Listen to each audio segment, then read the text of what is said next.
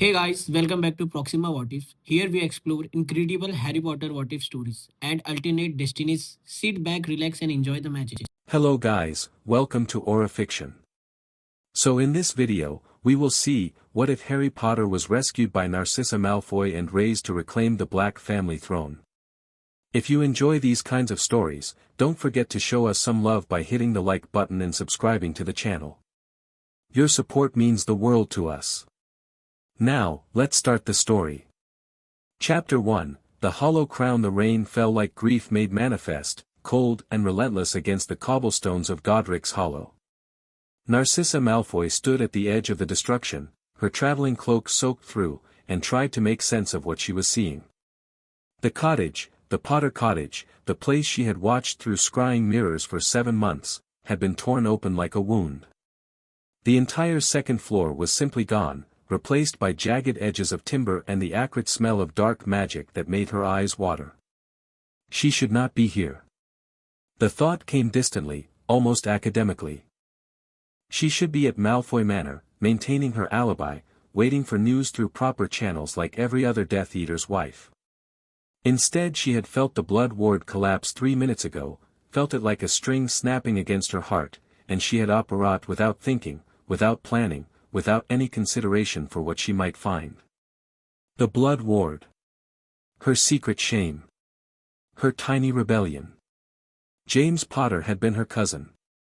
Second cousin, technically, through the endless tangle of pureblood marriages that made every old family a single hydra with 1,000 heads. He had been arrogant and cruel in school, a bully with a hero's face, and she had hated him with the particular intensity reserved for family you cannot escape. But he had also been black blood, one of the last carriers of the old line, and when he had married the mudblood and gotten her pregnant, Narcissa had done something unforgivable. She had tied her own life force to his child. Not to protect the boy. Never that. The motivation had been entirely selfish. She needed an anchor, a bloodline insurance policy, a way to preserve the Black family magic if her own attempt at conception failed again.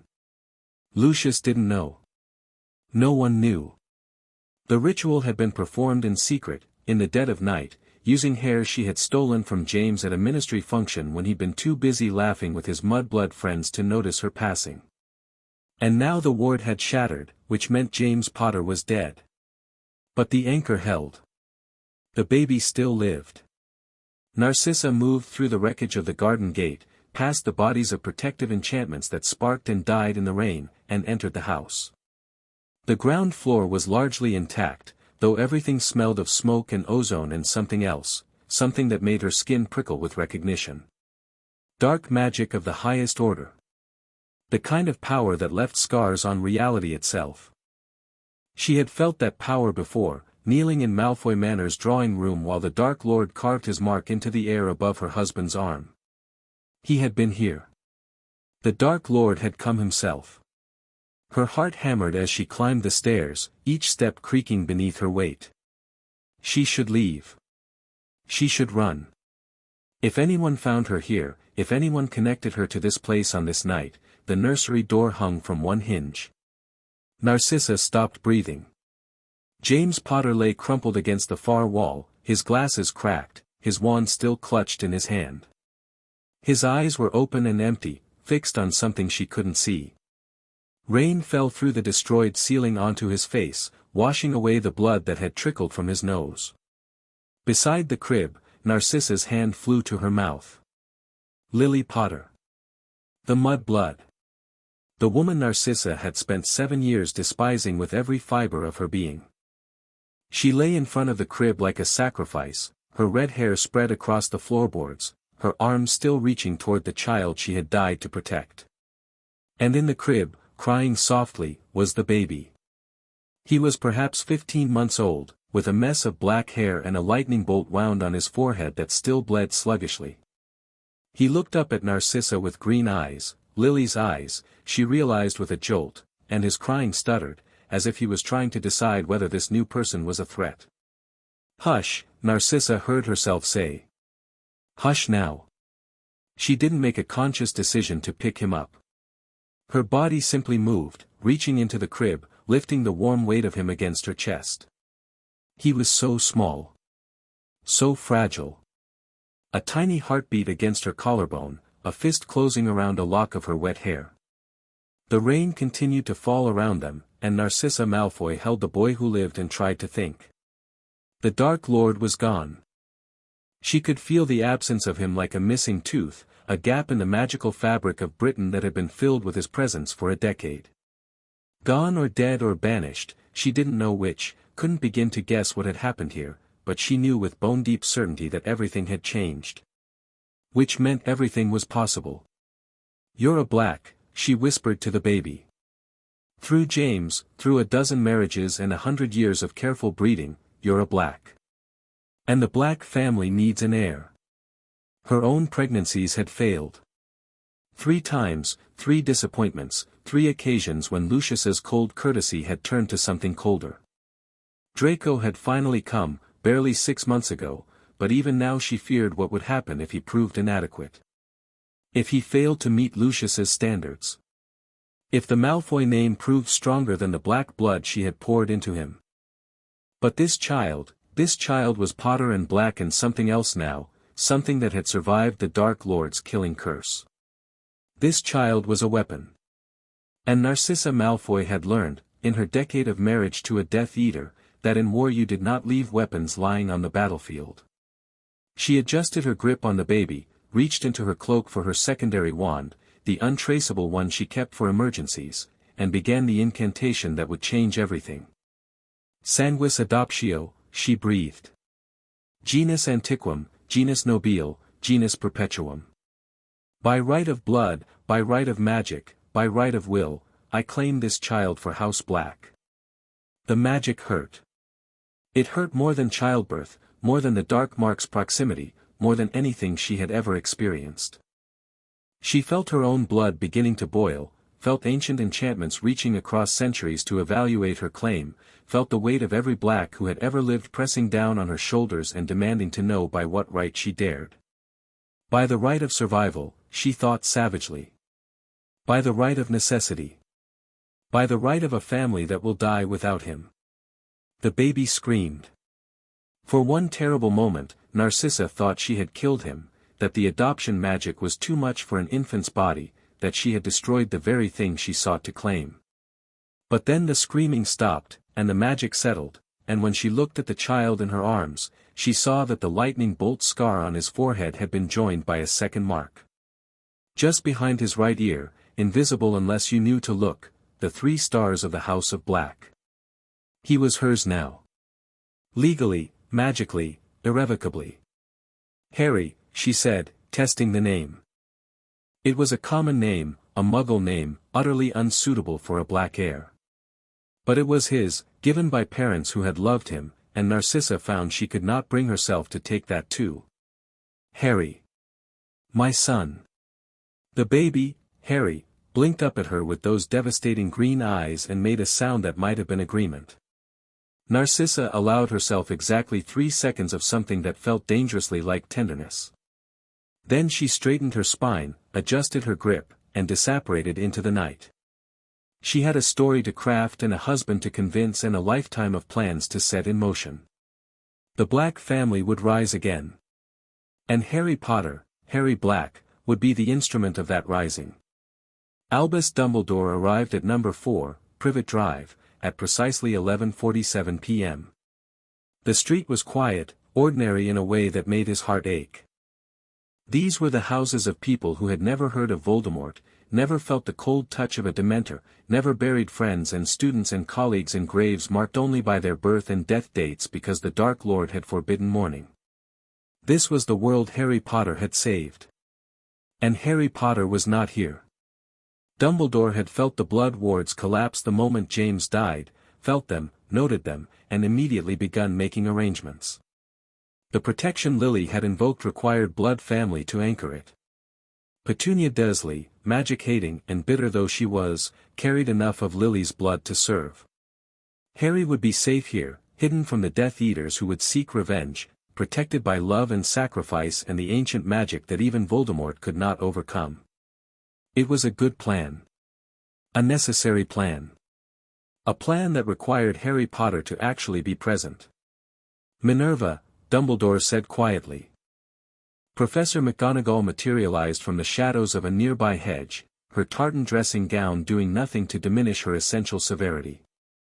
She had been watching the house for hours, waiting for the child who never came. He's not here, Albus. No one has come. No one has left. The Dursleys have been asleep since 10 o'clock, blissfully unaware that their nephew exists.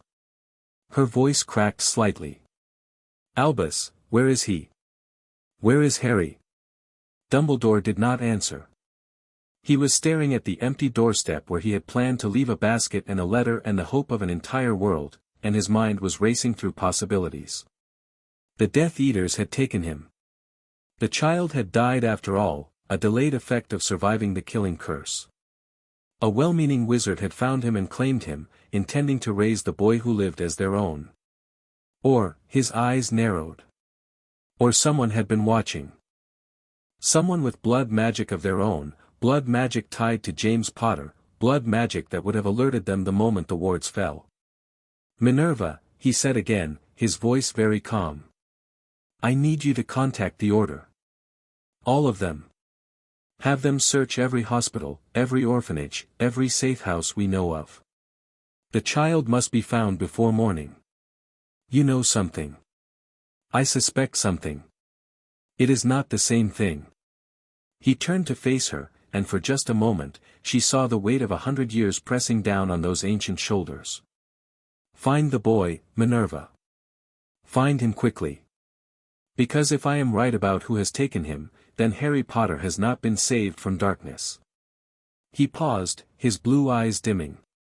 He has been delivered into its very heart. 10 years later Harry Black woke at 6 o'clock precisely, as he had every morning for as long as he could remember. His room was large and cold, decorated in the traditional Black family colors of deep green and silver. Portraits of ancestors lined the walls, most of them asleep at this hour, though Great-Aunt Cassiopeia's frame was conspicuously empty. She had been avoiding him since their argument about proper dueling stances 3 days ago, which meant she was probably sulking in one of the guest room frames.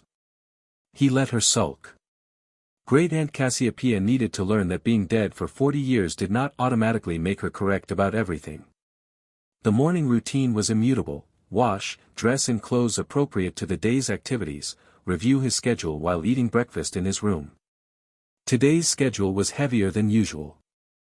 Wizengamot session at 10, which meant formal robes and the exhausting necessity of watching old men argue about things they barely understood. Lunch with Mother at 1, where she would undoubtedly want to discuss his upcoming Hogwarts attendance. Etiquette practice with Draco at 3, which was the only part of the day that might be genuinely enjoyable. And at 5 o'clock, tea with grandfather. Harry's hand tightened briefly around his coffee cup. He set it down carefully, controlling the reaction before it could become visible. The portraits were always watching. The portraits were always reporting. Tea with grandfather happened once per month, always at 5 o'clock, always in the North Tower.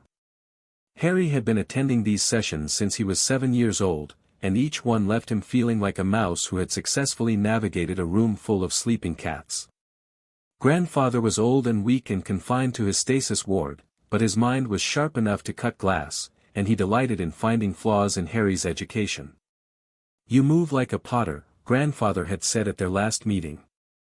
All impulse and arrogance. A black moves like water, unseen until the moment of drowning. Harry had spent 3 months teaching himself to walk differently after that. He finished his breakfast, reviewed his notes for the Wizengamot session, and descended to the family dining room at precisely 8:30. Mother and father were already present, seated at opposite ends of the absurdly long table, conducting their morning ritual of polite indifference. Good morning, Mother. Harry bent to kiss Narcissa's cheek, inhaling the familiar scent of jasmine and cold steel. You look well. And you look prepared. Her eyes swept over his formal robes, checking for flaws. The Caro Amendment comes up for vote today. You've reviewed the relevant precedents? Thoroughly. The amendment as written would expand the Aura Department's authority to conduct searches without warrant. I intend to vote against it. Naturally. And your reasoning? The amendment cites the Emergency Powers Act of 1970 as precedent, but that act was passed under wartime conditions that no longer apply. Additionally, the proposed expansion disproportionately affects ancient and noble houses, which will alienate the moderate bloc we've been cultivating.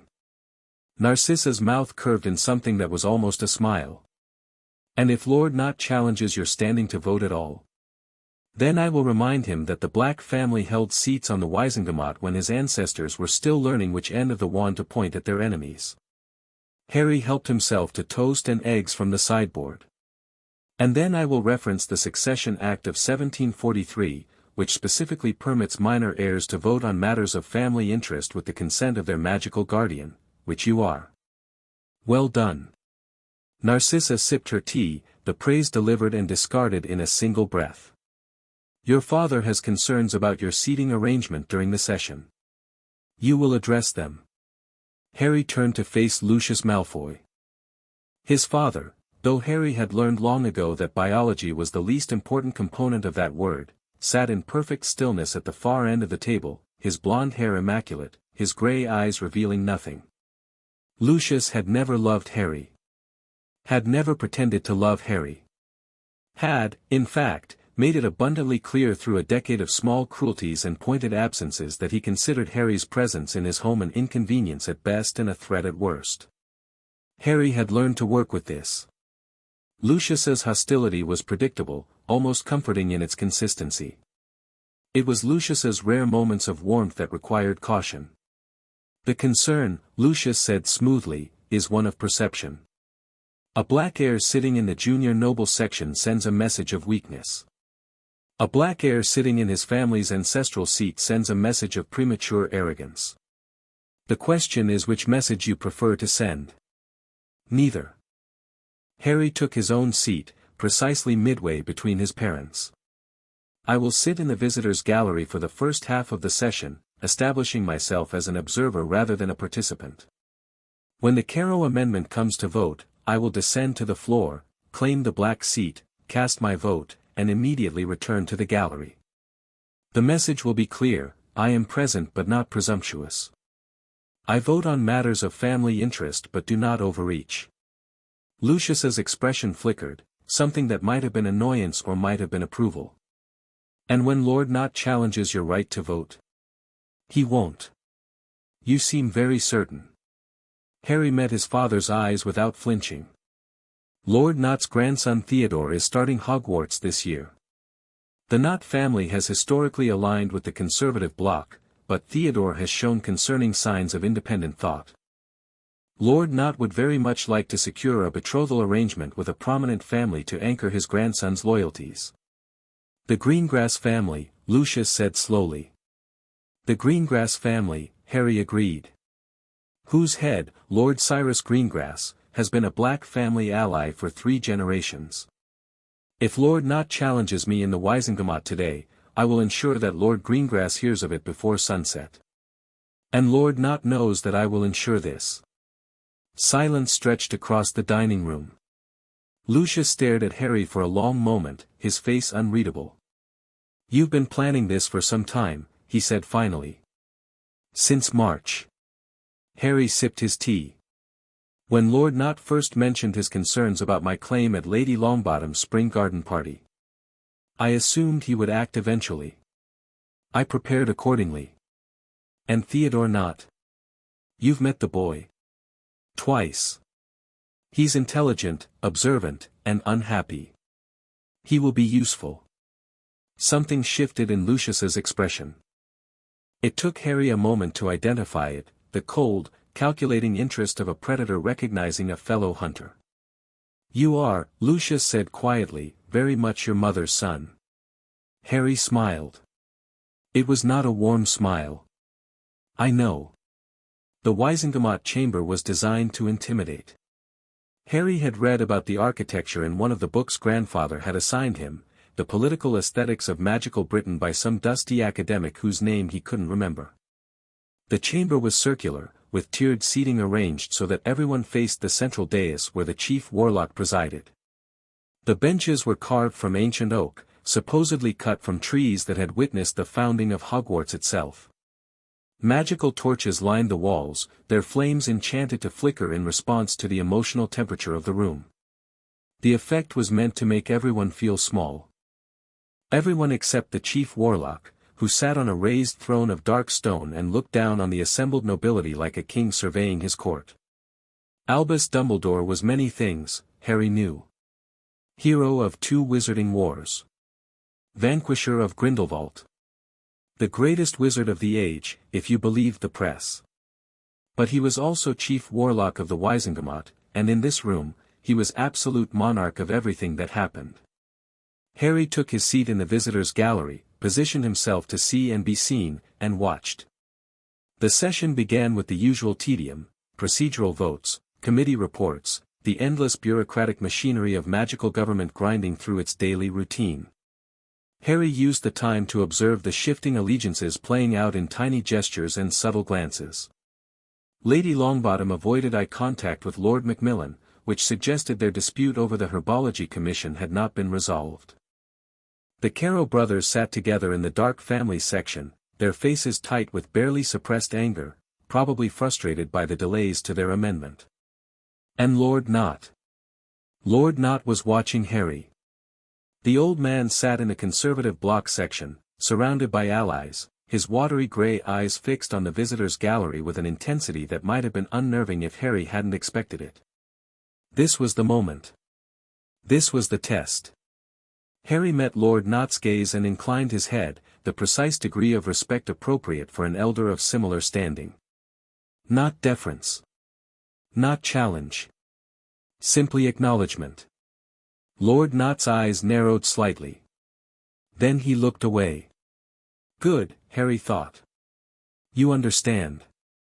The Carrow amendment came up for vote 2 hours into the session. Alecto Carrow presented her brother's proposal with a passion that was almost admirable, describing in vivid terms the threats facing the magical community and the need for expanded Auror authority. Harry listened carefully, noting the logical flaws, cataloguing the emotional manipulations. The amendment is presented, Dumbledore said when she finished. Those eligible to vote may now do so. Harry stood. The gallery went silent. Every head turned toward him as he descended the steps, his footsteps echoing in the sudden quiet. He moved without hurrying, without hesitation, crossing the floor to where the Black family seat had sat empty for over a decade. The seat was massive, carved from obsidian, with the Black family crest etched into the headrest in silver. Harry's great-grandfather Arcturus had sat here once.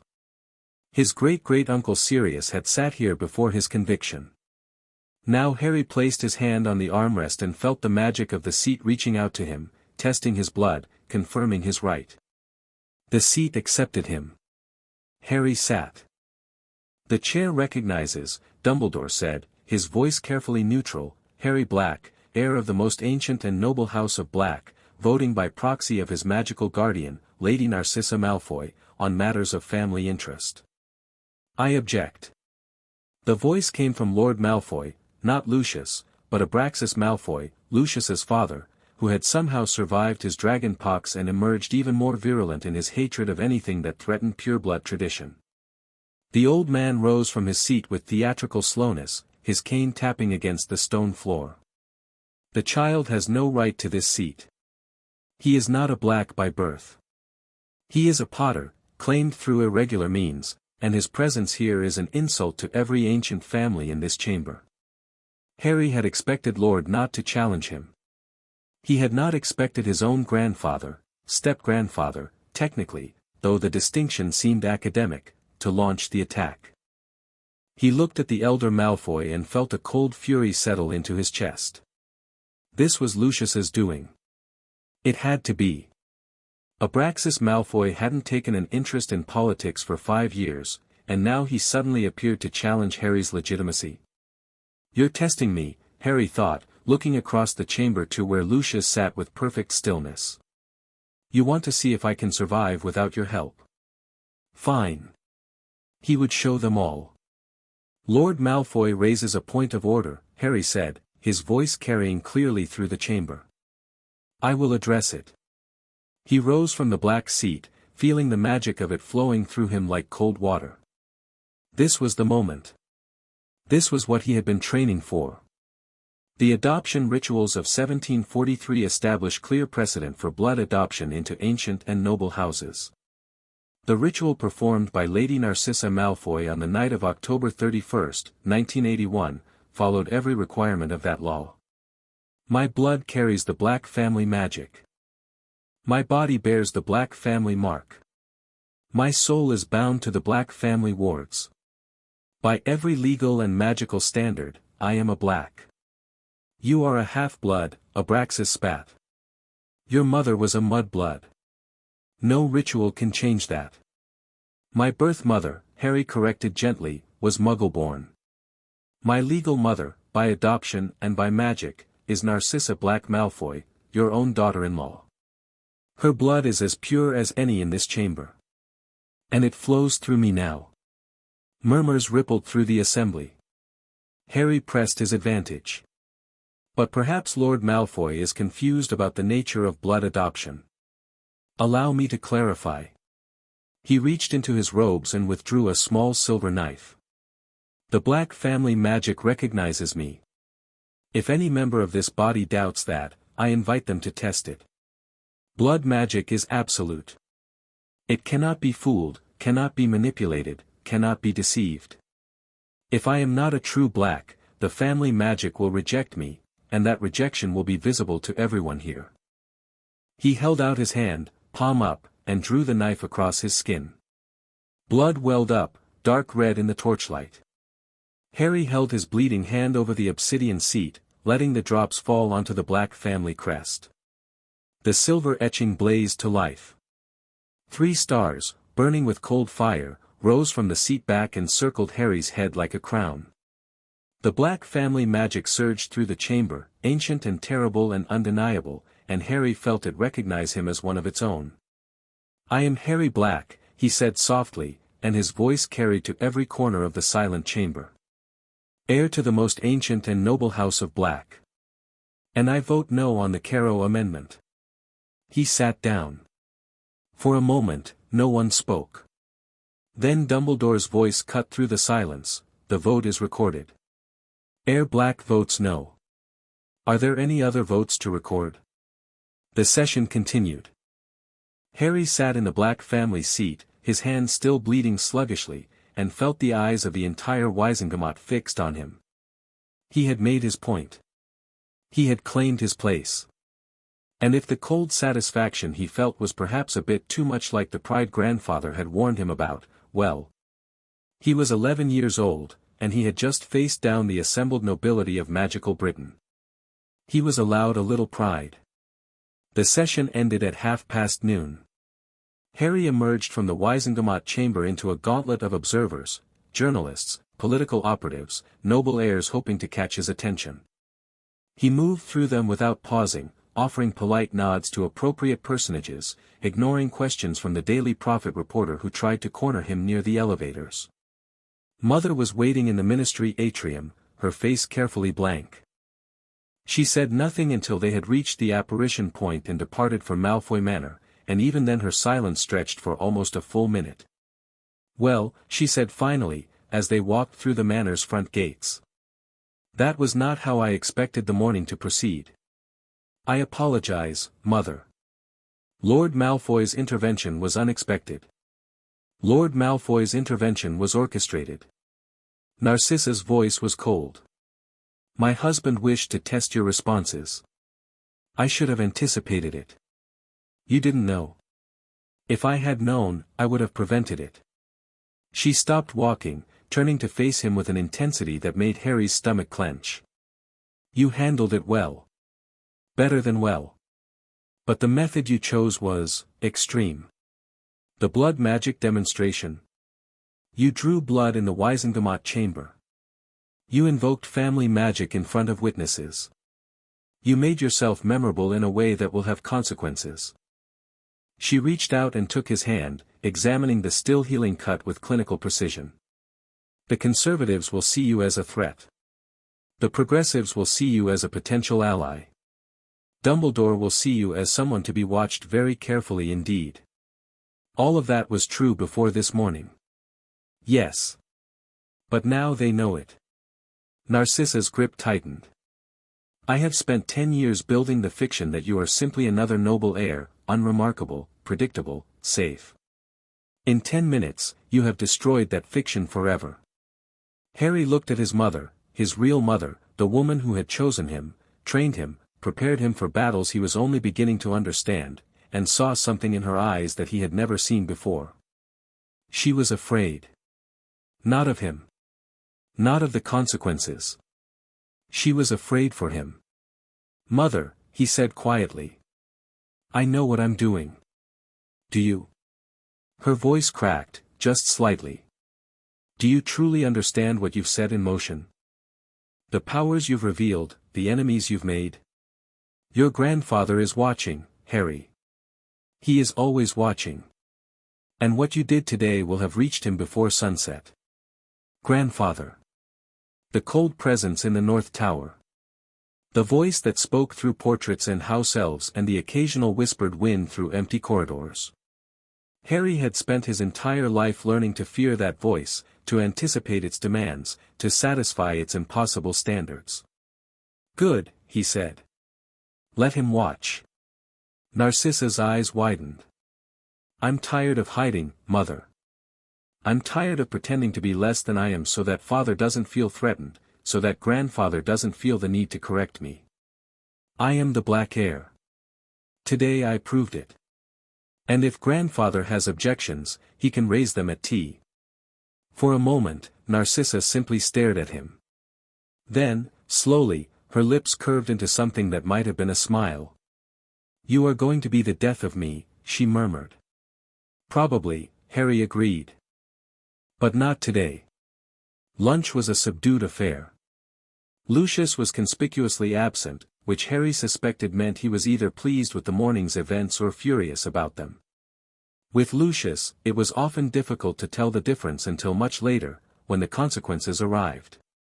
Draco arrived at 1 o'clock precisely, bouncing with an energy that suggested he had already heard the rumors. You made Lord Malfoy look like a fool, he said without preamble, sliding into his chair with a grin that threatened to split his face. Father is furious. Mother is pretending not to notice. It's brilliant. I didn't intend to humiliate anyone. Of course you did. Draco's grin widened. You intended to humiliate everyone who thought they could challenge you. And you succeeded. Everyone's talking about it. The Black Heir who bled for his seat. They're saying you're the most dangerous 11-year-old in Britain. That's an exaggeration. Is it? Draco leaned forward, his grey eyes sharp. You made the family magic manifest in front of the entire Wizengamot. Nobody's done that in 100 years. Father says it means you're either incredibly powerful or incredibly reckless. What do you think? Draco considered the question. He was Harry's brother in all but blood, raised together, trained together, tested against each other in 1,000 small competitions that neither of them ever quite won. They had been rivals before they had been friends, and sometimes Harry wasn't sure which relationship was more genuine. I think, Draco said slowly, that you've been holding back. Ever since we were children, ever since we started training together, you've been careful not to be too much better than me. Not to win too decisively. You let me think we were equals. Harry said nothing. We're not, though. Are we? Draco's voice was quiet now, without accusation. You could have beaten me every time. In dueling, in politics, in everything. But you chose not to.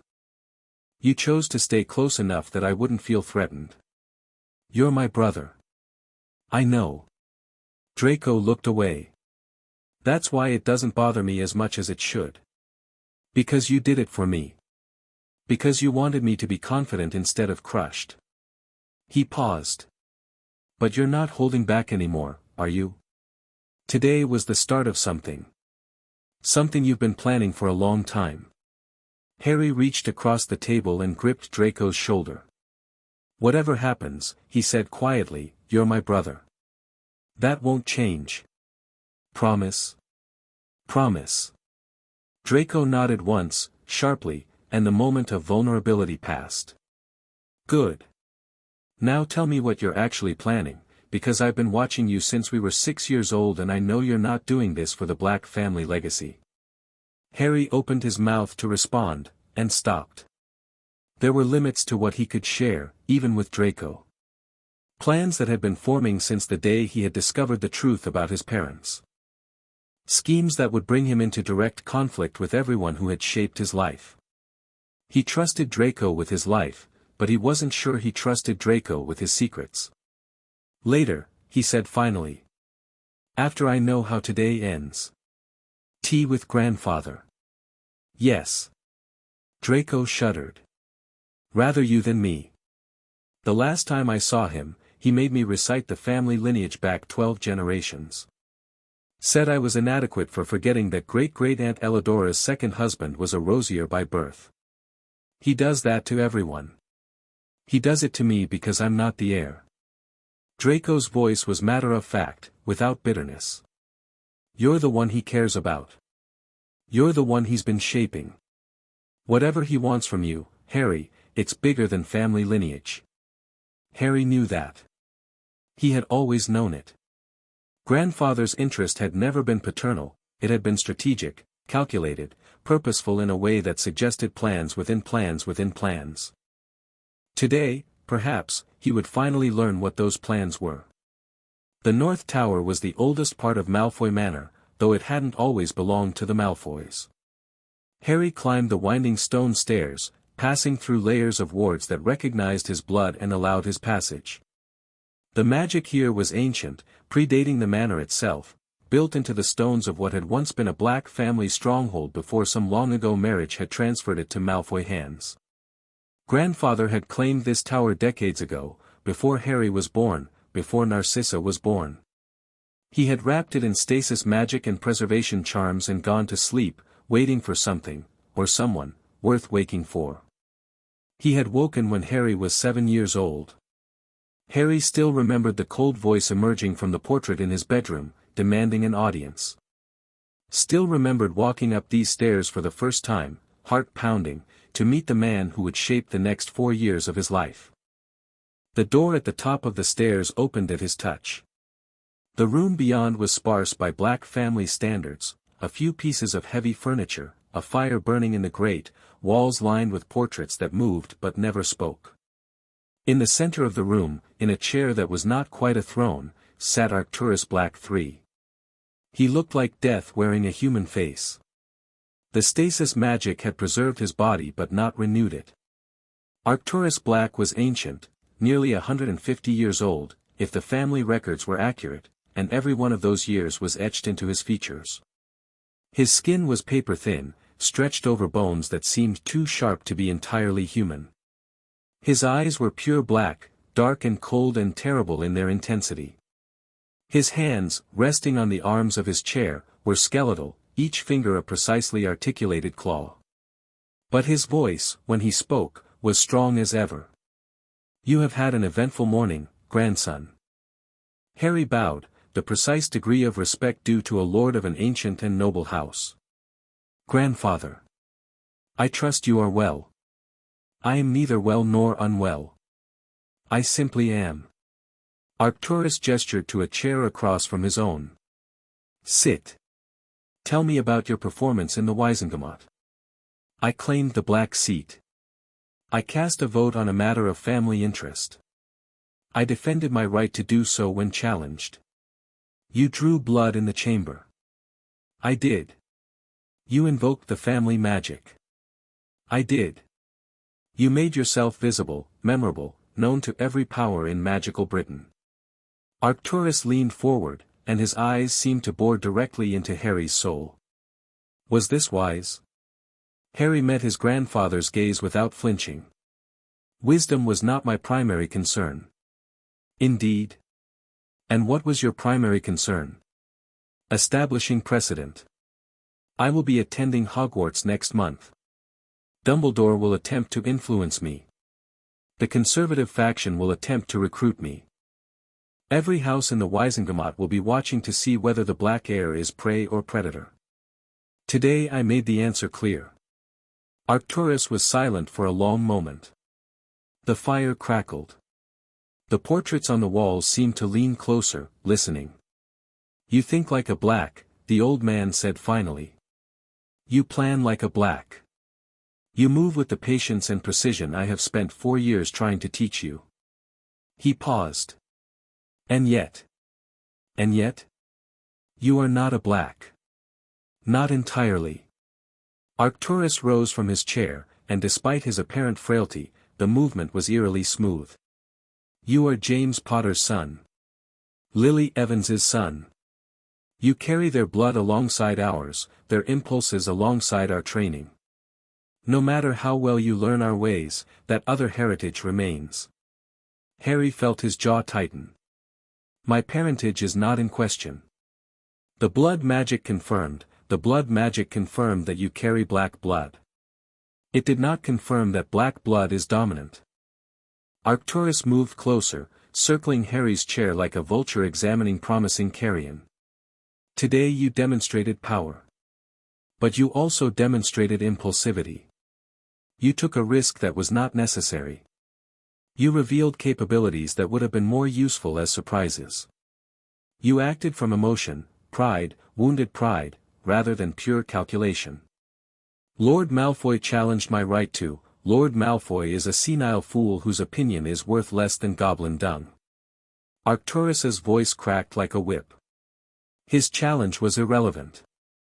It would have been noted and dismissed without your intervention.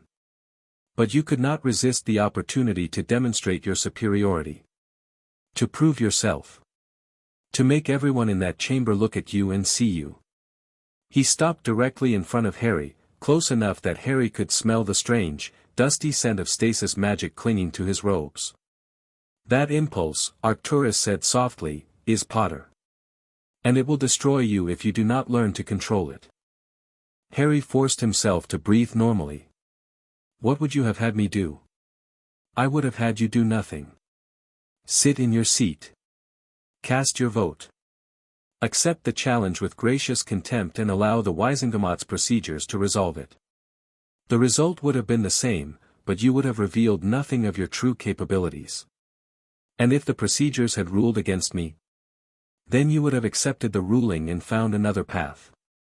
There are always other paths. But you did not consider them because you were thinking like a Potter, direct, confrontational, dramatic. Arcturus returned to his chair and sat with the same eerie smoothness. I have watched you for 4 years, grandson. You have learned much. But there is still too much hero in you. Too much impulse to act, to fight, to win. A true black does not need to win every battle. A true black ensures that the war itself is won before a single spell is cast. Harry sat in silence, absorbing the criticism. Part of him wanted to argue, to defend his choices, to point out that the morning's events had achieved exactly what he had intended.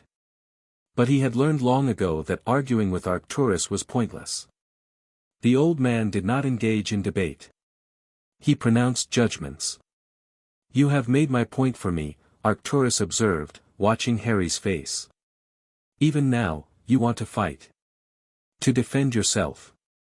To prove that you were right. That is the impulse I am warning you about. Then what should I do? Learn. Arcturus steepled his fingers before his face, and his dark eyes glittered with something that might have been anticipation. Hogwarts will provide opportunities one cannot. You will face challenges I cannot simulate. You will make decisions without my guidance, and you will face the consequences of those decisions. This is the final test, grandson. Not blood magic or Wisengamot politics, but the crucible of true independence. And if I fail? Arcturus smiled. It was not a pleasant expression. You won't. Harry waited for elaboration that did not come. Finally, he asked, You've been preparing me for something specific. Something beyond Hogwarts, beyond politics. What is it? The smile widened. Perceptive. I wondered when you would ask. I've been asking since I was 9. And I have been answering, when you are ready. You were not ready then. You may not be ready now. Arcturus rose again, moving toward a cabinet against the far wall. But circumstances have accelerated. The Dark Lord's shadow still hangs over this family, and the old man in his castle is beginning to move pieces into position. If I wait for the perfect moment, it may never come. He opened the cabinet and withdrew a small box of black wood, unmarked and unadorned. You know the history of our family, Arcturus said, carrying the box back to his chair. You know that the Blacks were kings before the Hogwarts founders were born. That we ruled magical Britain for 3 centuries, and lost that power only through the betrayal of lesser houses and the corruption of our own blood. I know the stories. They are not stories. They are history. And history, grandson, is not immutable. Arcturus opened the box and withdrew a ring. This is the Lord Black ring. The true one, not the heir ring you currently wear. It has been in this box since 1978, when I placed myself in stasis to wait for an heir worthy of wearing it. Harry stared at the ring. It was simple, a band of black metal with a single dark stone set into its face.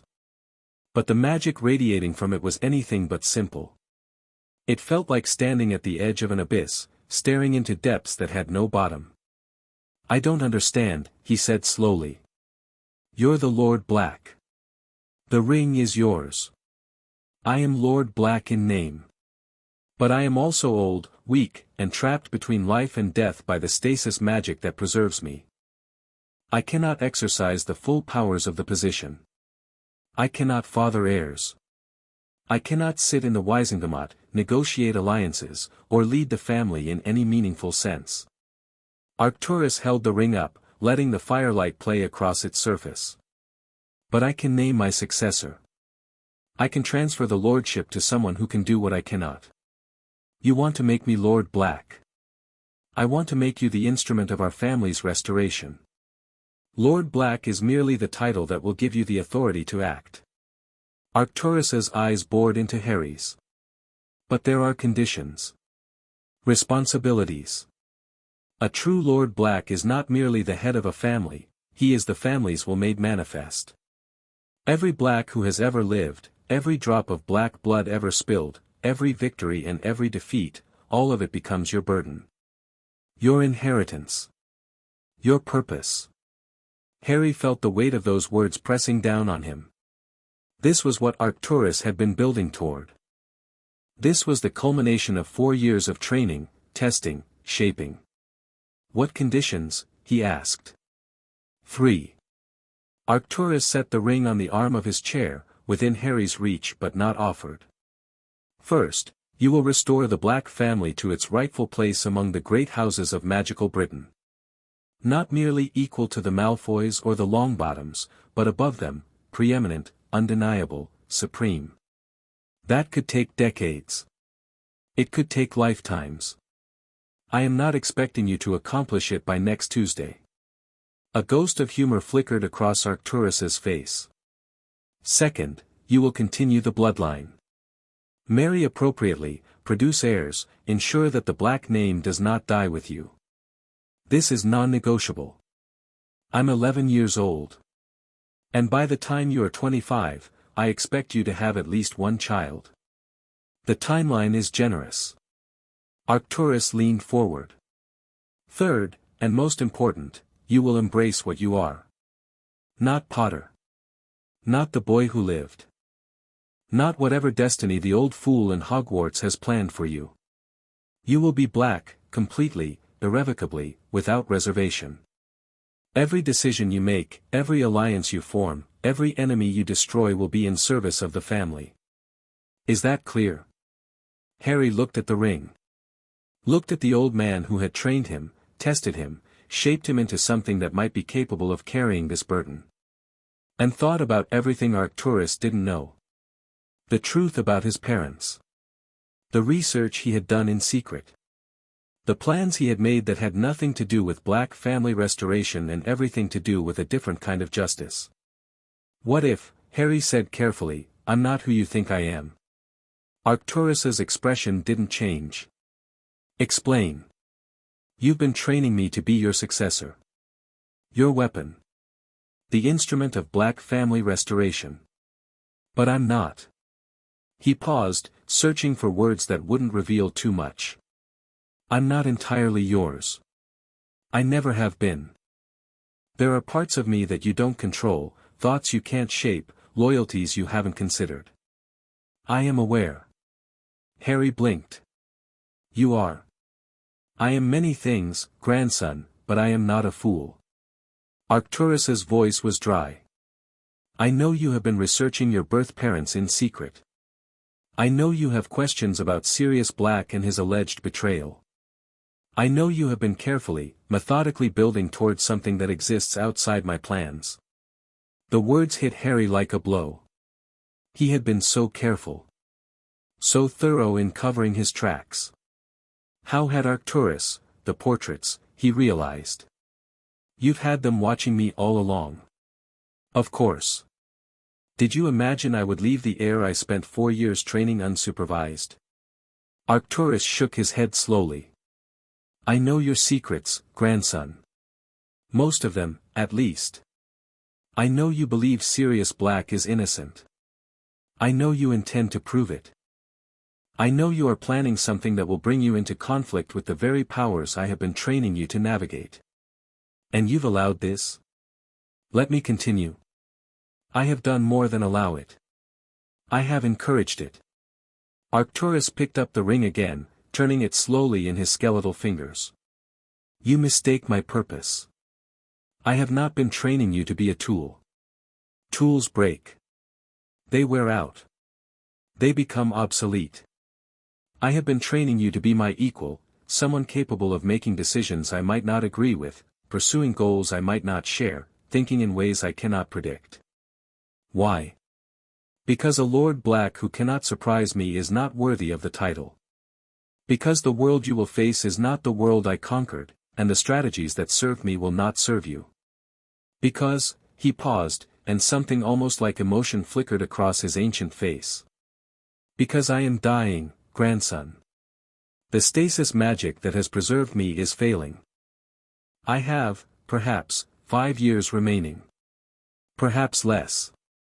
And in that time, I need to know that the family I have devoted my existence to protecting will survive without me. Harry stared at him. In 4 years of tea sessions, he had never seen Arcturus show weakness. Had never heard him admit limitation. The confession felt like the walls of reality cracking. You should know something, Harry said quietly. If I prove that Sirius is innocent, and I will, then your plans for my lordship become considerably more complicated. Sirius is your grandson. The rightful heir. The ring should go to him. Should it? Arcturus's eyes glittered. Sirius Black spent 12 years in Azkaban for a crime he may or may not have committed. His mind is shattered. His magic is unpredictable. Even if you restore his freedom, he will never be fit to lead this family. That's not your decision to make. It is precisely my decision to make. I am Lord Black. The succession is mine to determine. Arcturus held out the ring, offering it for the first time. I have chosen you, Harry. Not because you are obedient or predictable or controllable, but because you are none of those things. You are dangerous, ambitious, and willing to challenge even me. Those are the qualities a Black Lord needs. Harry looked at the ring. The stone at its center seemed to pulse with a rhythm that matched his heartbeat. What happens if I refuse? Then I will find another way. There are other Black descendants. Other options, though none so promising. Arcturus's expression hardened. But I do not think you will refuse. You want power, not for its own sake, but for what it will allow you to accomplish. The lordship will give you resources, authority, legitimacy. It will make your plans for Sirius possible. It will make you dangerous enough that even Dumbledore will think twice before moving against you. He was right. Harry knew he was right. The lordship was exactly what he needed, the key that would unlock doors currently barred to him. But accepting it meant binding himself to Arcturus. Means accepting the old man's conditions, his expectations, his legacy. It meant becoming something more than Harry Potter and less than entirely himself. You said there were 3 conditions, Harry said slowly. Restore the family. Continue the bloodline. Embrace my black heritage completely.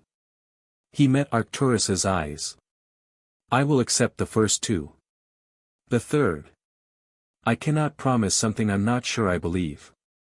Arcturus was silent for a long moment. Honest, he said finally. Dangerously honest. A Potter failing, but perhaps a useful one. He withdrew his hand, still holding the ring. Very well. I will modify the condition. You will act as a black, publicly and consistently. Your private beliefs are your own concern. Is that acceptable? Yes. Then take the ring. Harry reached out and took it. The metal was cold against his palm, cold in a way that seeped into his bones and settled somewhere behind his heart. He could feel the magic of it probing at him, testing his blood, his resolve, his right to wear it. Not yet, Arcturus said, seeing Harry's intention. The transfer of lordship requires a ritual. Witnesses. Public acknowledgement before the Wizengamot. We will perform it before you leave for Hogwarts, quietly, with minimal fanfare. You will arrive at school as Lord Black, not merely the heir. Won't that create exactly the kind of visibility you warned me about? It will. But circumstances have changed. Arcturus's expression was unreadable. I received word this morning that Sirius Black's mental state has deteriorated dramatically. He is speaking of things he should not know, events that occurred after his imprisonment, secrets that have been buried for a decade. The Dementors are no longer fully containing him. Harry felt his blood run cold. He's breaking free. Mentally, I mean. He is remembering. Which is far more dangerous. Arcturus rose from his chair and moved toward the window. The old man at Hogwarts has noticed. He has begun making inquiries. If he discovers that Sirius is innocent before you do, he will use that information to bring Sirius under his control, and through Sirius, the Black family. Dumbledore wants the Black family.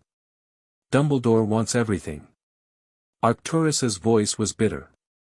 He has spent 50 years accumulating power, influence, authority. He controls Hogwarts. He controls the Wizengamot. He controlled the Order of the Phoenix, and through them, the resistance to the Dark Lord. The only power center that has remained outside his grasp is the ancient and noble houses, and even there, his influence grows. Harry thought about the morning's Wizengamot session. About Dumbledore watching from his throne with those twinkling blue eyes, seeing everything, revealing nothing. He suspects something, Harry said. About me. About today's demonstration. He more than suspects. He has been watching you since you were born. He had plans for you, plans that my daughter-in-law disrupted when she claimed you from the ruins of Godric's Hollow. For 10 years, he has been waiting for an opportunity to bring you back under his influence. Hogwarts will be that opportunity. And you're sending me there anyway? I am sending you there because you must go. The prophecy, Harry went very still. What prophecy? Arcturus turned from the window, and for the first time, Harry saw something like regret in his eyes. I have kept things from you, grandson. Things I believed you were not ready to know. But the time for such protections has passed. He moved back to his chair and sat heavily. Before you were born, a prophecy was made about a child with the power to defeat the Dark Lord. That prophecy is why your parents died. It is why the Dark Lord came for you specifically, why he tried to kill you before you could become a threat. I know about the prophecy, Harry said quietly. I've known for years. Mother told me when I was 8. Arcturus's eyes widened, the first genuine surprise Harry had ever seen on his face. Narcissa told you? She thought I had a right to know why the Dark Lord killed my parents. Harry's voice was steady, but his hands had tightened into fists. She told me about the prophecy. She told me about the night at Godric's Hollow. She told me everything she knew. Everything she knew, Arcturus repeated slowly. But not, I think, everything I know. He paused, studying Harry's face. You understand that the prophecy makes you the Dark Lord's destined enemy. That one day, you will face him again. I understand. And you understand that Dumbledore believes himself to be your protector in this matter. That he has been shaping events to prepare you for that confrontation. I understand that too. Then you understand why the lordship is necessary. Arcturus leaned forward. Dumbledore sees you as a weapon to be aimed at his enemies. I am offering you something else, the power to determine your own fate. As Lord Black, you will have resources, allies, political protection. You will be able to pursue your own strategy against the Dark Lord, rather than simply following the old man's plans. And what do you want in return? What I have always wanted. The restoration of the Black family. The continuation of our legacy. Arcturus's dark eyes held Harry's. I will not pretend that our goals align perfectly. You care about Sirius, about justice, about abstract concepts that mean little to me. But our goals intersect. We both want the Black family powerful and independent. We both want to prevent Dumbledore from controlling our fate. We both want the Dark Lord defeated on our terms, not anyone else's. It was true. Harry could see the logic of it, could see how Arcturus's ambitions and his own converged at crucial points. But he could also see the divergences. The places where their interests would conflict, where Arcturus's ruthlessness would clash with Harry's, what? Morality? Conscience? The inconvenient impulse toward mercy that Arcturus called his Potter weakness? I need time to think, Harry said finally. You have until the Hogwarts Express departs. Then you will give me your answer. Arcturus rose, signaling the end of the interview. Go. Consider what I have told you. And remember, grandson, whatever you decide, you are still a Black. That blood cannot be removed by wishing. Harry stood, tucking the ring into his pocket.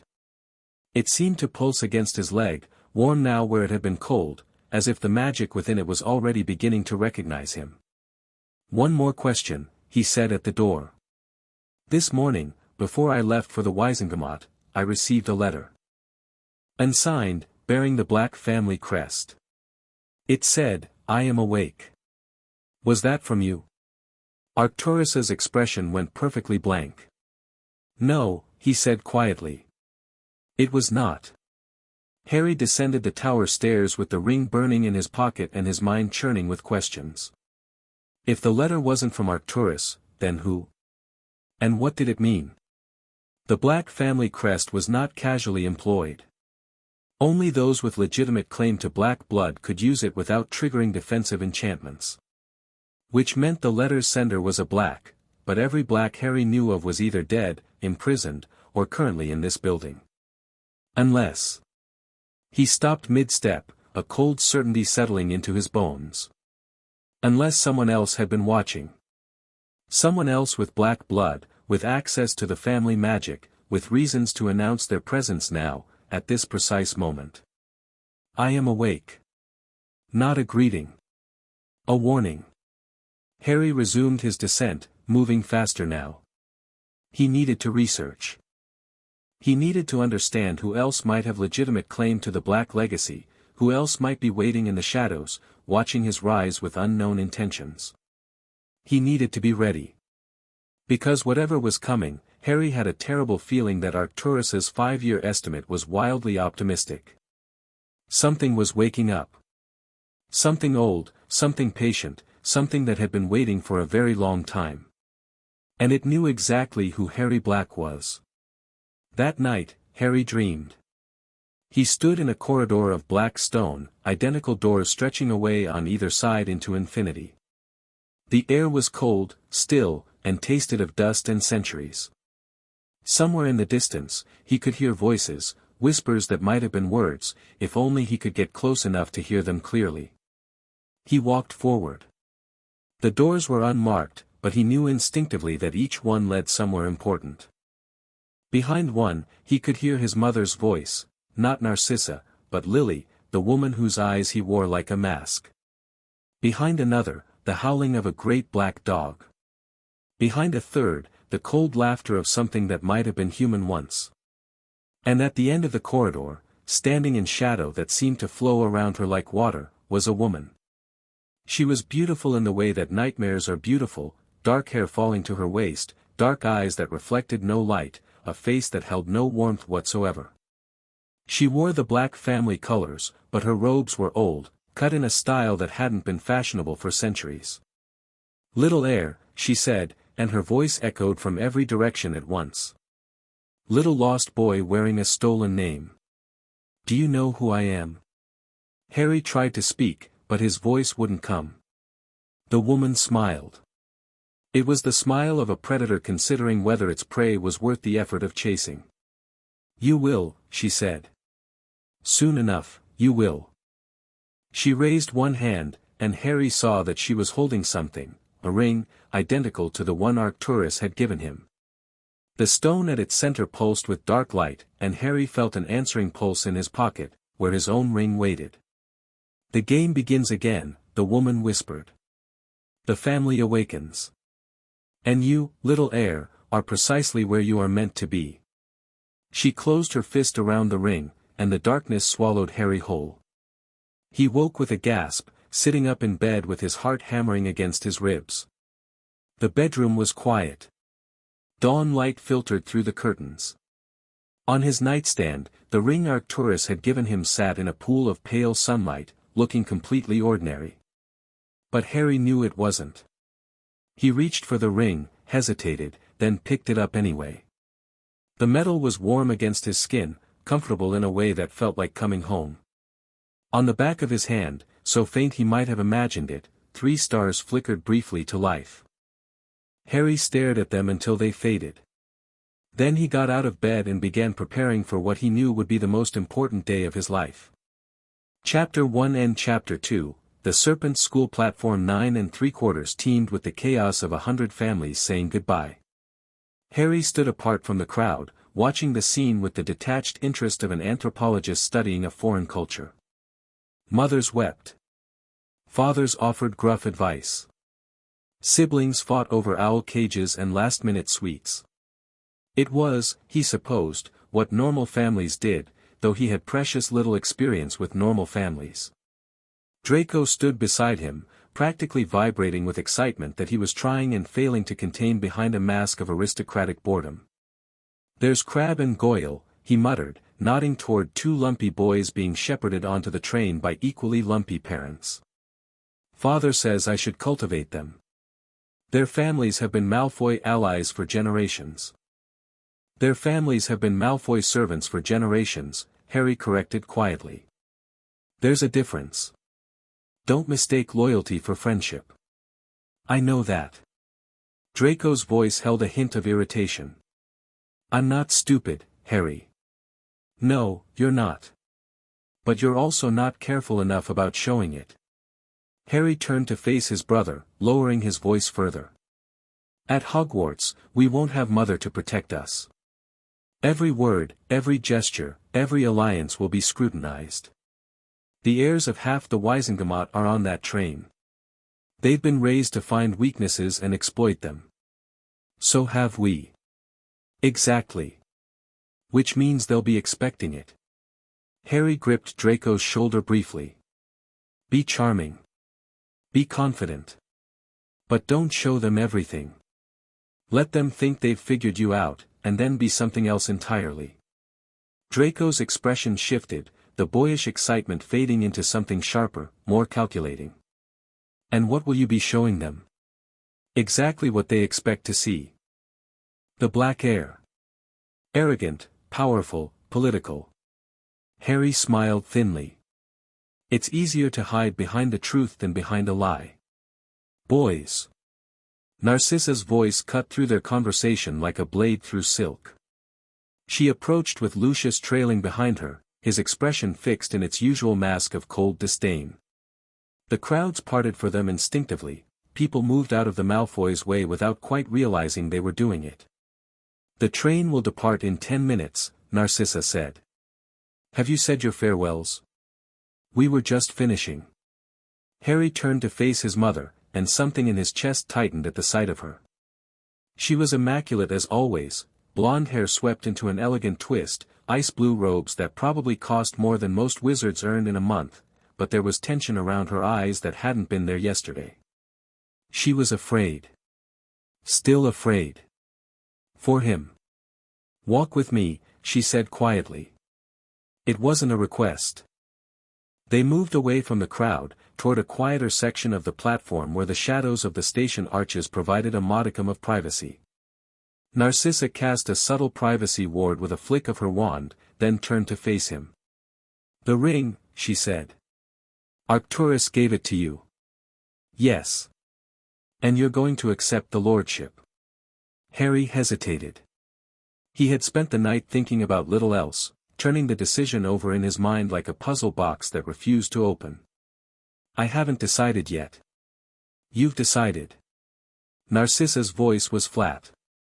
"I know you, Harry. I've known you since you were 15 months old. When you're uncertain, you research. When you've made up your mind, you plan. And you've been planning since you walked out of that tower yesterday." He couldn't deny it. Wouldn't insult her by trying. "The lordship gives me what I need," he said carefully. "Resources. Authority. The ability to pursue Sirius." Her voice cracked on the name. "That's what this is really about, isn't it? It's always been about him. He's innocent, Mother. You know he is." "I know nothing of the kind." But her eyes flickered, and Harry caught the ghost of doubt behind her denial. "Even if he were innocent, it changes nothing. Arcturus has chosen you. The family magic has accepted you. Sirius is, my godfather. My father's best friend. The man who was supposed to raise me if anything happened to my parents." Harry's voice was quiet, but steel ran through every word. "I won't abandon him." "And what about me?" The question came out raw, almost desperate. "What about everything I've done for you? 10 years of protection, education, preparation, do you think any of that was easy? Do you think Lucius simply accepted your presence in our home? I know what you've sacrificed. Do you?" Narcissa stepped closer, and for the first time, Harry saw real fear in her eyes. Not fear of him, but fear for him.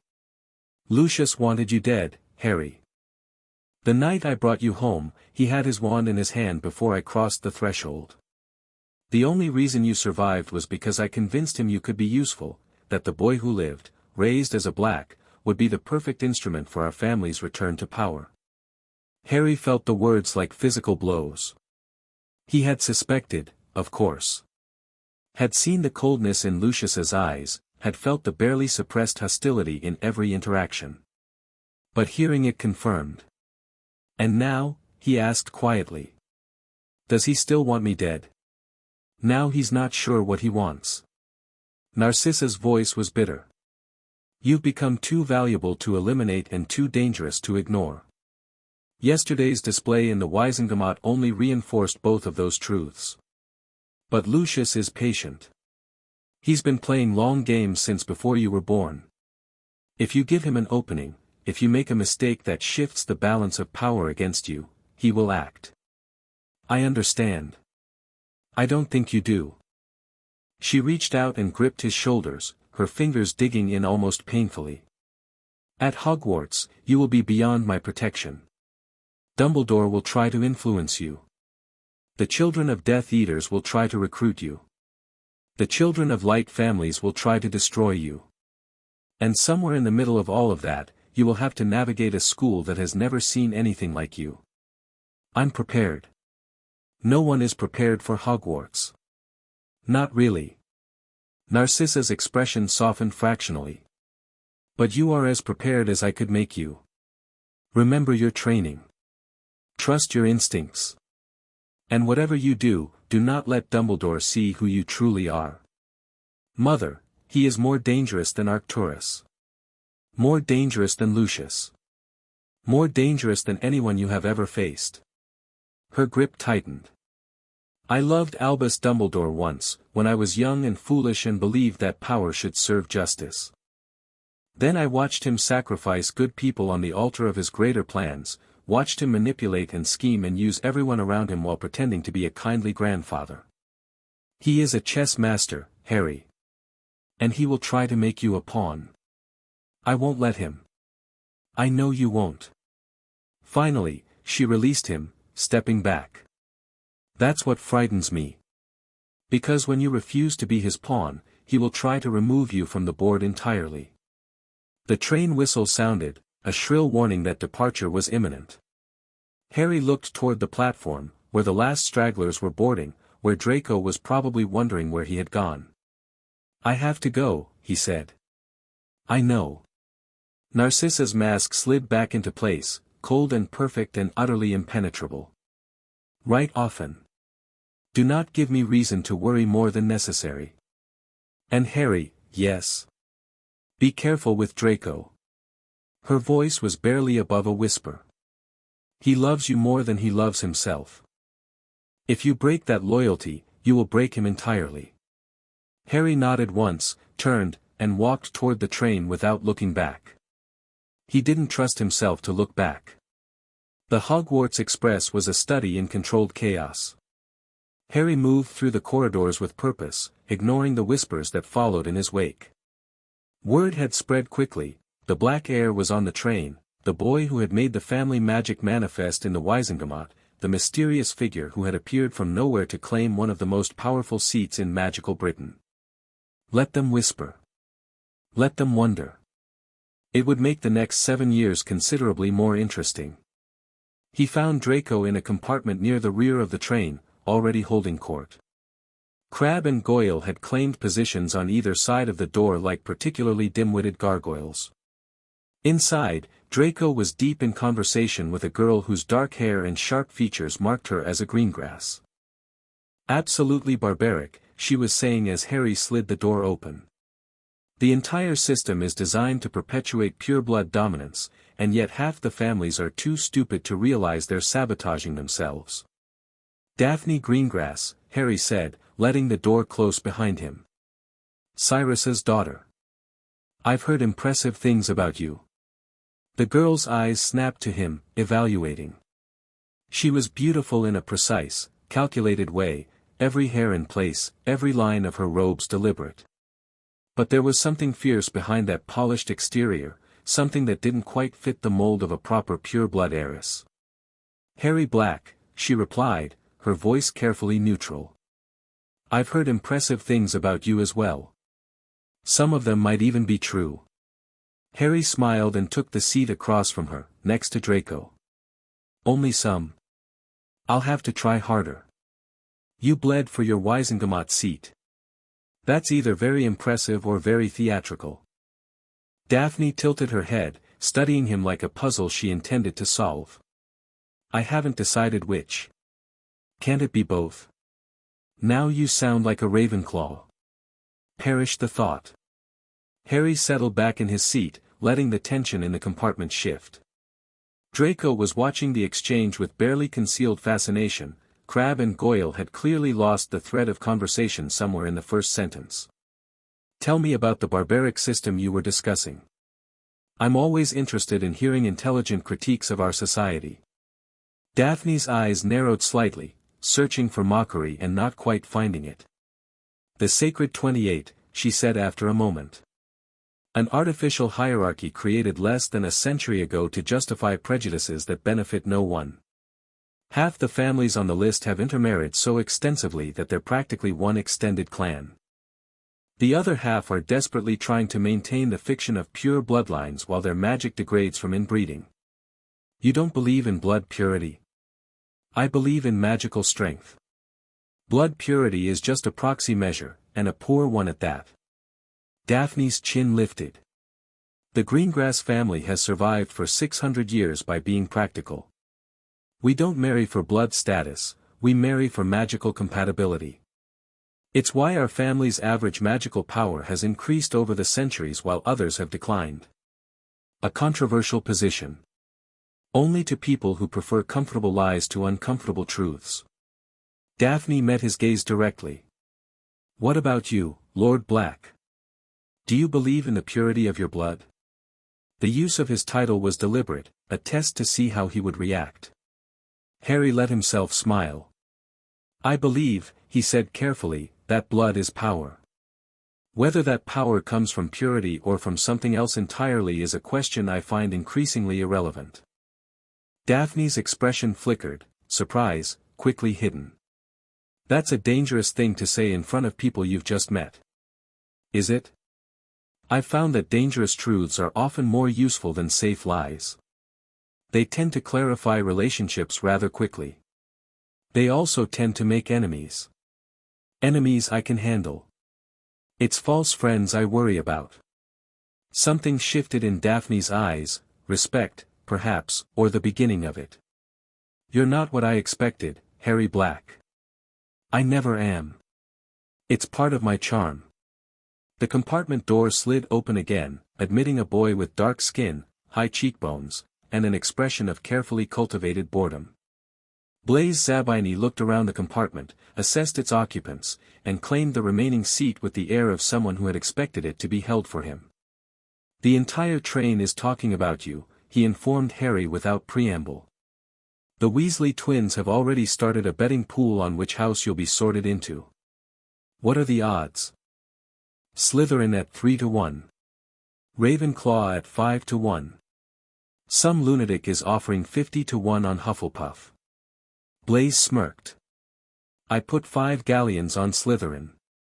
You'll win your bet. I know. I never gamble on uncertain outcomes. Blaise's dark eyes swept over the compartment's occupants, lingering briefly on Daphne. This is an interesting collection of people. The Black Heir, the Malfoy heir, the Greengrass heiress, and the Zabini spare. If someone wanted to eliminate half the political power of our generation, a single well-placed curse would do it. How cheerful, Daphne said dryly. I prefer realistic. Cheerful is for people who don't pay attention. The train lurched into motion, and through the windows, Harry watched platform 9 3/4 slide away. Somewhere back there, his mother was probably still watching, still worrying, still wondering if the boy she had raised would survive what was coming. He intended to do more than survive. He intended to win.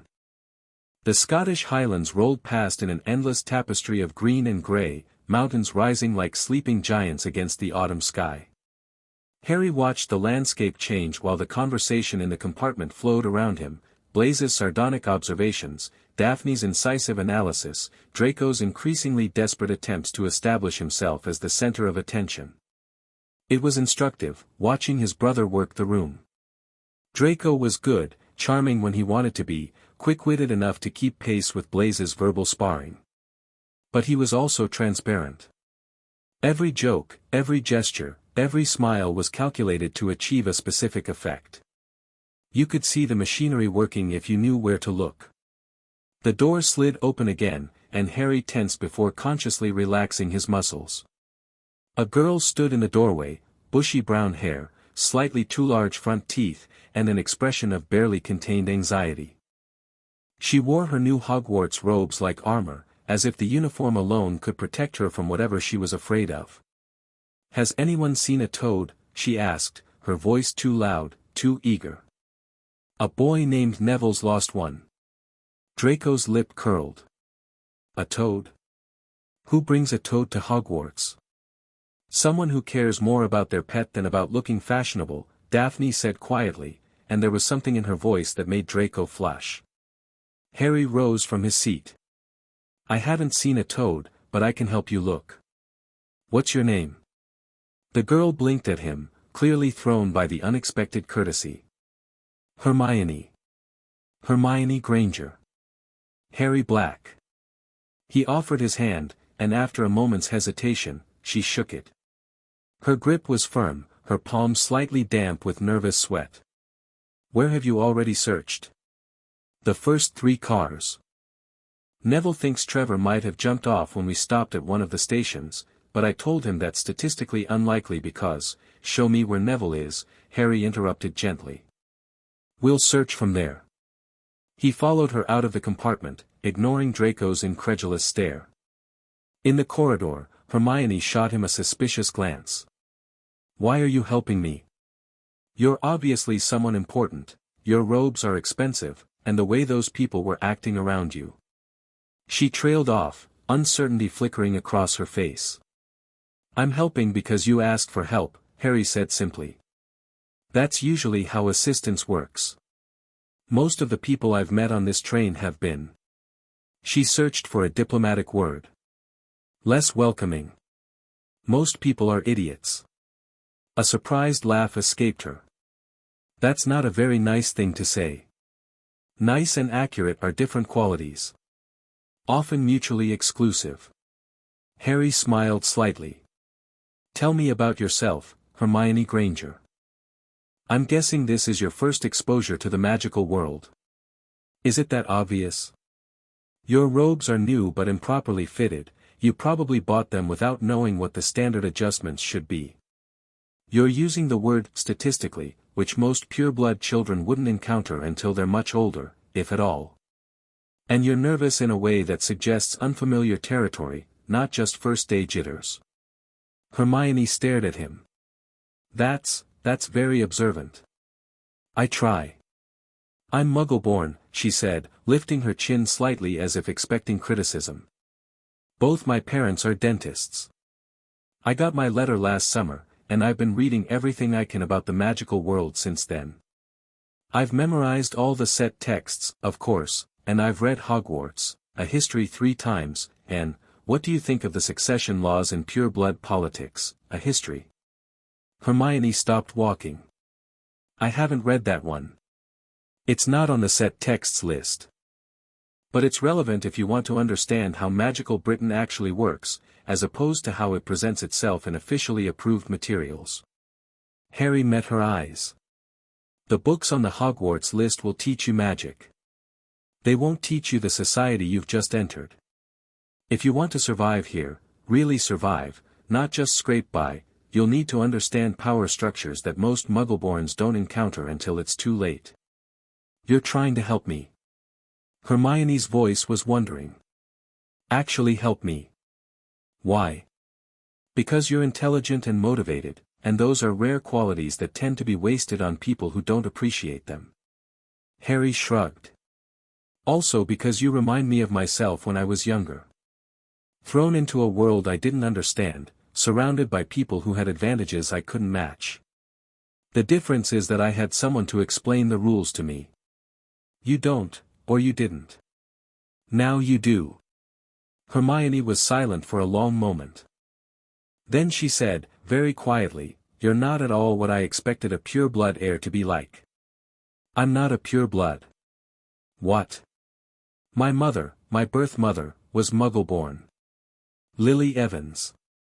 She was murdered when I was a baby, along with my father. Harry's voice was matter-of-fact. I was adopted into the Black family afterward. Legally and magically, I'm a Black. Biologically, I'm as much a Muggle-born as you are. Hermione's mouth opened and closed several times. But you're the Black heir. I read about you, about the Wisengamot session. The family magic accepted you. Family magic cares about blood, not breeding. My birth mother married a Potter, who was related to the Blacks through several generations of intermarriage. That connection was enough to anchor the adoption ritual. Harry smiled thinly. It drives certain people absolutely mad. A half-blood with claim to the oldest pure-blood house in Britain.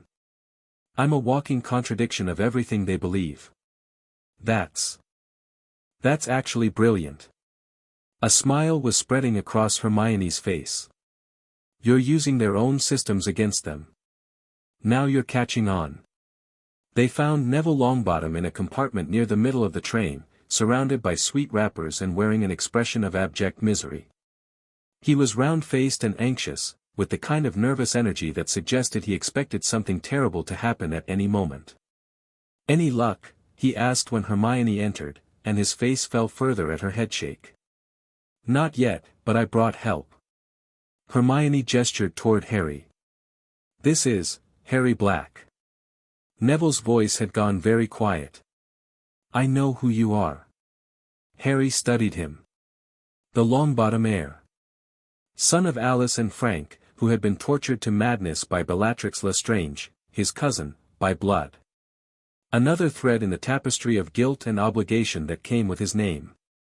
"Neville Longbottom," he said. "I knew your parents' reputation. They were among the finest aurors of their generation."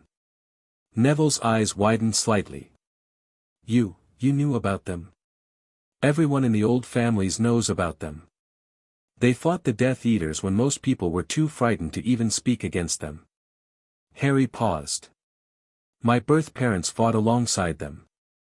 Different times, I suppose, but the same cause."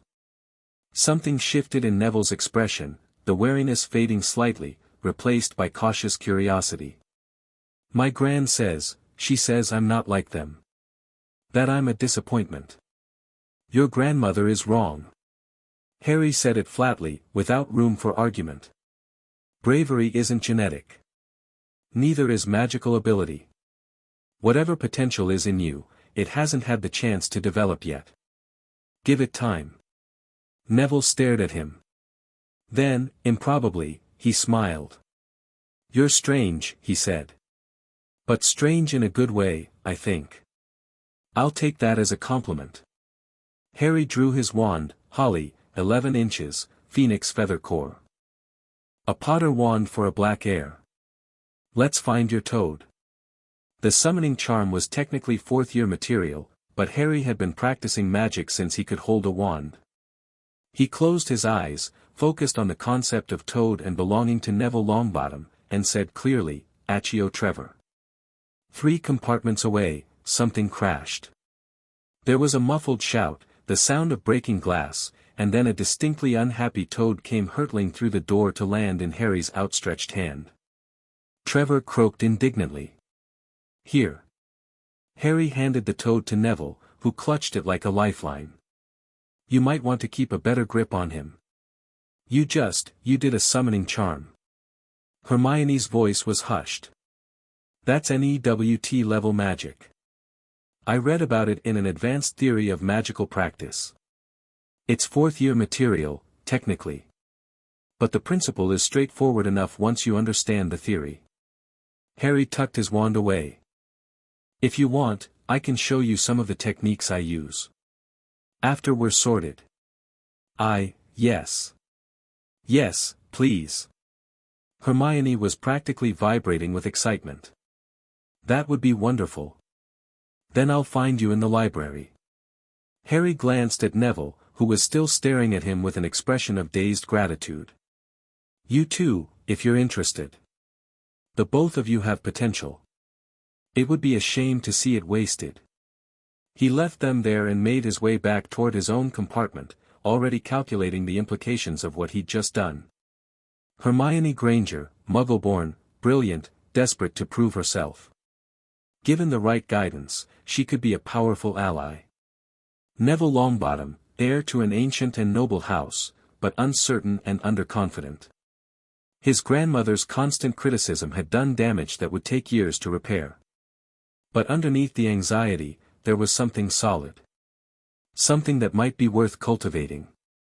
2 potential allies from houses that would never be expected to support a black heir. 2 people who owed him nothing and might therefore be trusted more than those who did. The game was just beginning, and Harry was already several moves ahead. Hogwarts rose from the darkness like a dream made stone. Harry stood on the shore of the Black Lake with the other first years, watching the castle take shape against the night sky. Towers and turrets, lit by 1,000 windows. Ancient walls that had witnessed a millennium of magic and would witness a millennium more. It was beautiful in a way that had nothing to do with aesthetics, beautiful because it was power, visible and undeniable, carved into the landscape by wizards who had wanted to leave something that would outlast eternity. Magnificent, isn't it? Draco murmured beside him. It's a school, Harry said quietly. Don't let the architecture distract you from what happens inside. The boats carried them across the lake in eerie silence, propelled by magic older than the castle itself. Harry felt the wards pressing against him as they crossed some invisible threshold, ancient protections evaluating his blood, his magic, his intentions. For a moment, they seemed to hesitate, as if uncertain how to classify him. Then they accepted him, and the pressure eased. First years, follow me. Professor McGonagall met them at the entrance to the Great Hall, her face stern and her tartan robes immaculate. She explained the sorting in crisp, efficient sentences: one hat, one chance, for houses that would become their families for 7 years. Harry already knew which house he would claim. The question was how he would do it. The Great Hall was overwhelming by design. For long tables stretched toward a raised dais where the teachers sat, with Dumbledore presiding at the center like a king on his throne.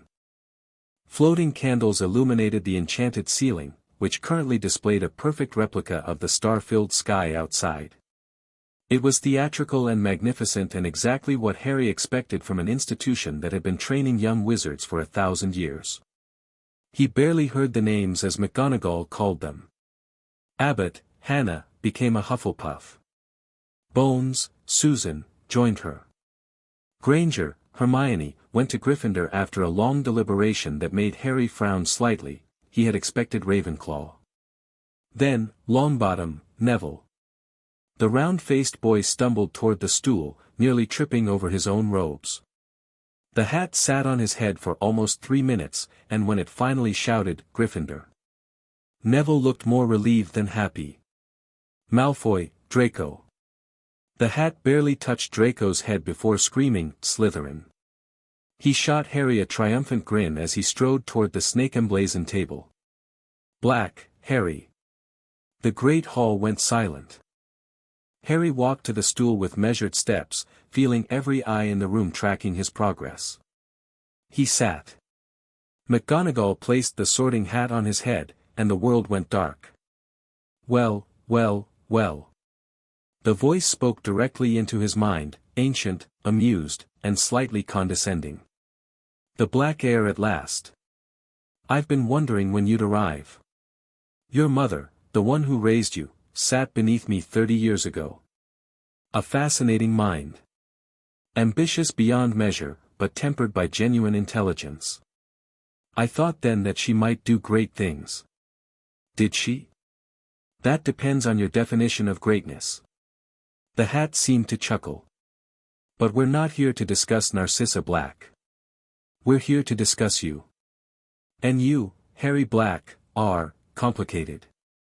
Harry felt the hat rifling through his memories, his thoughts, his carefully constructed defenses. He didn't resist, there was no point. The hat was too old and too powerful to be fooled by surface deceptions. Slytherin, obviously. The ambition, the cunning, the willingness to use whatever tools are necessary. You were raised for that house, trained for it, shaped to fit its mold. But that's not all you are, is it? The hat's voice grew thoughtful. There's something underneath the black conditioning. Something that looks suspiciously like conscience. You actually care about things. About people.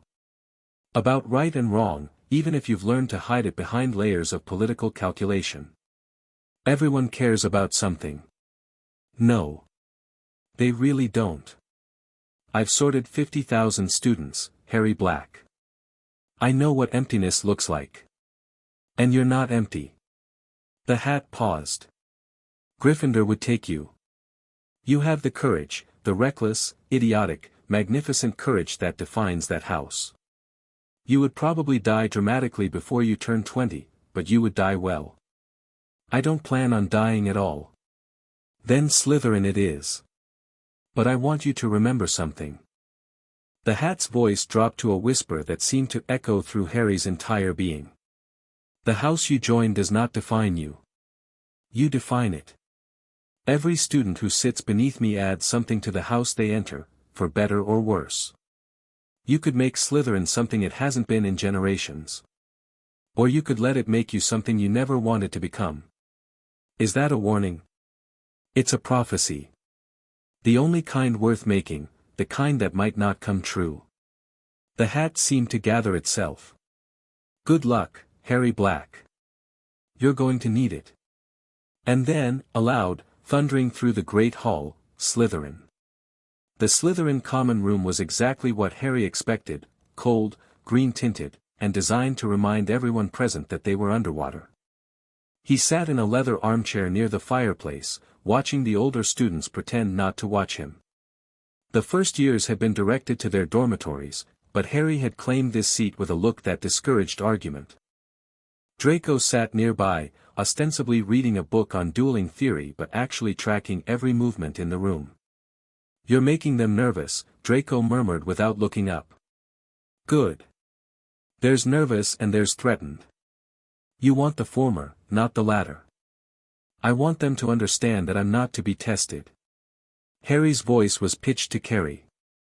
The first few days will determine the hierarchy for the rest of the year. Better to establish dominance now than to fight for it later. A prefect, Marcus Flint, if Harry's research was accurate, detached himself from a group of sixth years and approached. His face was set in a kind of aggressive neutrality that suggested he'd been told to welcome Harry but hadn't been happy about it. "Black," he said. "Professor Snape wants to see you in his office. Now." Harry rose without hurrying. "Of course. Draco, I'll see you at breakfast." He followed Flint through the dungeon corridors, memorizing the route automatically.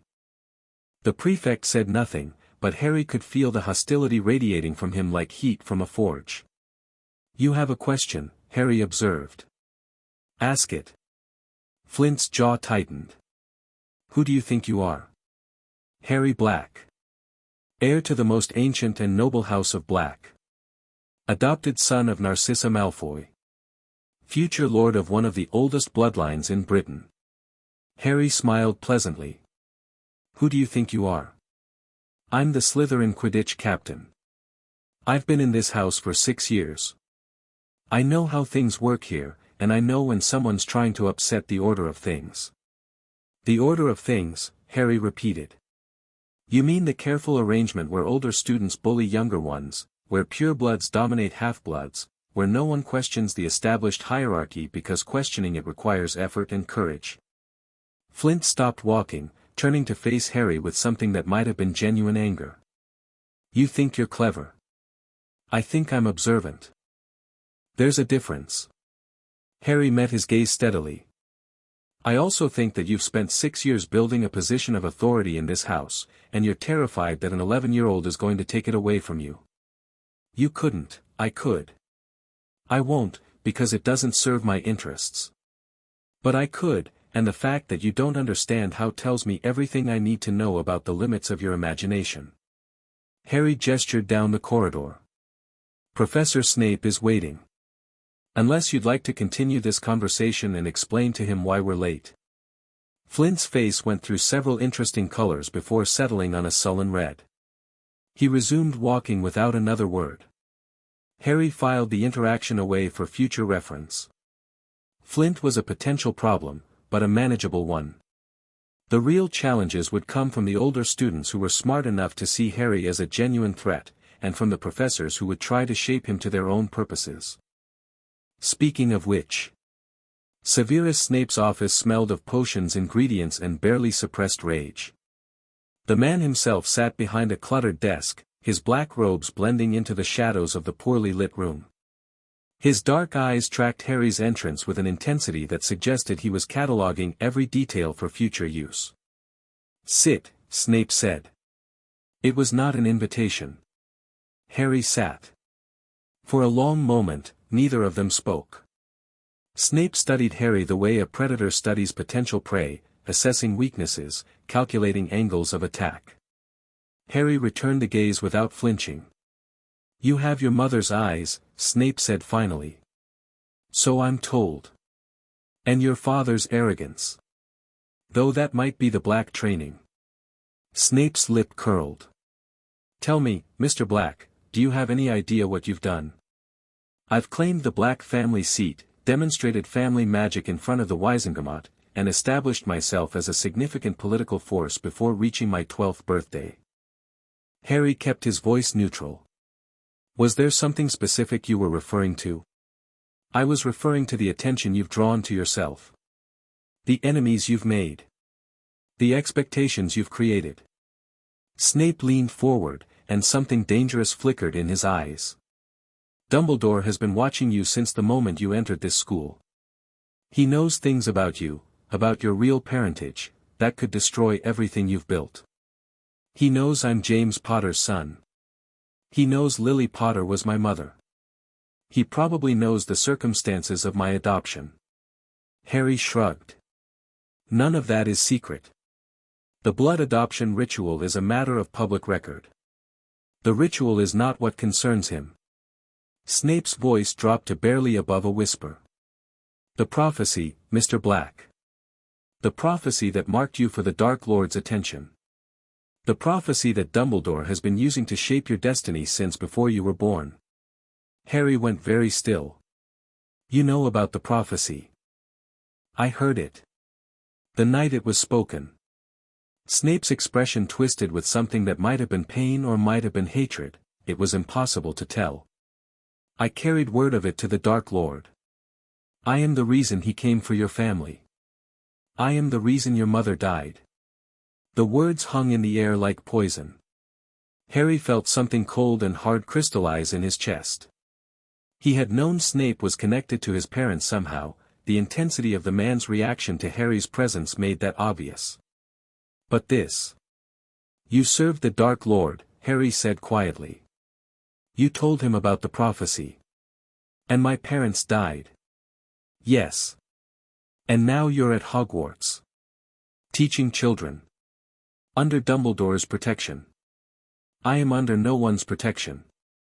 Snape's voice was bitter. I am under Dumbledore's control.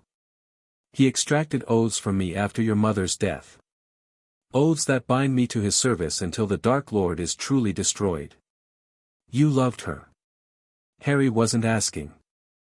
Snape flinched, an actual, visible flinch that cracked his mask of cold control. That is none of your concern. Everything about my mother is my concern. Harry's voice hardened. You loved her, and you betrayed her, and you've spent 10 years serving the man who claims to be fighting her killer. What do you want from me, Professor Snape? Absolution? Revenge?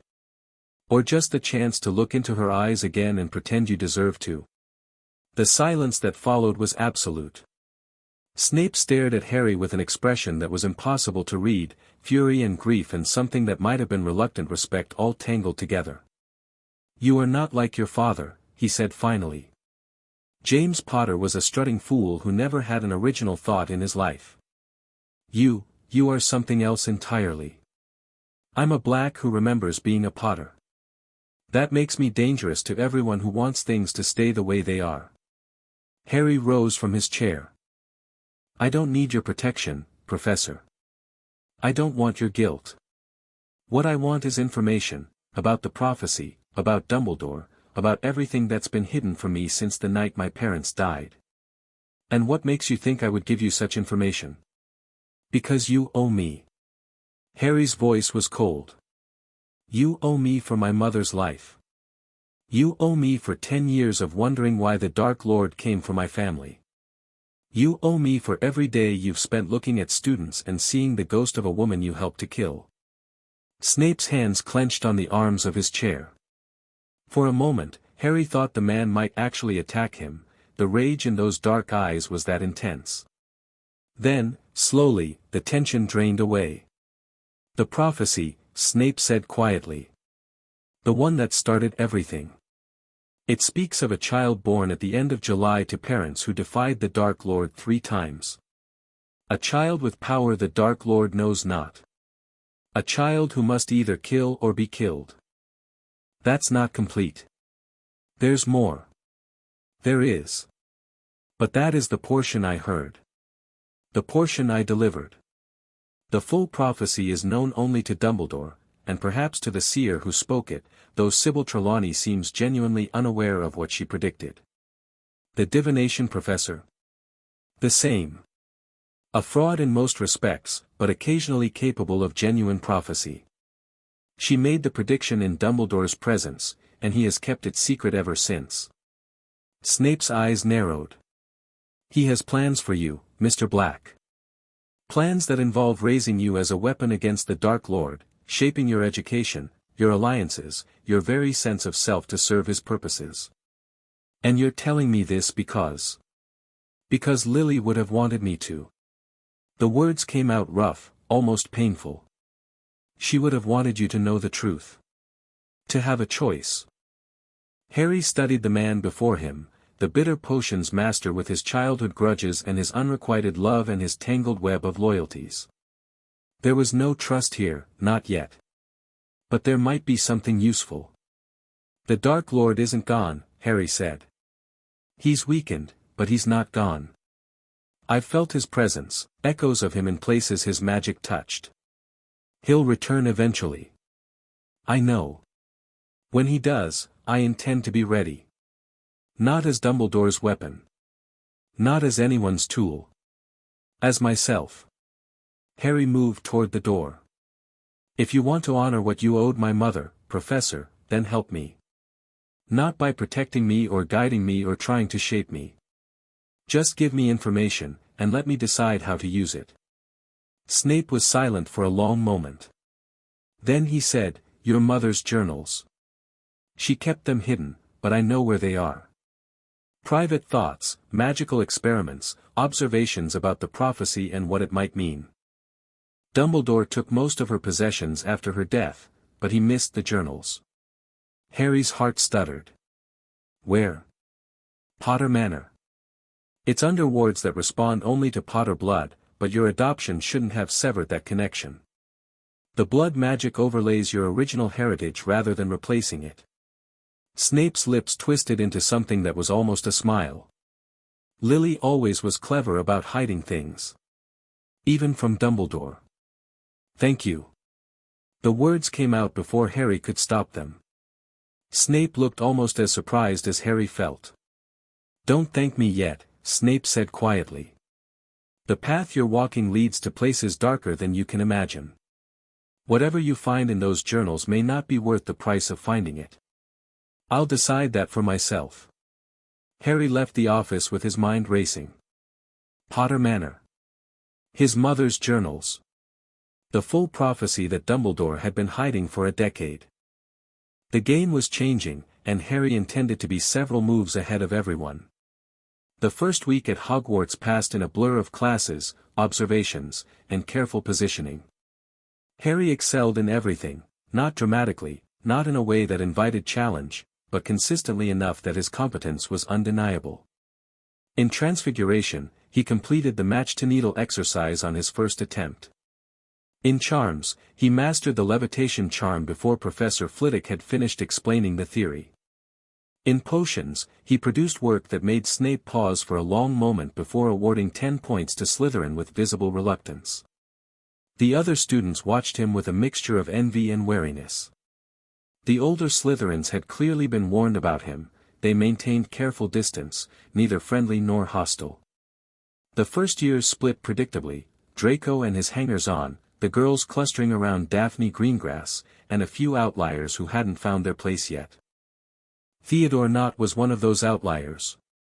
Harry first noticed him during Potions class, when the dark-haired boy chose a seat at the back of the room, far from the other Slytherins. He completed his work with quiet efficiency, never volunteering answers, never drawing attention to himself. But his eyes, Harry caught those eyes watching him several times, evaluating with an intelligence that belied his wallflower performance.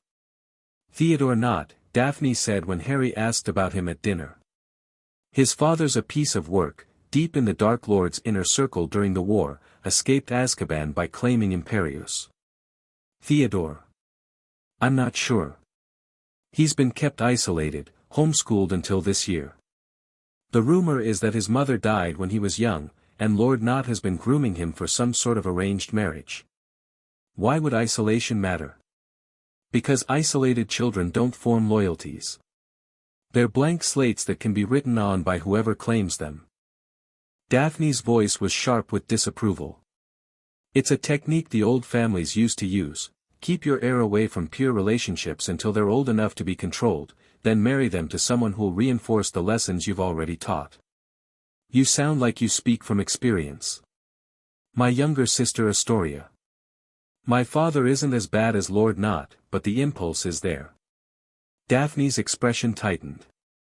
Fortunately, I've made it clear that Astoria's welfare is not negotiable. Harry filed this information away. A potential ally in Theodore, if he could be separated from his father's influence. A confirmed ally in Daphne, whose protective instincts matched her political intelligence. He needed to expand his network. Fast. The opportunity came during the second week, in the form of a flying lesson. The first years gathered on the Hogwarts grounds under the supervision of Madame Hooch, a strict-looking witch with yellow hawk eyes and an extremely short tolerance for foolishness. Harry claimed a position at the end of the line, next to Theodore Not, and watched as their classmates struggled with the basic up command. Theodore's broom came to his hand on the first try, so did Harry's. They exchanged a glance of mutual recognition, two students who had learned these skills long before arriving at school, going through the motions because the alternative was too much trouble. "You're good," Harry said quietly. "My father insisted." Theodore's voice was carefully neutral.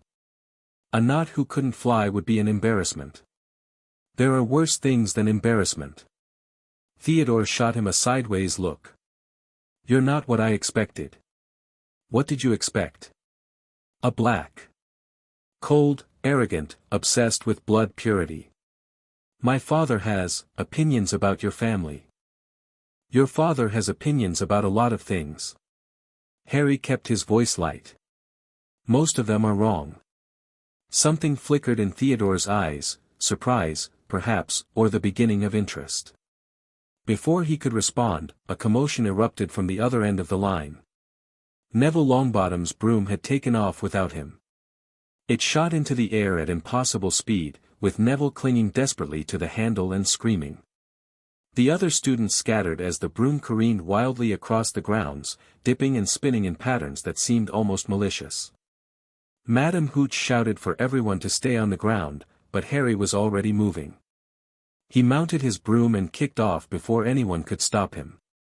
The wind hit his face like a fist, cold and exhilarating, and for one perfect moment, there was nothing but the rush of speed and the absolute focus of pursuit.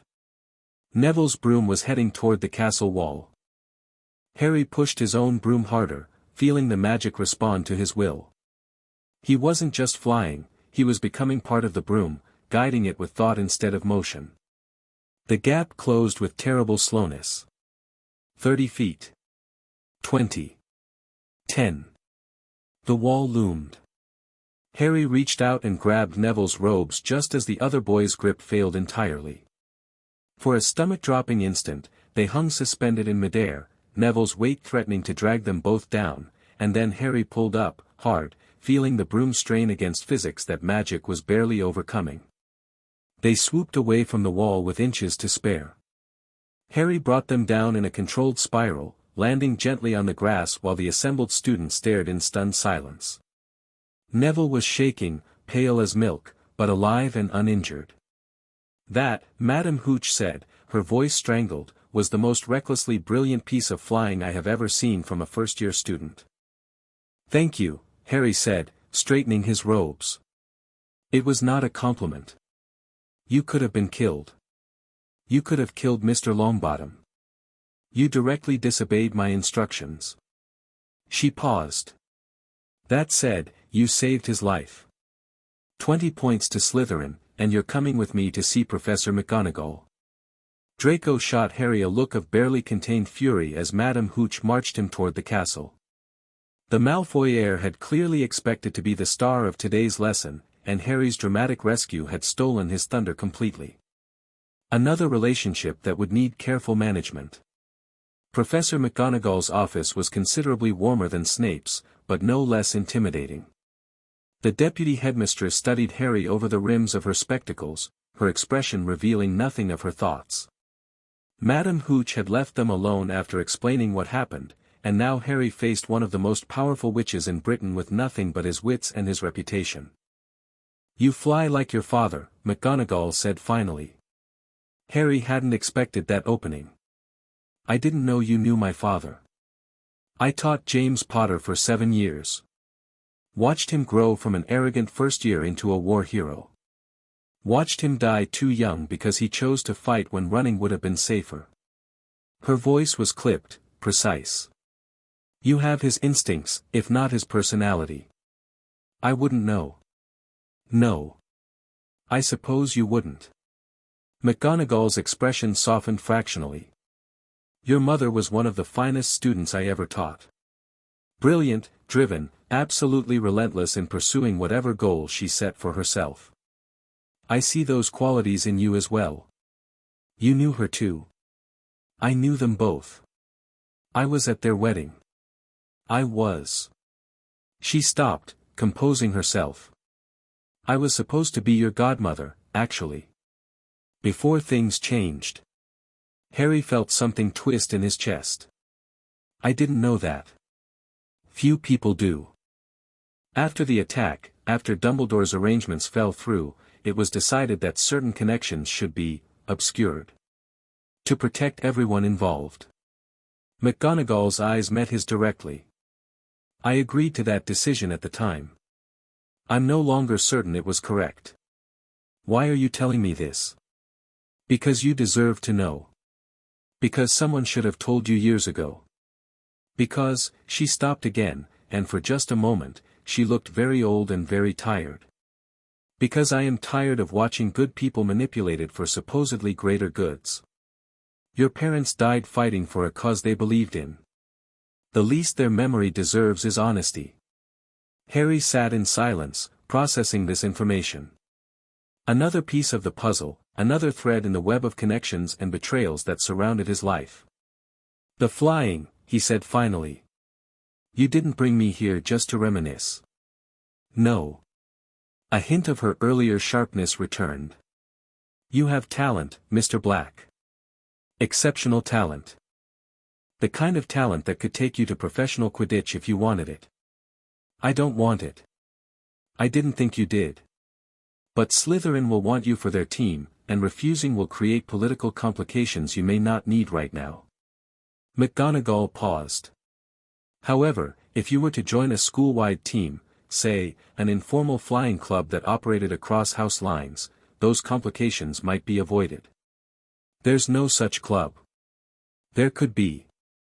With the right organizer. Someone who could bring students from different houses together without triggering the usual territorial instincts." Her eyes glittered. "Someone who had already demonstrated the ability to work across house lines, saving a Gryffindor, befriending a Ravenclaw-sorted intellect, building alliances in his own house." Harry understood. "You want me to create a cross-house organization. I want you to do what you would have done anyway. I'm simply pointing out that certain doors are open if you choose to walk through them." McGonagall rose from her desk. "The next Quidditch tryouts are in 2 weeks. Whatever you decide, I expect you'll make a significant impression." "Professor, yes. Dumbledore. Does he know about this conversation?"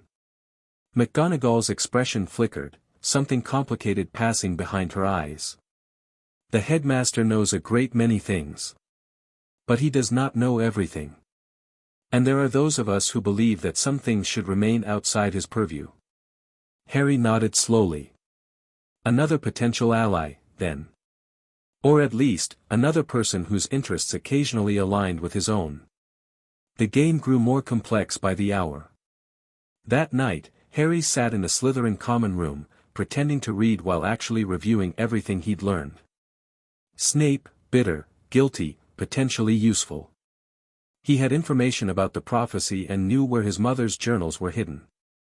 Dangerous, but manageable as long as Harry remembered that Snape's loyalties were ultimately to Lily's memory, not to Harry himself. McGonagall, sympathetic, connected to his parents, possibly working at cross-purposes to Dumbledore. She had offered an opportunity, the Flying Club, that could help Harry build relationships across house lines. Worth pursuing carefully. Theodore not, isolated, intelligent, potentially separable from his father's influence. A high-value target for recruitment. Hermione Granger, already recruited, hungry for knowledge, positioned in Gryffindor where she could serve as a conduit to that house's political dynamics. Worth cultivating further. Neville Longbottom, now owed Harry a life debt, whether he realized it or not. The Longbottom heir was connected to the Potter story through the prophecy, born as the seventh month dies, could have applied to him as easily as to Harry. Worth investigating. And above all of them, looming like a shadow over everything, Dumbledore. The chess master, according to Narcissa. The manipulator, according to Snape. The leader of the light, according to official history. The man who had tried to place Harry with Muggles and failed. Harry needed to understand Dumbledore.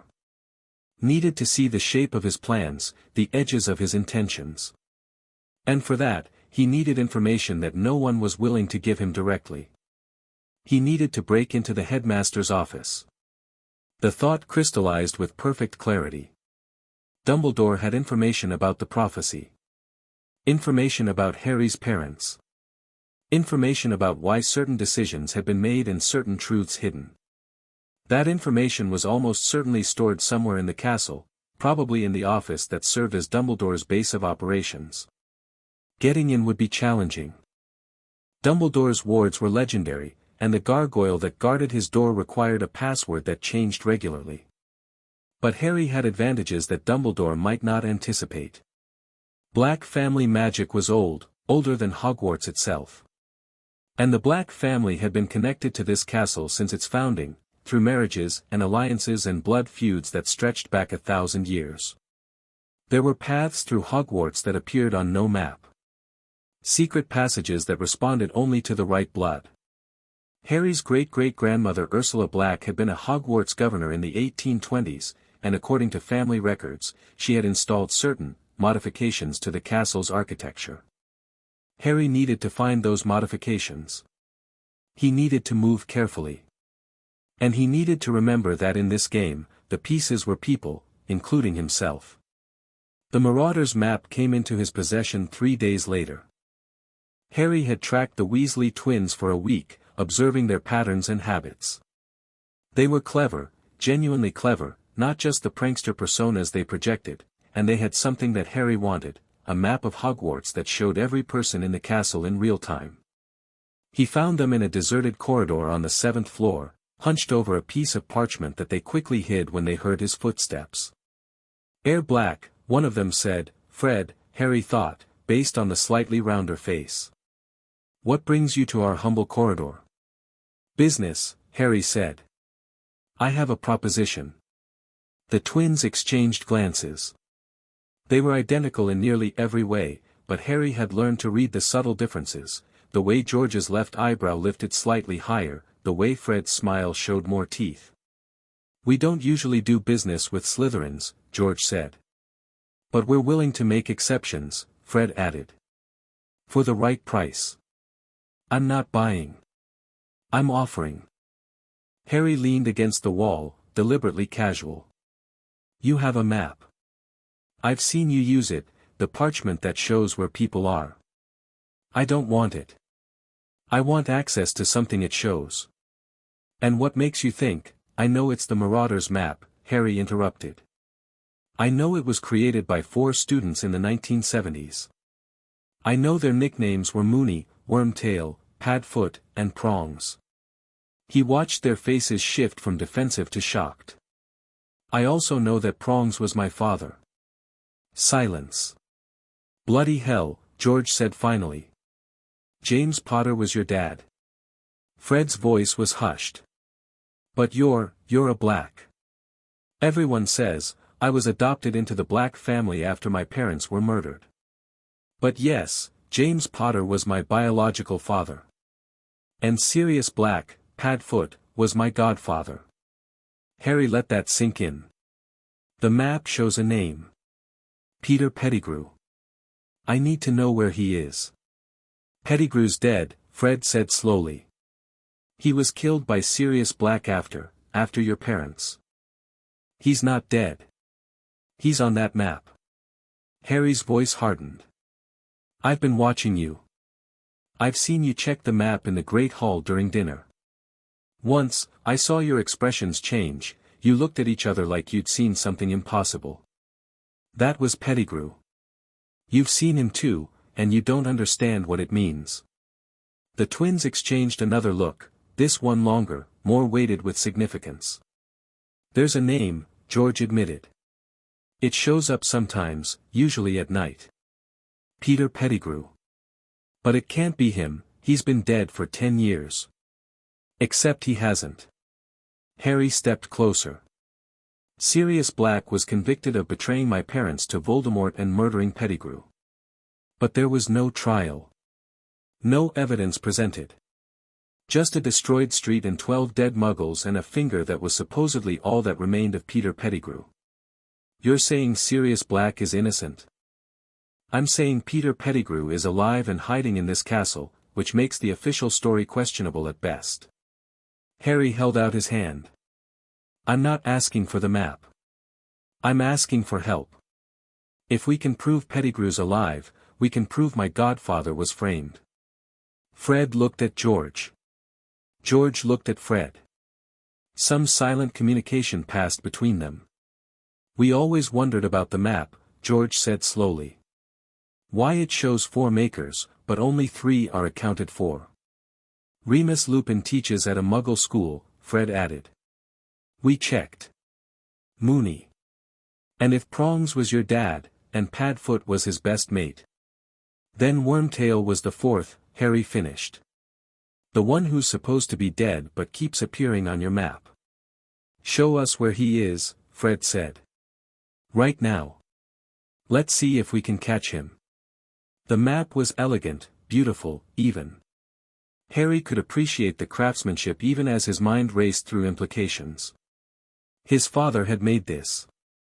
Had enchanted it with magic that still worked perfectly after 15 years. Had hidden secrets in parchment that might still have more to reveal. I solemnly swear that I am up to no good, Fred whispered, and ink spread across the parchment like dark water. Hogwarts unfolded before them, corridors and classrooms, secret passages and hidden rooms. Tiny labeled dots moved through the castle, each one a person going about their business. Dumbledore paced in his office. Snape stalked the dungeons. Mrs. Norris prowled the 3rd floor, hunting for rule-breakers. There, George said, pointing. Gryffindor Tower. See that name? Harry looked. In the first-year boys' dormitory, among the dots labeled Neville Longbottom, Seamus Finnegan, Dean Thomas, and Ron Weasley, there was a 5th name. Peter Pettigrew. He's in our brother's room, Fred said, his voice strange. Ron's dormitory. He's been there all term. Harry's mind worked furiously. A dot with a human name, in a room full of students, unnoticed for months. There was only one explanation. The rat, he said quietly. Your brother has a pet rat, doesn't he? George's face went pale. Scabbers. He's been in the family for years. Percy had him first, passed him down to Ron when he became a prefect. How many years? I don't, 12. Maybe longer. Rats live 3 years, normally. Harry stared at the dot, feeling something cold and certain crystallize in his chest. Peter Pettigrew was an unregistered animagus. That's how he faked his death. That's how he's been hiding. He's been living as your family's pet for a decade, and nobody knew. The twins looked at each other, and for the first time since Harry had met them, they seemed genuinely frightened. If that's true, Fred said slowly, then Ron's been sleeping in the same room as the man who betrayed Harry's parents. We need to catch him, George said. Tonight. Before he realizes we know. Harry shook his head. We need to be smarter than that. If we try to catch him and fail, he'll run. He's been hiding for 10 years, he knows how to disappear. And if we catch him without proof, without witnesses, it'll be our word against the Ministry's official story. Then what do we do? Harry took a deep breath. The plan was forming in his mind, clicking into place like puzzle pieces. It was risky. It would require trust he hadn't fully earned. But it was the best chance he had. We need an adult, he said. Someone with authority, someone the Ministry can't ignore. Someone who has a personal stake in the truth coming out. Who? Harry smiled grimly. Professor McGonagall. She was supposed to be my godmother. And according to her, she's tired of watching good people be manipulated for supposedly greater goods. Let's find out if she means it. They found McGonagall in her office, grading papers with a quill that seemed to move faster than was physically possible. She looked up when they entered, her expression shifting from surprise to wariness as she registered the combination of students before her. Mr. Black. Mr. Weasley. Mr. Weasley. Her eyes narrowed. This is an unusual delegation. What emergency requires my attention at? She checked the clock, 11 o'clock at night. We have information, Professor. Harry stepped forward, the map clutched in his hands. Information that could exonerate an innocent man and expose a traitor who's been hiding in this castle for a decade. McGonagall's expression didn't change, but something shifted behind her eyes. Explain. Harry explained. He told her about the map, whose existence she clearly recognized, though she said nothing about how she knew. He told her about the dot labeled Peter Pettigrew, about the implications for Sirius Black's conviction, about the rat that had been living in Gryffindor Tower for years. When he finished, McGonagall sat in silence for a long moment. If what you're telling me is true, she said finally, then we are looking at one of the greatest miscarriages of justice in wizarding history. We need to act quickly, Harry said. If Pettigrew suspects we know, he'll run. We need to capture him, get him to transform, prove he's been alive this whole time. And you came to me because you told me you were tired of manipulation and greater goods. Because you knew my parents. Because you were supposed to be my godmother before someone decided it was better if I was kept isolated and ignorant. Harry met her eyes directly. Because I need someone who will do the right thing even when it's politically inconvenient. McGonagall's gaze held his for a long moment. Then, slowly, she rose from her desk. You're asking me to move against Dumbledore's arrangements, she said quietly. To question decisions that have stood for 10 years. To potentially upend the entire political structure of magical Britain. I'm asking you to help save an innocent man. Another long pause. Then McGonagall picked up her wand and cast a spell that sealed her office against eavesdropping. Show me the map, she said. Show me where Pettigrew is right now. The capture of Peter Pettigrew was, in the end, almost anticlimactic. McGonagall moved with an efficiency that Harry could only admire. She contacted the head of the Department of Magical Law Enforcement directly, using a method of communication that bypassed Dumbledore entirely. Amelia Bones arrived within the hour, grim-faced and already issuing orders. They found Scabbers, Pettigrew, curled in Ron Weasley's trunk, apparently asleep. McGonagall cast the spell that forced an animagus back to human form, and suddenly there was a man in the dormitory where a rat had been, small, balding, watery-eyed, trembling with terror. Please, Pettigrew whimpered. Please, I can explain, you can explain in front of the Wisengamot, Amelia Bones said coldly. Peter Pettigrew, you are under arrest for faking your death, conspiracy to commit murder, and accessory to the murder of James and Lily Potter. Take him. The Aurors dragged him away. Harry watched him go, feeling nothing, not satisfaction, not vindication, nothing but a cold certainty that this was only the beginning. The next hours passed in a blur. Interviews. Statements. Endless questions from ministry officials who couldn't quite believe what they were seeing. And then, near dawn, news came from Azkaban. Sirius Black had been cleared of all charges. He was being released immediately. Harry sat in McGonagall's office, exhausted beyond words, and tried to process what he'd accomplished. His godfather was free. The truth was finally coming out. The man who had betrayed his parents would face justice. But even as the victory settled over him, he could feel the weight of what came next. Dumbledore would know by now. Would understand that Harry had moved against his arrangements, used resources he wasn't supposed to have, revealed capabilities that were supposed to stay hidden. The chess master had lost a piece. And Harry had revealed himself as something more than a pawn. The game was about to change.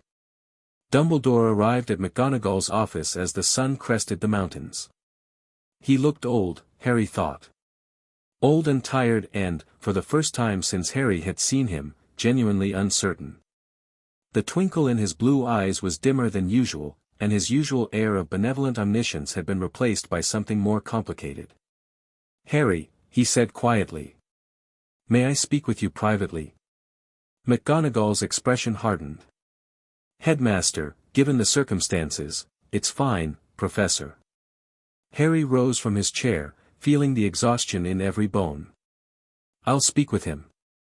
They walked in silence through the empty corridors, past classrooms where students would soon be waking, past portraits that pretended not to watch their progress. Dumbledore led him to a window overlooking the lake, where the rising sun was painting the water gold and crimson. "You've accomplished something remarkable," Dumbledore said finally. "Freeing an innocent man. Exposing a traitor. Doing in one night what the entire ministry failed to do in 10 years. I had help. You had resources. Allies. A plan that you executed with precision and timing that would impress a war veteran." Dumbledore turned to face him, and his eyes were searching. "You are not what I expected, Harry. Not what I planned for. You planned for the Dursleys. I planned for safety. For obscurity. For a childhood free from the politics and pressures of the wizarding world." Dumbledore's voice was soft with something that might have been regret. "Narcissa Malfoy's intervention changed everything. You were raised in the very heart of what I sought to protect you from. And yet I'm still here. Still alive. Still capable of making my own choices." "Yes. You are." Dumbledore was silent for a moment. "The prophecy. You know of it?" "I know parts." "Then you know that you and Voldemort are bound together. That one must destroy the other. That the power you have, the power he knows not, may be the only thing that can end him. I know that you've used that prophecy to justify every decision you've made about my life." Harry's voice was cold. "You didn't protect me. You tried to shape me. To control what I learned, what I knew, what I believed. You would have raised me ignorant and dependent so that when the time came, I would have no choice but to follow your guidance. I was trying to save you. You were trying to save everyone. And in the process, you were willing to sacrifice me, my choices, my agency, myself, for what you believed was the greater good." Harry shook his head. "I won't be your weapon, Professor. Not now. Not ever." Dumbledore's expression was impossible to read. "And what will you be instead?" "Myself. A Black Lord. A Potter heir. Someone who chooses his own path and makes his own alliances and fights his own battles." Harry met the old wizard's eyes. "I don't hate you, Professor. I understand why you made the choices you made. But I won't pretend to trust you. And I won't let you control my future." For a long moment, neither of them spoke. The sun continued to rise, filling the corridor with warm light that did nothing to ease the tension between them. "Your mother," Dumbledore said finally, "would have been proud of you. I know. So would your father. Though he would also have been terrified." A ghost of a smile crossed Dumbledore's face. James never did know what to do with people who wouldn't do what he expected. "Then it's a good thing I'm not just a Potter." Dumbledore nodded slowly. "No. You're not. You're something new. Something I don't fully understand. His eyes held Harry's. I will not apologize for my decisions, I believe they were necessary, and I still believe they could have worked. But I will offer you this, a truce. A willingness to work together when our interests align, and honest disagreement when they don't. Harry considered the offer. It was less than an alliance but more than he'd expected. And Dumbledore, for all his manipulation, was still the most powerful wizard in Britain. An enemy he didn't need. Agreed, Harry said. Truce. For now. For now, Dumbledore echoed. Though I suspect, Mr. Black, that we will find our interests aligning more often than you expect. The Dark Lord is not gone. He is patient, and he is waiting, and when he returns, you will need every ally you can find. When he returns, Harry said quietly, I'll be ready. He turned and walked away, leaving the old wizard standing in the golden light of dawn. The first year at Hogwarts had barely begun. And Harry Black was just getting started. Chapter 2 and Chapter 3, Blood and Iron. The owl arrived during breakfast, 3 days after Peter Pettigrew's capture. Harry recognized the seal before he touched the envelope, the Black family crest, pressed into wax so dark it seemed to absorb light. But the handwriting wasn't Narcissa's elegant script or Arcturus's archaic flourishes. This was something different. Something that made his skin prickle with instinctive warning. He broke the seal carefully, conscious of the eyes watching him from up and down the Slytherin table. The parchment inside was old, genuinely old, the kind of age that spoke of decades in storage rather than artificial weathering. Heir of my blood, you have done well. The rat is caught. The dog will soon be free. The pieces move as they must. But the game is larger than you know. The old man in his tower sees only part of the board. The Dark Lord in his exile sees another part. And I, who have watched for longer than either, see what they both miss. Come to me. The North Tower calls. There are truths you must learn before your godfather arrives, truths that will shape everything that follows. Do not keep me waiting. Your grandfather, Arcturus Black III. Harry read the letter twice, then burned it with a whispered incendio. The ashes scattered across his breakfast plate, drawing curious glances from nearby students. Bad news? Draco asked, his voice carefully casual. Family business. Harry pushed back from the table. I need to send a response. Cover for me in Transfiguration if I'm late. He didn't wait for Draco's answer. The letter had carried more than words, there had been magic woven into the parchment, compulsions subtle enough that he'd barely felt them. Arcturus wanted him to come immediately, to drop everything and rush to the North Tower. Which meant Harry would take his time. He made his way to the Ollery instead, composing a response in his head. The relationship with Arcturus required careful management, the old man was too powerful to ignore and too dangerous to trust completely. Every interaction was a negotiation, every conversation a battle fought with words instead of wands. Grandfather, I received your message. I will come during the Yule holiday, as previously arranged. Current circumstances require my presence at Hogwarts. The game proceeds as expected. I trust you will find the developments satisfactory. Your heir, Harry. He tied the letter to one of the school owls and watched it disappear into the grey October sky. Arcturus wouldn't be pleased with the delay, but that was precisely the point. Harry needed to establish that he wouldn't jump simply because the old man commanded. The walk back to the castle gave him time to think.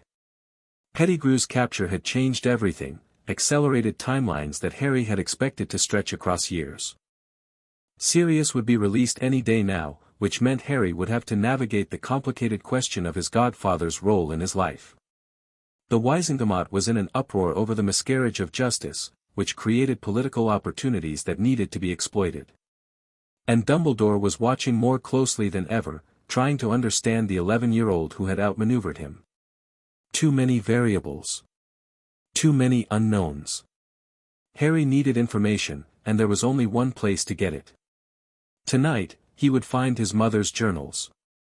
Potter Manor stood like a ghost at the edge of the Welsh countryside. Harry had arrived here using the coordinates from Snape's directions, side along with a house elf, technically illegal for an underage wizard, but Creature had been surprisingly cooperative when Harry explained what he was looking for. The ancient elf had served the Black family for generations, he understood the importance of blood secrets. The manor was smaller than Malfoy Manor, but older. The stones carried a weight of centuries that Harry could feel pressing against his skin as he approached the main gate. Wards rippled across his consciousness, testing, evaluating, deciding. For a moment, nothing happened. Then the gate swung open, and the wards parted like curtains, and Harry felt something in his chest loosen. The Potter blood magic recognized him. Despite the adoption, despite the Black conditioning, despite everything, some part of him was still James Potter's son. The interior was preserved in perfect stasis, exactly as it had been on the night his parents died. Furniture covered in white sheets. Dust that didn't accumulate because the preservation charms prevented it. Photographs on the mantel that showed a young couple smiling, laughing, holding an infant who didn't know that happiness was about to end. Harry stopped in front of those photographs. His father looked like him, the same black hair, the same thin face, the same round glasses that Harry had never needed because the Black family had corrected his vision through magical means. But there was something different in James Potter's expression, a likeness that Harry had never learned to wear.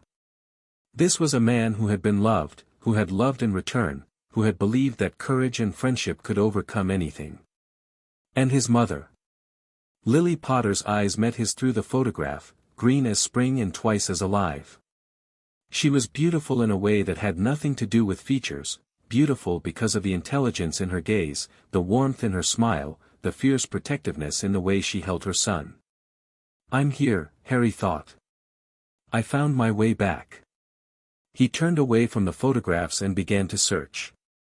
Snape's directions led him to the library, a modest room by Black standards, but filled with books that bore the marks of constant use. Lily Potter had been a reader, clearly.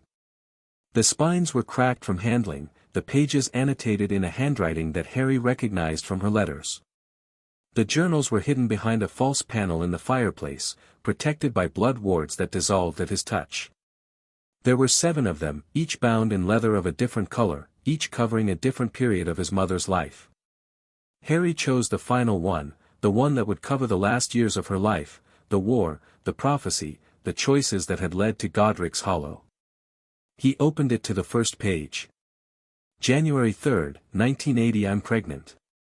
James is over the moon, he's already talking about Quidditch training and Marauder traditions and all the adventures our child will have. I love him for his optimism, but I can't share it. The war is getting worse. The Death Eaters are everywhere. And there's something Dumbledore isn't telling us, I can see it in his eyes when he looks at me, this weight of knowledge that he's carrying alone. Something is coming. I can feel it. And I'm terrified that our child will be born into a world that's already lost. Harry turned pages, reading faster now. His mother's voice flowed through the words, sharp, analytical, unwilling to accept comfortable lies. She had suspected the prophecy before Dumbledore told them about it. She had questioned his instructions, pushed for more information, demanded to understand why they were being targeted. And she had discovered things that Dumbledore had never shared with anyone. March 15, 1980. I've been researching the nature of magical prophecy, and I think I understand something that Dumbledore doesn't, or doesn't want to admit. Prophecies aren't predictions. They're not glimpses of a fixed future. They're more like potential energy. A prophecy describes a possible outcome, but the outcome only becomes inevitable if people believe it's inevitable and act accordingly. The prophecy about our child doesn't have to come true. It's not destiny. It's a script that Voldemort and Dumbledore are both following because they think they have to. But what if someone broke the script? What if someone refused to play the role they'd been assigned? Harry's hands trembled as he turned more pages. June 2, 1980. I've been working on something in secret. A protection that goes beyond normal magic, beyond the sacrificial wards that Dumbledore suggested. I'm calling it the soul anchor, and if I can make it work, it might change everything. The theory is simple: love, genuine sacrificial love, creates magical resonance that can be stored, preserved, passed on. If I can find a way to anchor that resonance to Harry's soul, he'll carry my protection with him forever, not just against Voldemort, but against anyone who tries to harm him. It's dangerous. It might not work. And if Dumbledore finds out, he'll try to stop me. He has his own plans, his own contingencies, and he doesn't like it when people deviate from his designs. But I'm tired of being a piece on someone else's board. My son deserves better than to be a weapon. Harry read on, barely breathing. His mother had spent months developing her protection, testing it, refining it. She had known, somehow, impossibly, that the attack was coming. And she had prepared. October 20th, 1981. It's almost ready. The soul anchor is complete. I've bound it to Harry's blood, to his magic, to the love I feel for him every time I hold him. When the time comes, when Voldemort arrives, my sacrifice won't just protect Harry in that moment. It will stay with him. Grow with him. Become part of who he is. Dumbledore thinks he understands what I've done, but he only sees the surface. He thinks the protection will fade over time, that Harry will need to be placed with blood relatives to maintain it. He's wrong. The anchor doesn't need blood proximity. It needs love. Anyone who truly loves Harry will strengthen the protection.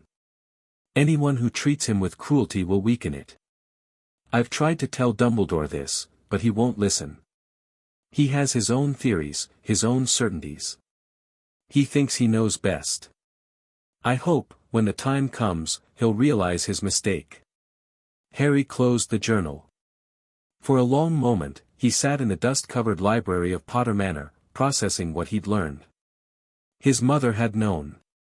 She had understood the prophecy better than anyone, had created protections that went far beyond what Dumbledore had imagined.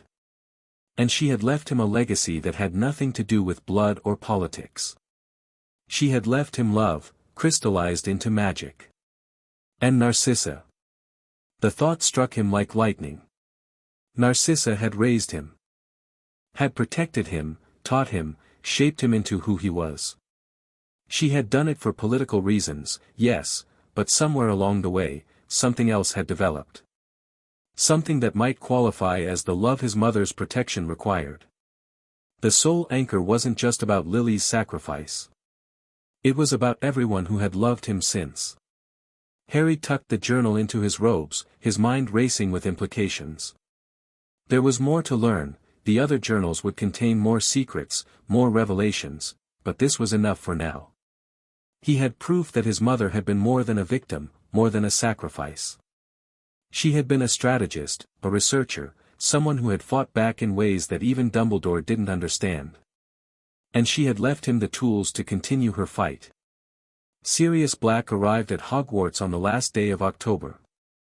Harry watched from the entrance hall as the Auror escort led a thin, ragged man through the great doors. Sirius looked nothing like the photographs Harry had studied. His face was gaunt, his dark hair matted and grey-streaked, his eyes carrying a haunted quality that spoke of years among the Dementors. But when those eyes found Harry, something shifted. Life returned to that ravaged face, and for just a moment, Harry saw the man his father had called brother. Harry. Sirius's voice was a rasp, barely audible. You look just like my father. I know. Harry stepped forward, conscious of the crowd gathering behind him. Welcome to Hogwarts, Lord Black. The formal address made Sirius flinch.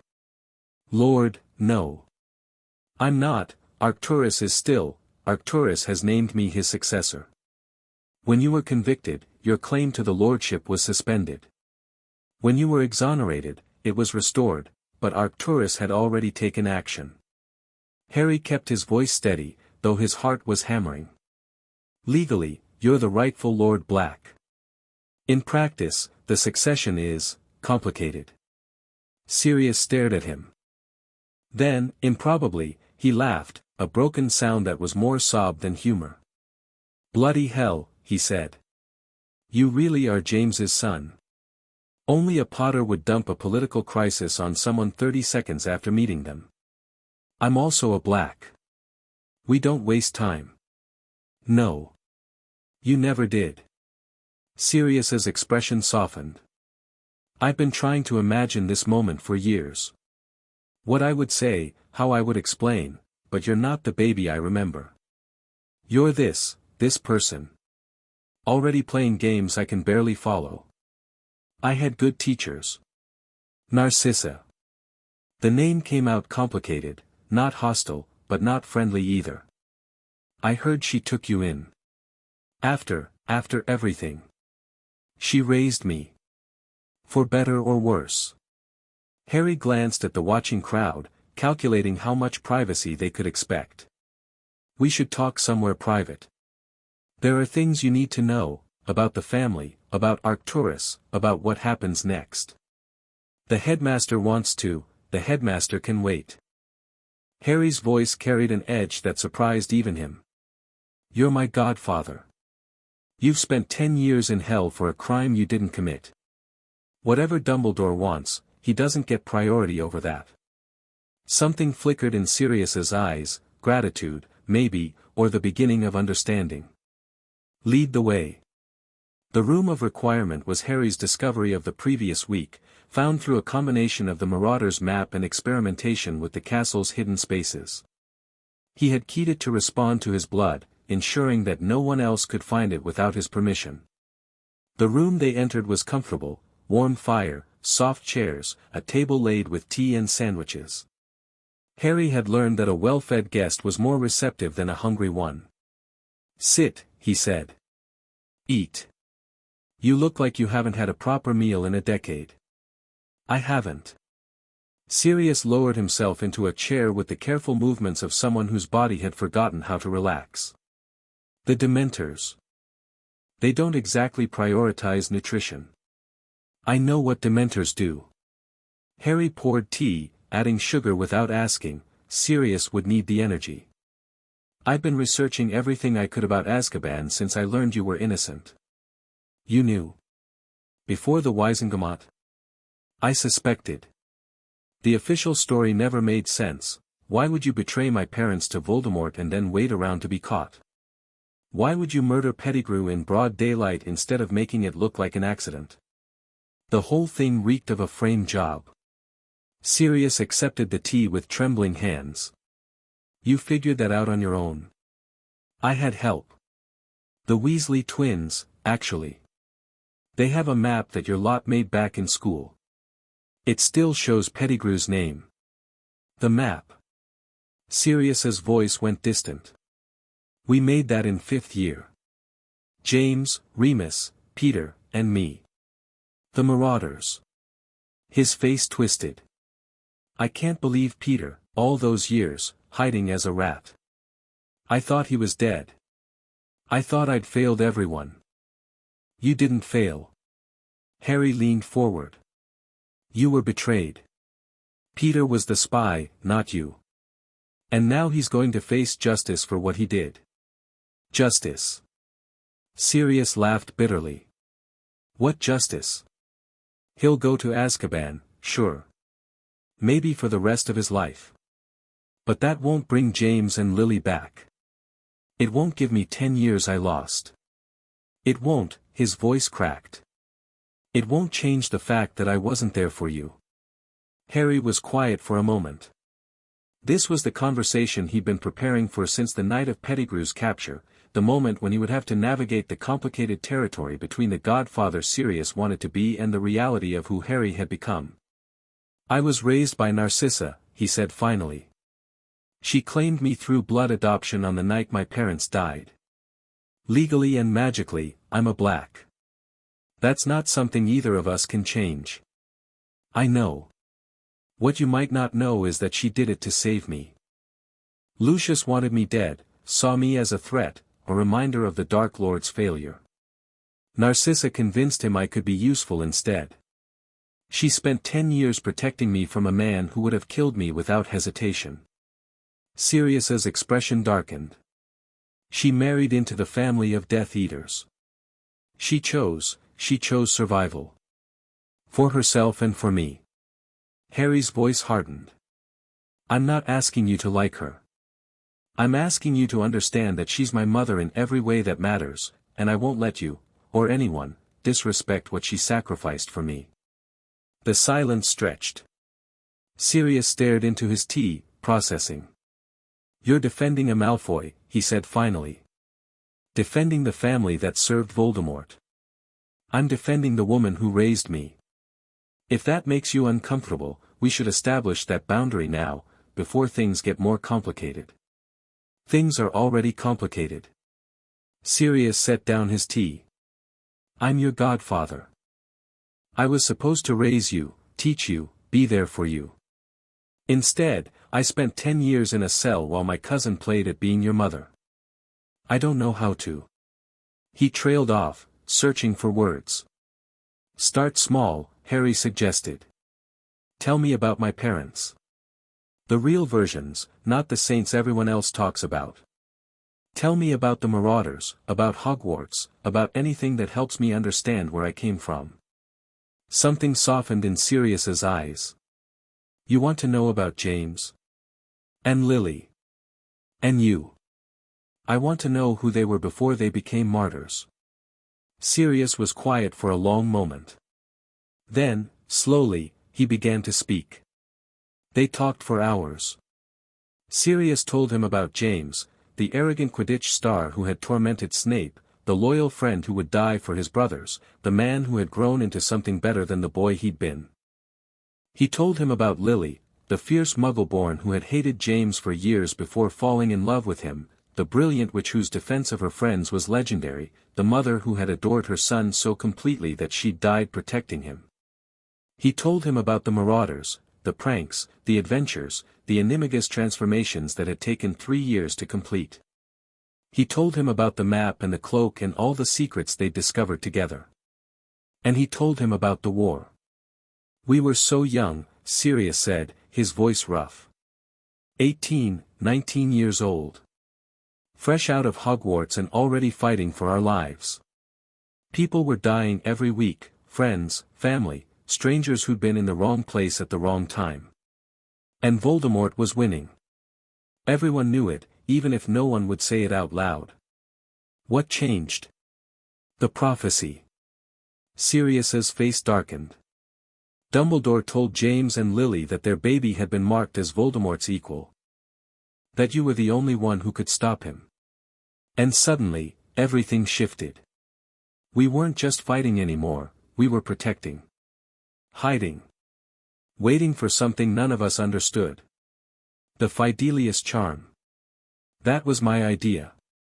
I was supposed to be secret keeper, but at the last minute, I convinced James to switch to Peter instead. I thought I was protecting them by making the obvious choice wrong.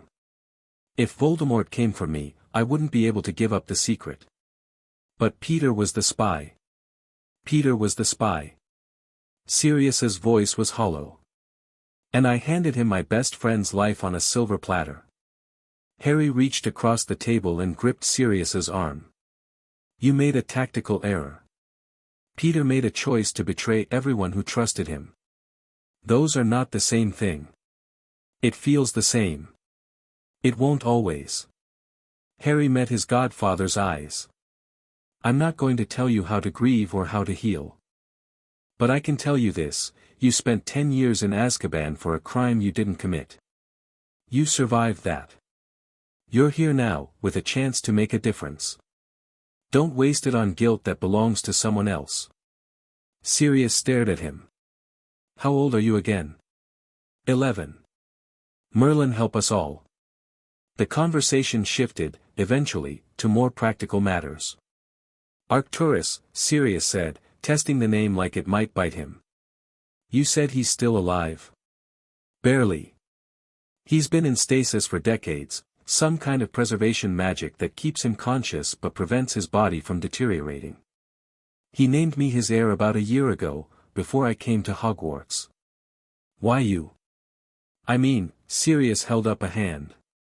I'm not questioning your qualifications. But Arcturus always hated half-bloods. The idea of him accepting James Potter's son as heir to the Black family. He didn't have much choice. The family was dying. Bellatrix is in Azkaban, Andromeda was disowned, Regulus is dead. Narcissa's a woman, which matters to traditionalists. You were convicted of treason and presumed mad. Harry shrugged. I was the only viable option. And he just accepted that. He accepted it because I'm useful. I was raised with Black values, trained in Black politics, connected to the Black family magic through blood adoption. I'm also the boy who lived, which gives the family a claim on political power they hadn't had in generations. Sirius was quiet, processing. You talk about yourself like you're a chess piece. Sometimes I am. That's the reality of being heir to an ancient house. Harry met his godfather's gaze. But I'm also the one moving the pieces. That's the part most people miss. And Arcturus? Where does he fit in your plans? Harry hesitated. This was sensitive territory, revealing too much could be dangerous, but Sirius deserved honesty about the threat they both faced. Arcturus wants to restore the Black family to dominance. He sees me as the instrument of that restoration, someone he can shape and guide and eventually control. He's dying, but slowly, and he intends to spend whatever time he has left ensuring that his legacy survives. And you're just going along with it? I'm letting him think I'm going along with it. Harry's voice dropped. The truth is more complicated. Arcturus has resources I need, political connections, family secrets, access to magic that's been lost for generations. I'm learning everything he'll teach me. But I'm not his heir. Not really. Sirius leaned forward. Then what are you? My mother's son. Harry withdrew the journal from his robes. She left me something, Sirius. Secrets that even Dumbledore doesn't know about. Research into prophecy, into protection magic, into the nature of love and sacrifice. Lily was always the brilliant one, Sirius murmured, his eyes fixed on the journal. James used to joke that she could have defeated Voldemort with a stern lecture if she'd wanted to. She tried something else instead. Harry opened the journal to a marked page. She created a protection for me, not the sacrificial ward that Dumbledore thinks he understands, but something deeper. Something that's tied to love itself. He explained what he'd learned, watching Sirius's expression shift from confusion to wonder to something that might have been hope. You're saying the protection is still active? That it's been growing all this time? I'm saying that anyone who truly loves me strengthens it. And anyone who treats me with cruelty weakens it. Harry paused. Which means that Narcissa, for all her political calculations, was protecting me in ways she never intended. Her love, however complicated, has been feeding my mother's magic for a decade. Sirius was silent for a long moment. Then he laughed, not the bitter sound from earlier, but something genuine. Your mother, he said, shaking his head. Even dead, she found a way to win. She was a Potter. Apparently that's what we do. News came the next morning that Sirius had been officially cleared by the Wizengamot. The formal announcement transformed Hogwarts into a circus. Reporters from the Daily Prophet descended on the school, demanding interviews with Harry, with Sirius, with anyone connected to the Pettigrew case. Dumbledore held a press conference that Harry watched from the back of the Great Hall, cataloguing every word and implication. The Ministry deeply regrets the miscarriage of justice that led to Sirius Black's wrongful imprisonment, the headmaster said, his voice carrying the weight of sincere sorrow. We must learn from this tragedy and ensure that no innocent person ever suffers such a fate again. Political theater, Harry thought. Dumbledore was using the situation to push for judicial reform, which would expand his influence over the Wizengamot.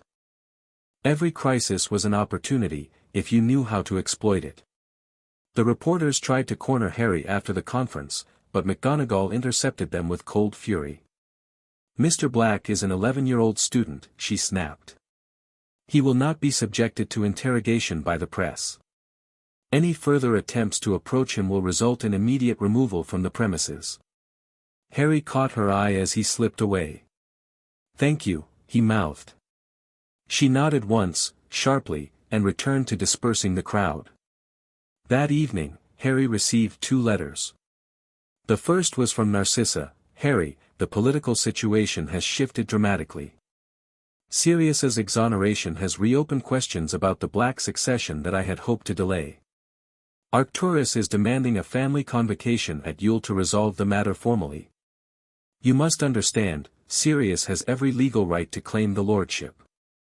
Arcturus named you heir when Sirius was convicted, but that conviction has been overturned. The succession is now contested, and the outcome will determine the future of the family.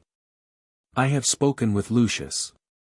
He is displeased by these developments. You should be cautious when you return for the holidays." Your mother. Harry read the letter twice, parsing the warnings hidden beneath the formal language. Lucius was displeased, which meant he was furious and probably plotting. The family convocation would be a battleground. And Narcissa's careful neutral tone suggested she was uncertain whose side to take. The second letter was from Sirius. "Harry, Dumbledore wants me to stay at Hogwarts as his guest until things settle down.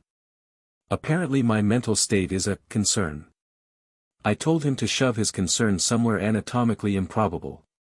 Meeting with Amelia Bones tomorrow about the details of my exoneration. Then I'm coming to find you.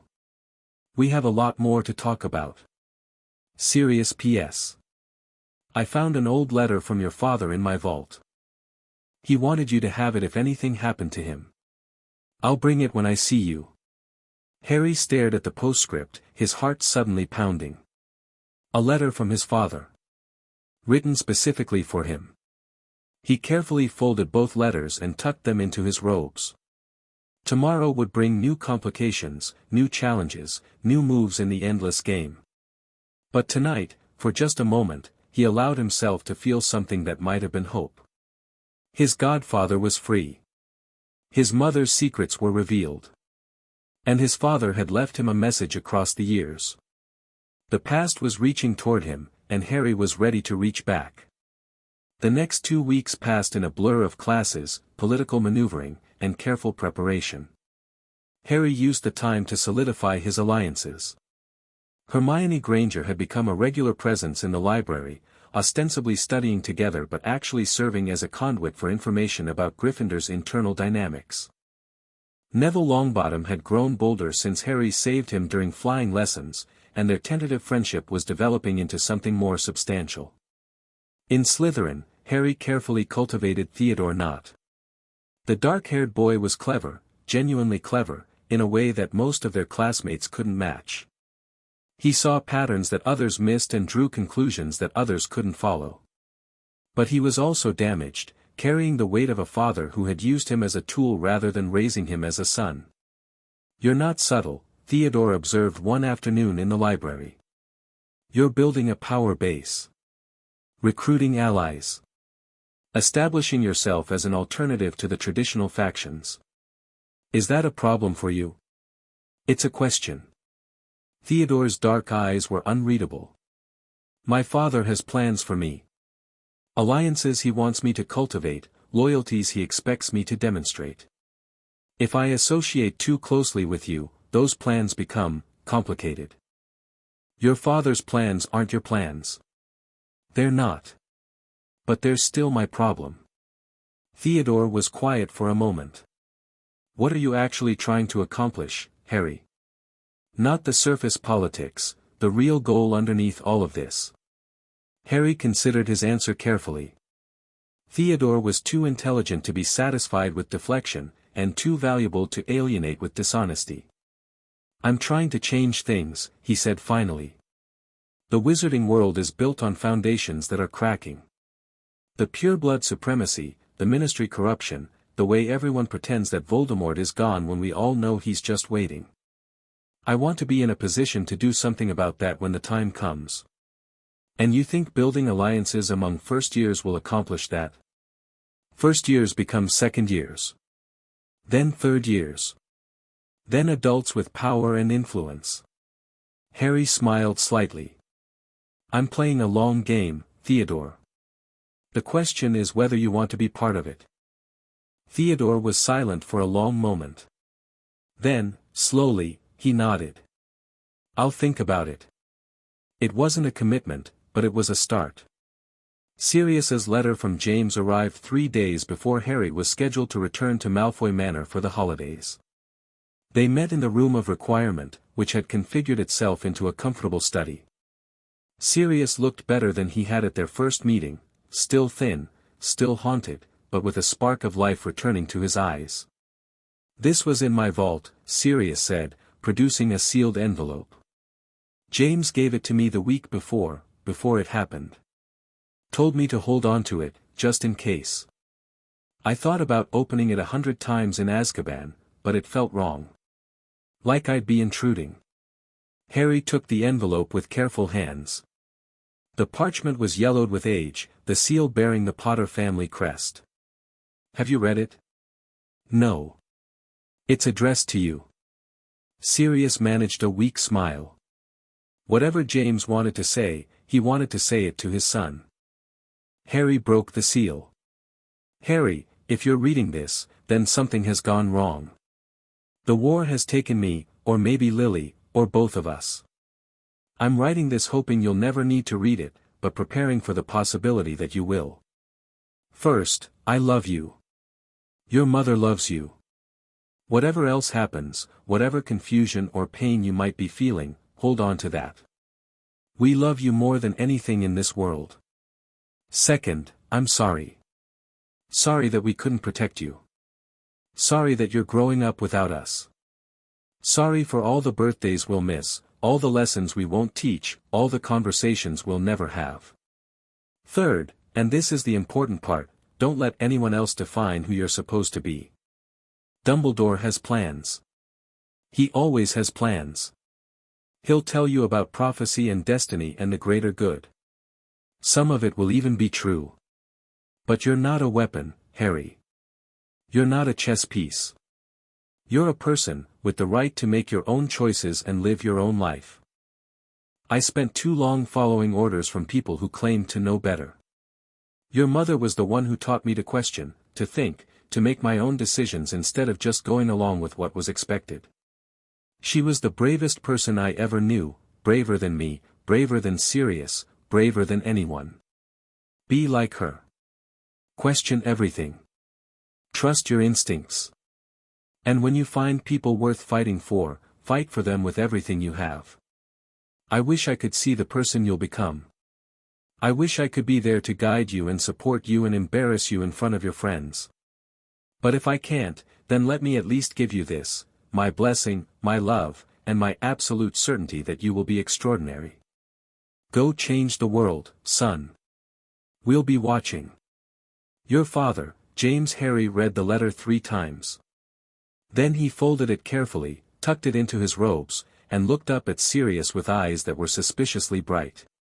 He knew, Harry said quietly. He knew Dumbledore would try to control me. James always understood people better than they realized. Sirius's voice was rough. He played the fool because it was useful, but underneath, he saw everything. Like my mother. Like both of them. Sirius reached out and gripped Harry's shoulder. They were extraordinary, your parents. Not perfect, Merlin knows James was an arse sometimes, but extraordinary. And they raised you, even if it was only for a year. That foundation is in you. Harry nodded slowly. Thank you. For keeping this. For giving it to me. It was always yours. Sirius squeezed his shoulder, then released him. Now, you said something about a family convocation at Yule. Arcturus is forcing the succession question. He wants to resolve whether the lordship goes to you or to me before his condition deteriorates further. And you want me to let you keep it. I want us to discuss the situation like adults, instead of letting Arcturus manipulate us into conflict. Harry met Sirius's eyes. You're the rightful Lord Black by blood and tradition. I'm not going to pretend otherwise. But I'm also the one Arcturus has been training, the one who understands the family politics, the one who can actually do the job. You're 11. I'm a very experienced 11. Sirius laughed, a genuine, startled sound. Merlin, you sound like Lily when she was trying to convince McGonagall to let her take extra classes. Is that a yes? It's a, let me think about it. Sirius leaned back in his chair. The lordship isn't just about politics, Harry. It's about the family magic, the obligations, the weight of everything the Blacks have been and done. I spent my whole childhood trying to escape that weight. The idea of taking it on voluntarily. You don't have to decide now. But you should think about what you actually want, not what you think you should want, or what would be easiest. What do you actually want for your future?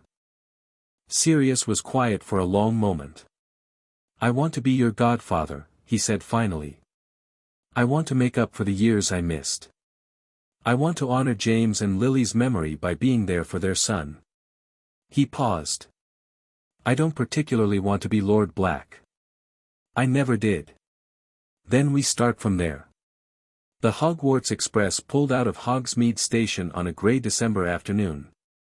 Harry sat in a compartment with Draco, Theodore, Daphne, and Blaise, the core of what was slowly becoming his inner circle. The conversation flowed around him, but his mind was elsewhere, running through contingencies for the confrontation he knew was coming. The family convocation would be a battlefield.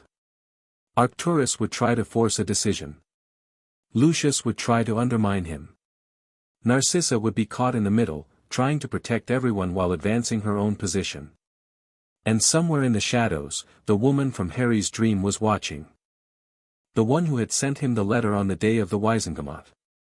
The one whose voice still echoed in his memories. The game begins again. Harry didn't know who she was. He didn't know what she wanted. But he knew she was connected to the Black family in ways that even Arcturus might not understand. Another piece on the board. Another variable in the equation.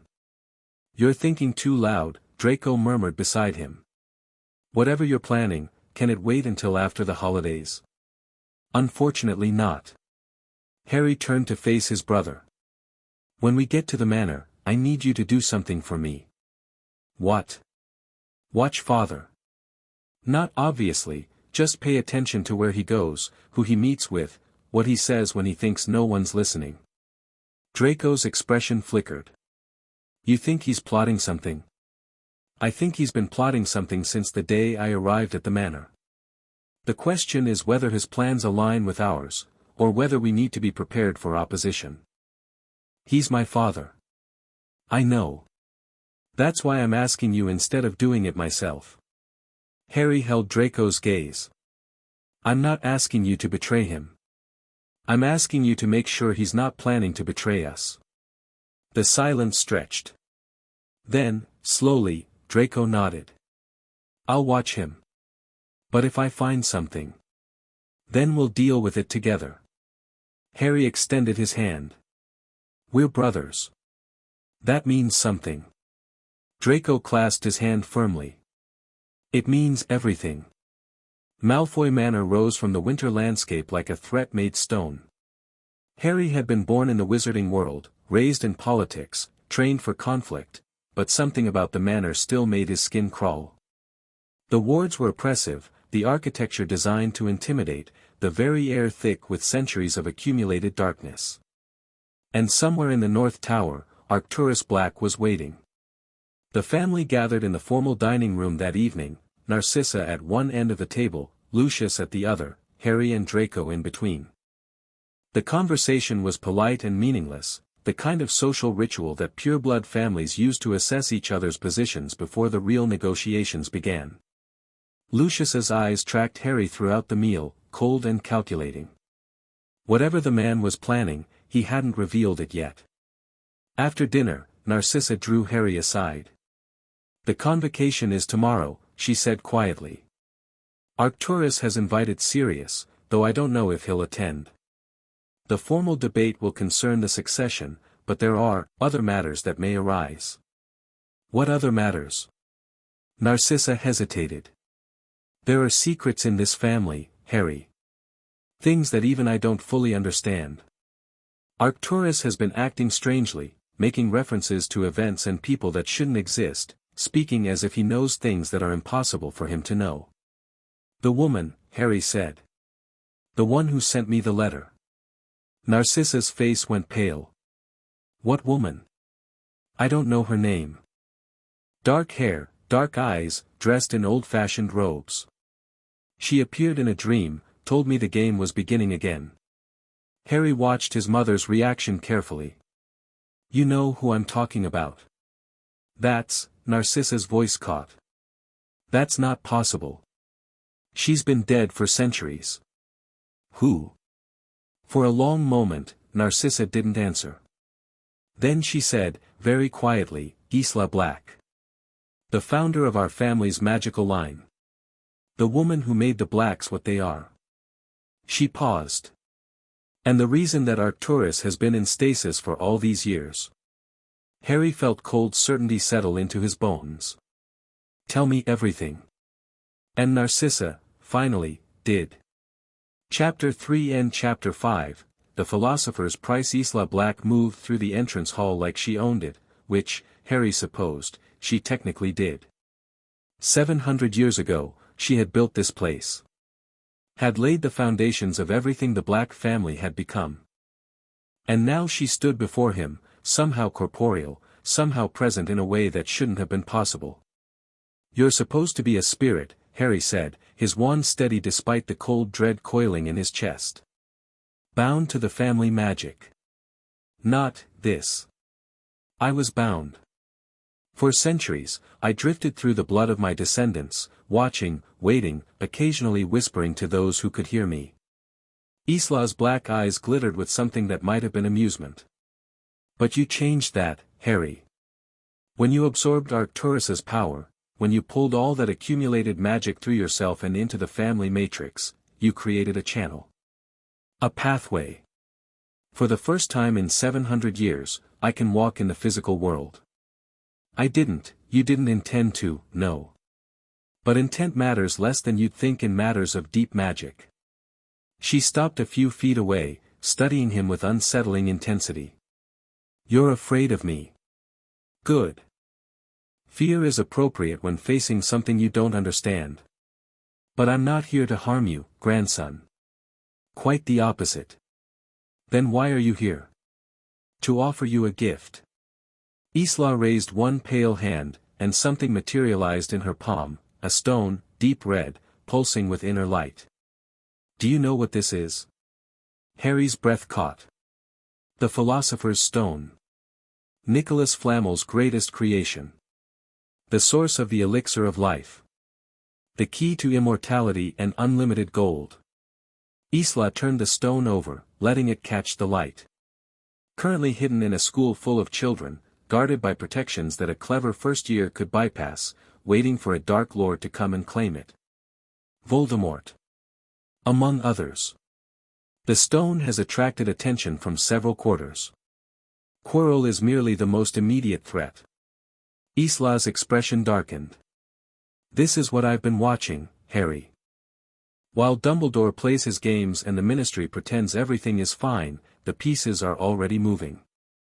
Voldemort has been inside Hogwarts since September, riding the back of a defense professor's head like a parasite. And the stone is bait. Harry's mind raced. Dumbledore knows. He's using it to draw Voldemort out. Dumbledore suspects, but he doesn't know. Not for certain. And his uncertainty has made him cautious, too cautious. He's waiting for Voldemort to make a move, planning to intervene at the last moment, hoping to minimize casualties while still gathering intelligence. Isla's voice dripped with contempt. It's a strategy that might work, if he were dealing with a lesser enemy. But Voldemort is patient, and he's been patient for a decade. He won't move until he's certain of success. When?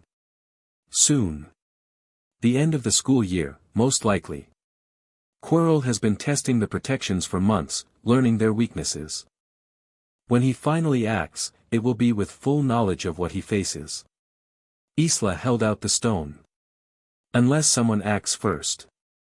Harry stared at the red gem pulsing in her palm. You want me to take it? I want you to understand what's at stake. The stone isn't just a prize, it's a test. Dumbledore placed it there to see who would try to claim it, and how. Voldemort wants it to restore his body. Quirrell wants it for the power it represents. And you? She smiled. What do you want it for, Harry? The question hung in the air. Harry thought about Sirius, still recovering, still fragile, still carrying the scars of Azkaban. He thought about Narcissa and her complicated love, about Draco and his struggle to find his own path. He thought about his mother's journals and the protection she had woven into his soul. He thought about Voldemort, somewhere in the castle, waiting to return. I don't want it at all, he said finally.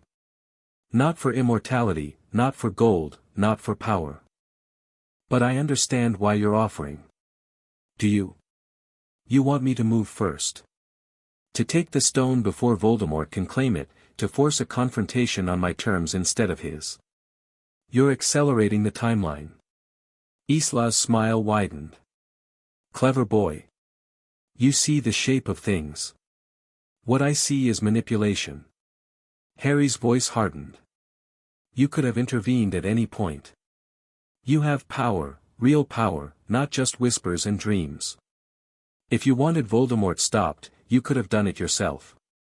Could I? Isla's expression flickered, something ancient and tired passing behind her eyes. I've been dead for 700 years, grandson. My power, such as it is, comes from the family magic, from the accumulated strength of every black who has ever lived. I can manifest, I can influence, I can offer gifts. But I cannot act. Not directly. Not against an enemy like Voldemort. Why not? Because the rules that govern my existence forbid it. Isla's voice dropped to something almost like regret. I bound myself to the family magic to escape death. It was supposed to be temporary, a century or two while I searched for a true solution. But the binding was stronger than I realized. It changed me. Limited me.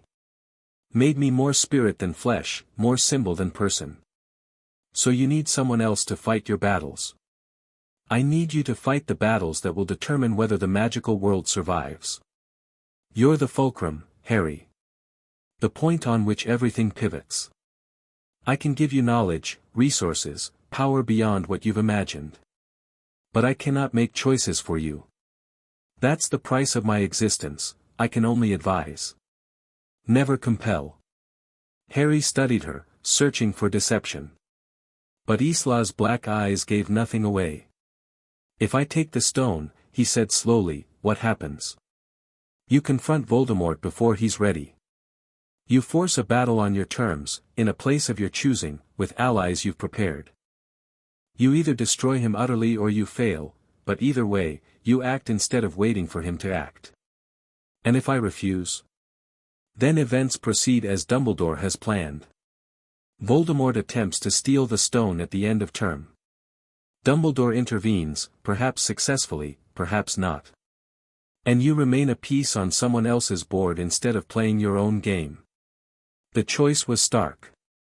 Harry could see both paths stretching before him, the cautious route that kept him safe but dependent on Dumbledore's strategies, and the dangerous route that put him in control but exposed him to risks he might not survive. I need to think, he said. Of course. Isla inclined her head. The stone will be here when you're ready. But don't take too long, grandson. The game won't wait forever. She began to fade, her physical form dissolving like mist in sunlight. One more thing, Harry called. Isla paused, half present, half spirit. Why me? Of all your descendants, across 7 centuries, why choose me? Because you're the first one who might actually win. Her voice came from everywhere and nowhere. And because you're the first one I've actually liked. She vanished. Harry stood alone in the entrance hall, staring at the stone that now sat on the floor where she had been standing. Then he picked it up, tucked it into his robes, and went to find his mother. Narcissa took the news about as well as Harry expected. "You're telling me," she said, her voice carefully controlled, "that the founder of our family has manifested physically, given you one of the most powerful magical artifacts in existence, and suggested you use it to confront the Dark Lord, and you're considering it?" "I'm considering it because the alternative is worse." They were in her private study, wards locked down, portraits removed. The kind of conversation that couldn't be overheard. "The alternative is letting Dumbledore handle the situation." Narcissa's eyes were sharp. "He's dealt with Dark Lords before. He defeated Grindelwald. He's also letting a possessed professor wander around Hogwarts while children are in danger." Harry cut her off. "He knows something is wrong with Quirrell, or at least suspects. He placed the stone there specifically to draw out whoever was after it. And he's content to wait and watch while the threat develops." "That's not, it is. I've been watching, Mother. I've been paying attention." Harry leaned forward. "Dumbledore is brilliant, but he's also patient to a fault. He wants to understand Voldemort's plans completely before acting. He wants to minimize risk, maximize information, make sure every move is perfect. And while he's waiting, people could die." Narcissa was silent for a long moment. "You sound like James," she said finally. "Recklessly brave. Convinced that action is always better than patience. James is dead. Patience didn't save him." Harry's voice hardened. "I'm not proposing suicide. I'm proposing calculated risk. The stone gives us options we didn't have before.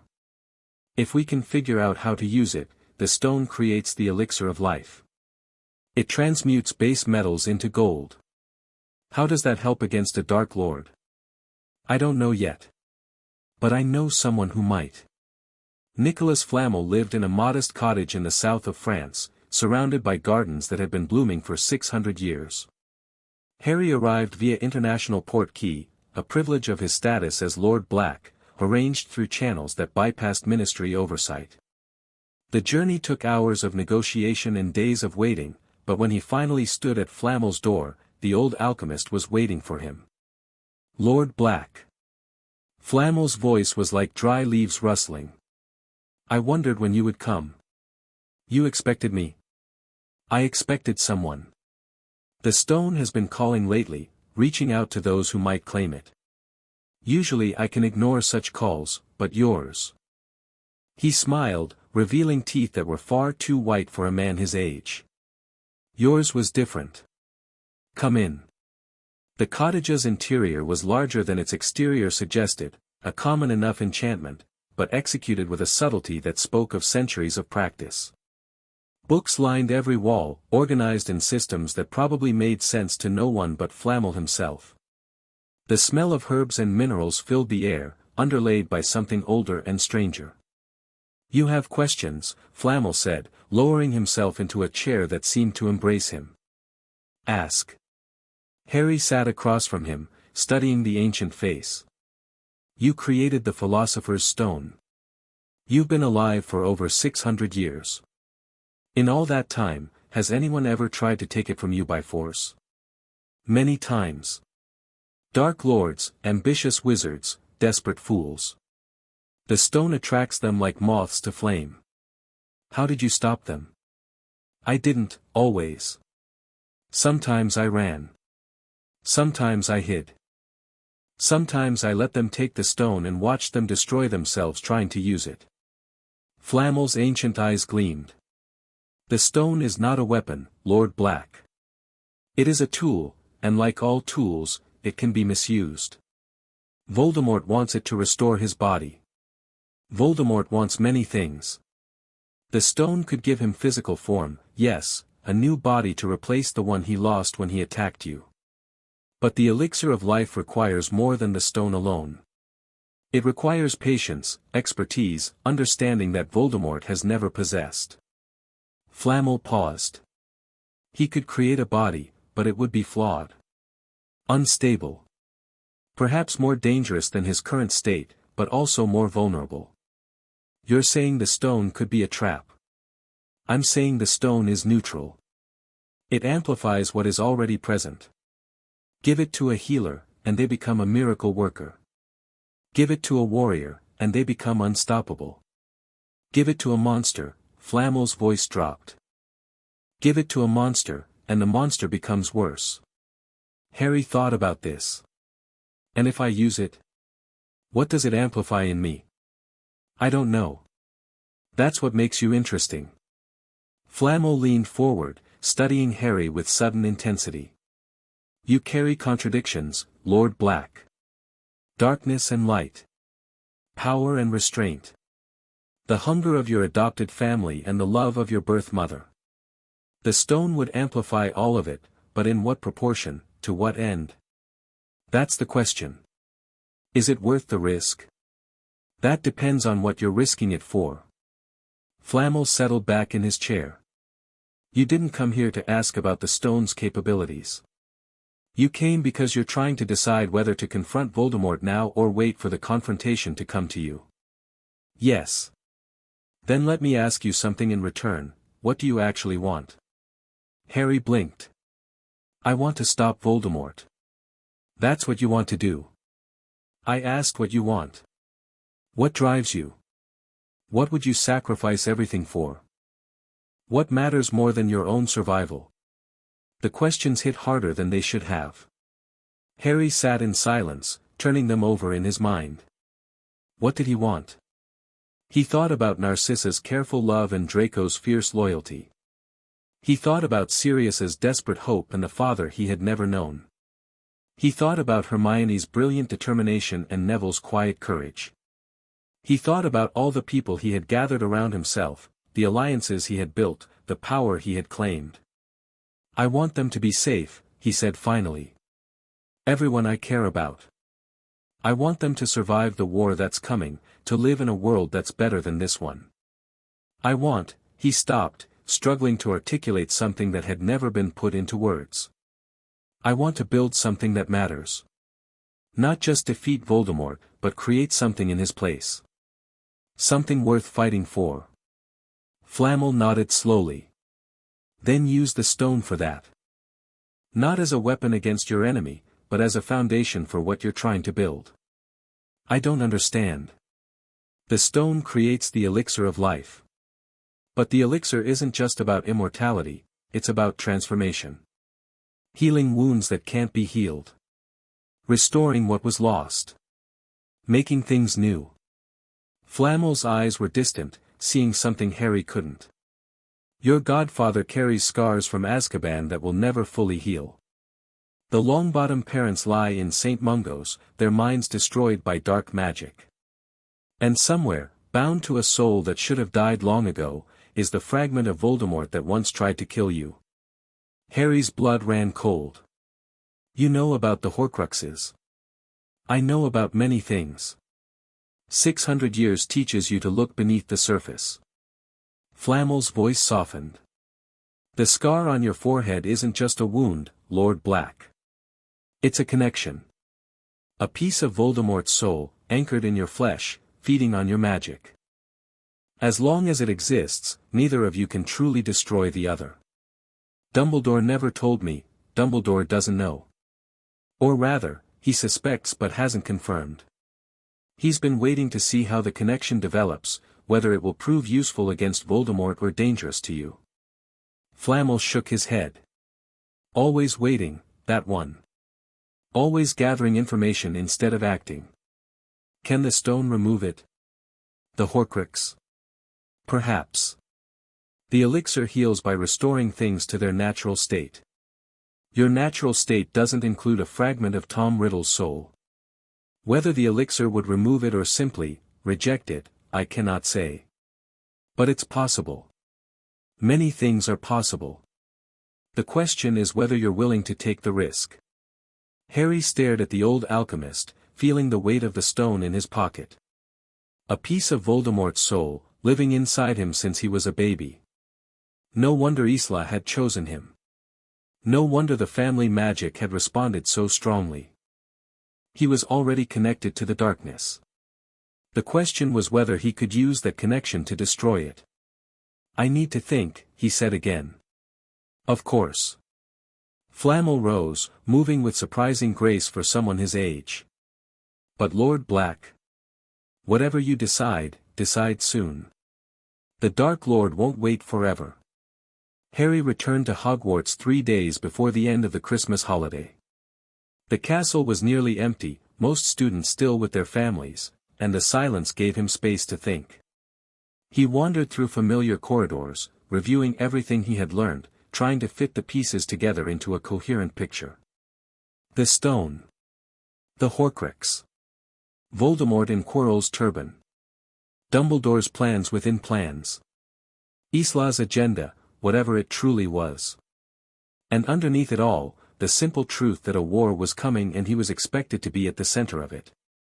He found himself outside the third-floor corridor without quite meaning to go there. The door was locked, but locks meant nothing to someone with his training. Harry slipped inside, wand ready, and made his way through the protections that Dumbledore had arranged. Fluffy was asleep, courtesy of an enchanted harp someone had left playing. The devil's snare was easily bypassed with fire. The flying keys required skill but not insight. The chess set was the most challenging. Harry lost 3 pieces before reaching the far door, but he made it through. Each challenge was solvable by a clever first year. Dumbledore had designed it that way, Harry realized. Not to protect the stone, but to test whoever tried to reach it. To see what they were willing to do, how they thought, what methods they employed.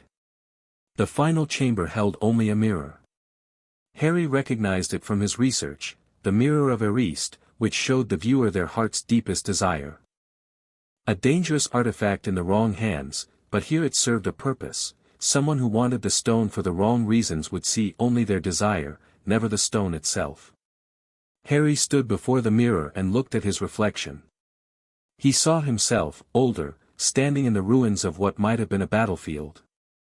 Around him stood the people he loved, Narcissa, Sirius, Draco, faces he recognized and faces he didn't. And above them all, visible only to him, his parents watched with expressions of fierce pride. This is what I want, he thought. Not power. Not immortality. Just this.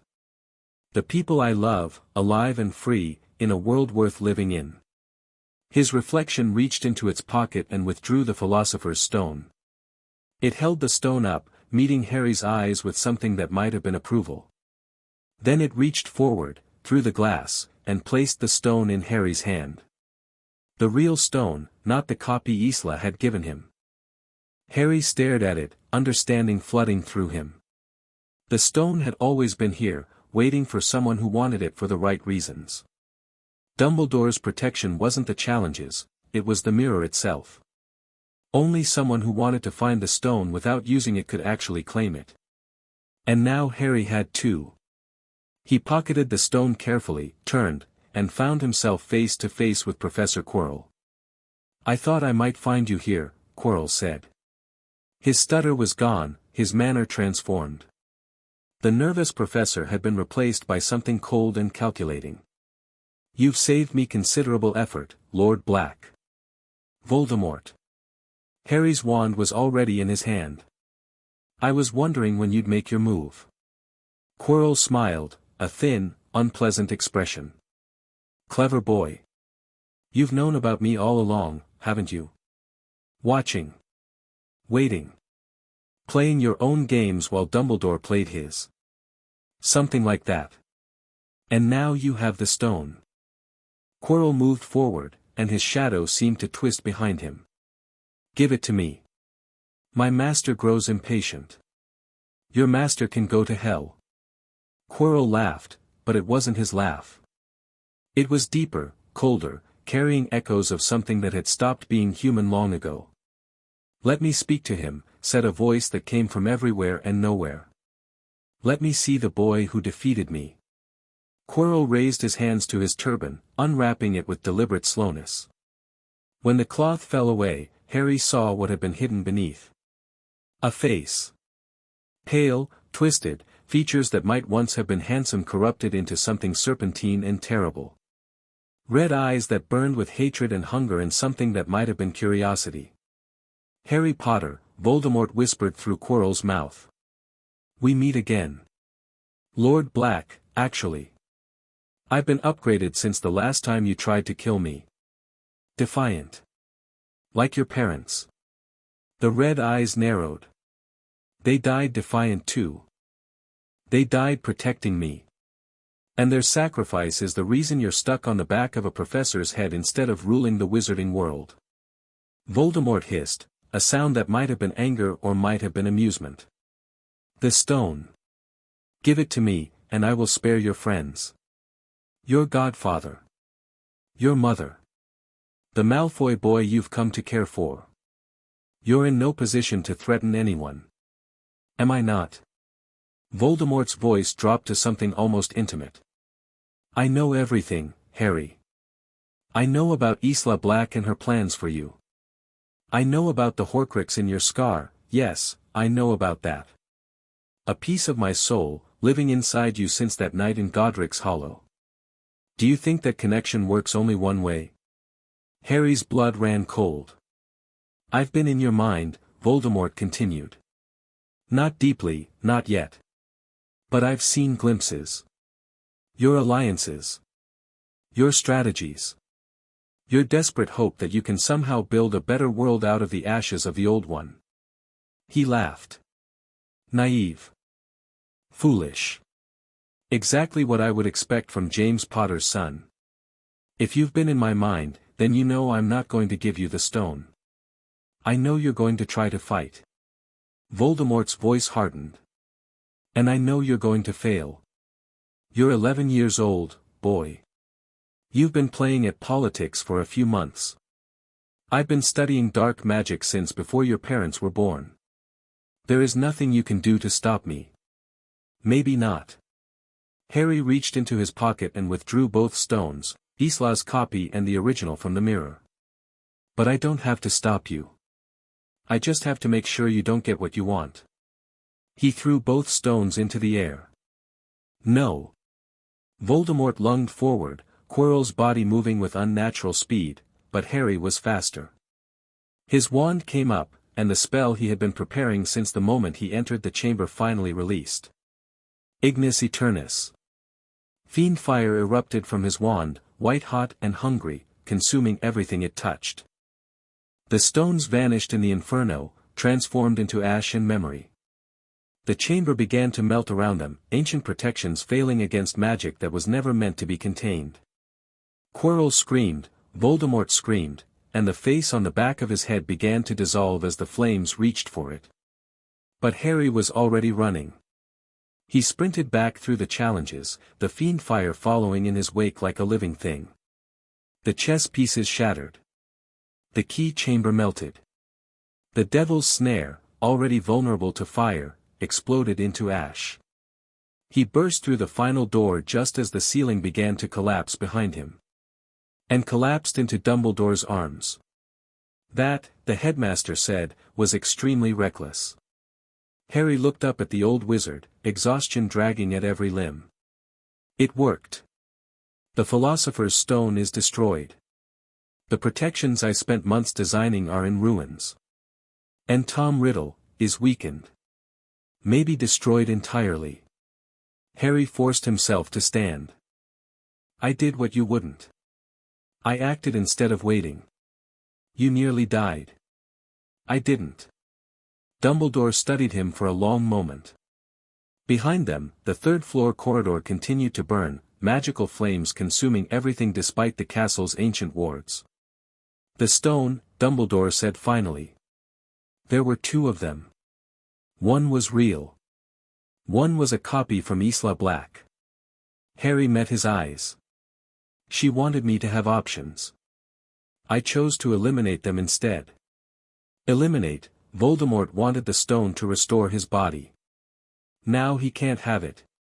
Nicholas Flamel will die within the year, but he's been alive for 6 centuries. He was ready. Harry's voice hardened. Sometimes the only way to win is to destroy what everyone's fighting over. Dumbledore was silent for a long moment. You've changed, he said finally. Since the beginning of the year.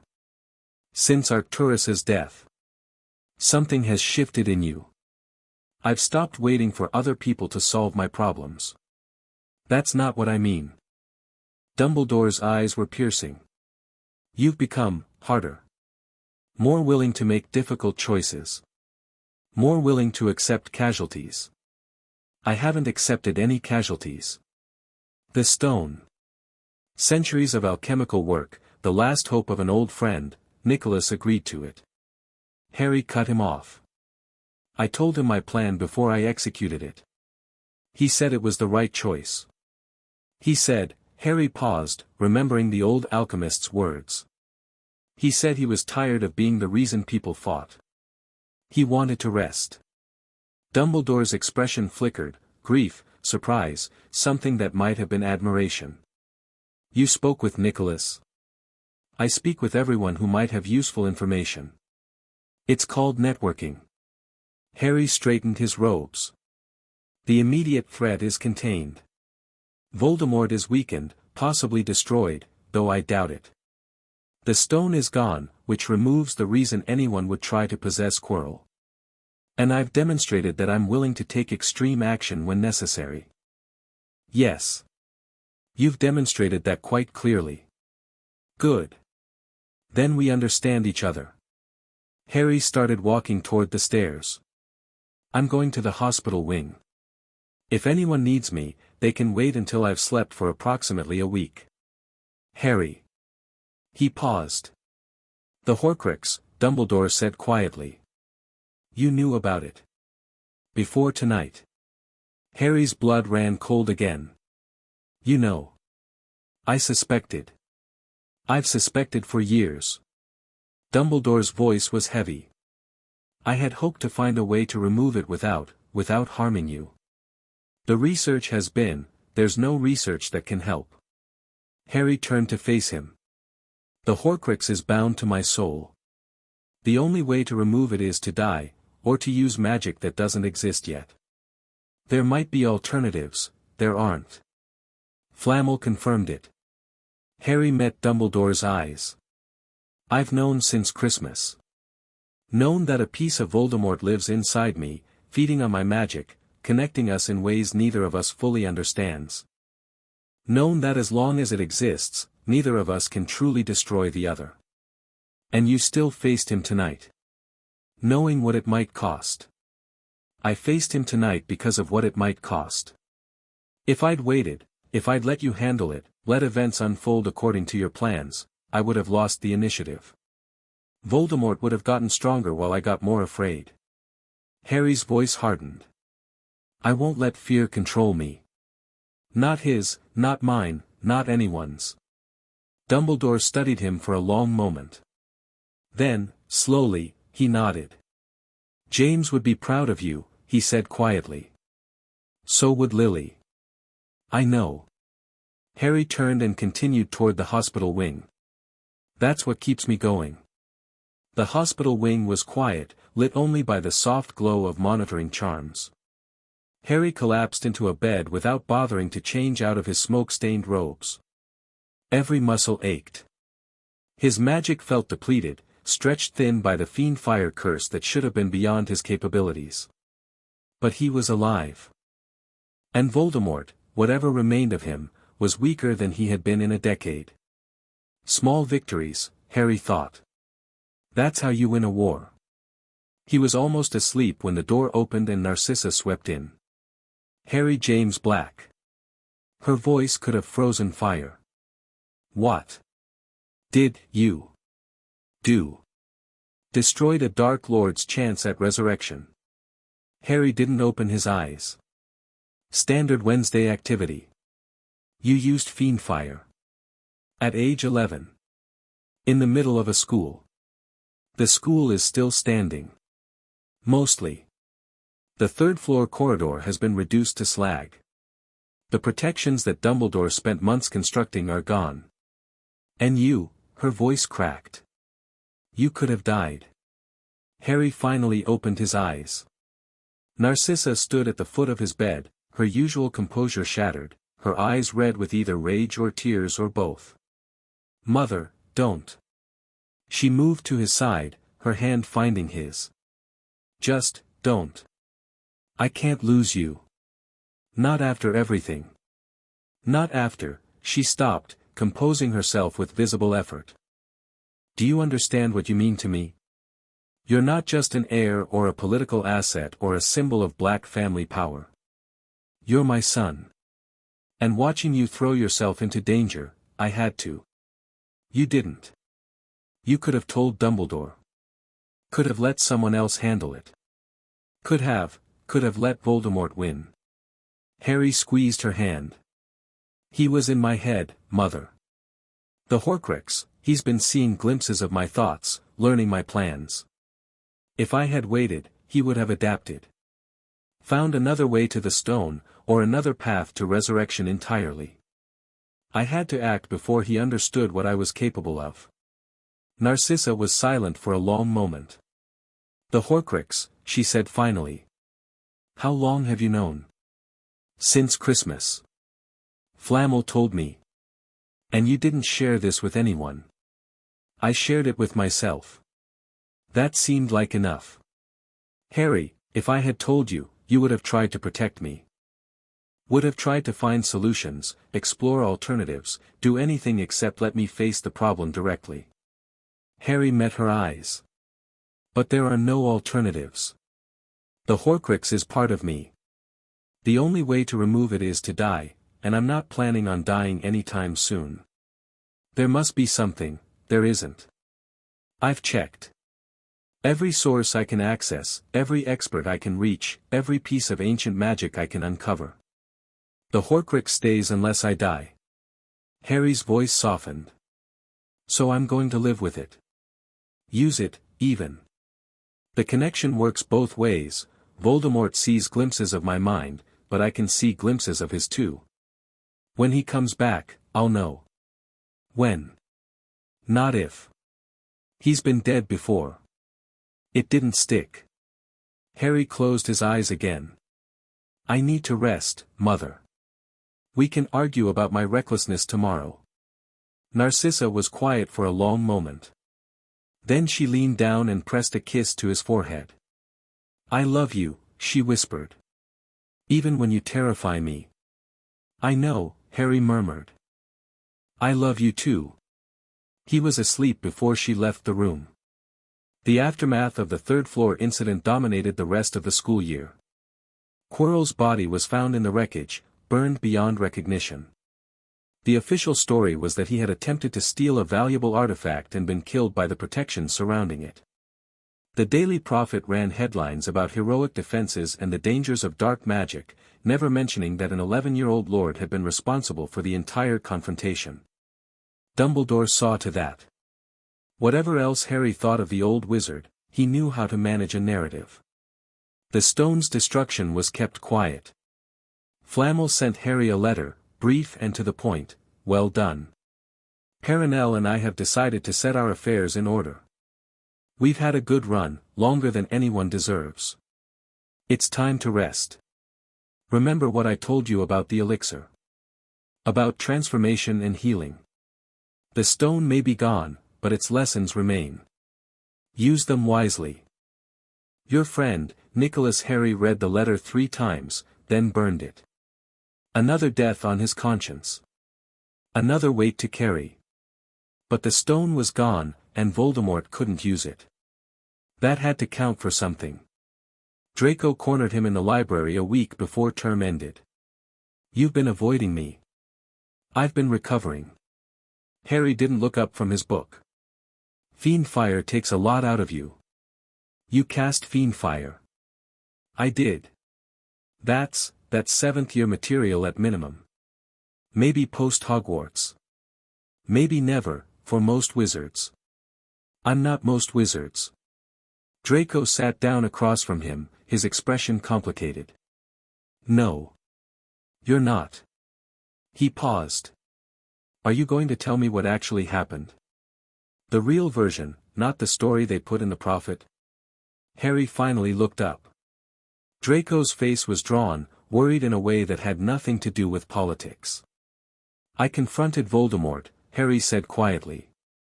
He was possessing Quirrell, trying to steal the philosopher's stone. I destroyed the stone instead of letting him have it, and the fire killed Quirrell's body. Voldemort escaped, probably, but he's weaker than he was. You confronted, Draco's voice cracked. You faced the Dark Lord. Alone. Without telling anyone. If I had told anyone, they would have tried to stop me. Because it was insane. You're 11. He's Voldemort. And I won. Harry's voice hardened. Not permanently. Not completely. But I won this round. That's more than anyone else has managed in a decade. Draco stared at him. Then, slowly, he shook his head. You're going to get yourself killed, he said quietly. You know that, right? This path you're on, fighting Dark Lords, destroying ancient artifacts, making enemies of everyone who matters, it ends with you dead. Maybe. Probably. Harry met his brother's eyes. But I'd rather die fighting for something that matters than live as someone's pawn. Wouldn't you? The silence stretched. Yes, Draco admitted finally. I would. Then help me. Harry reached across the table and gripped Draco's arm. I can't do this alone. I need people I trust, people who will watch my back, tell me when I'm being stupid, keep me grounded when the power goes to my head. I need you. You're asking me to commit to, what, exactly? Open rebellion against the Dark Lord? Against my father? I'm asking you to commit to a better future. Whatever that takes. Harry paused. Your father is going to have to choose eventually. When Voldemort comes back, and he will come back, Lucius will have to decide whose side he's on. I'm hoping he chooses wisely. But if he doesn't? If he doesn't, I choose you. Draco's voice was quiet but certain. I've been thinking about this since Christmas. Since you became Lord Black. My father has spent his whole life following power, whoever has it, wherever it leads. But you're trying to be something. To create something instead of just acquiring it. That's different. Is it enough? I don't know. Draco's expression flickered. But it's more than anyone else is offering. So yes, Harry. I'm with you. Whatever comes next. Harry smiled, the first genuine smile he'd managed in weeks. Then we'd better start preparing. Because what comes next is going to be much worse than anything we've faced so far. The train ride home was quiet.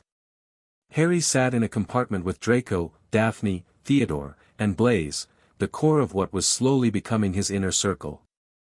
They talked about summer plans and family obligations, but underneath the surface conversation, everyone was processing what had happened.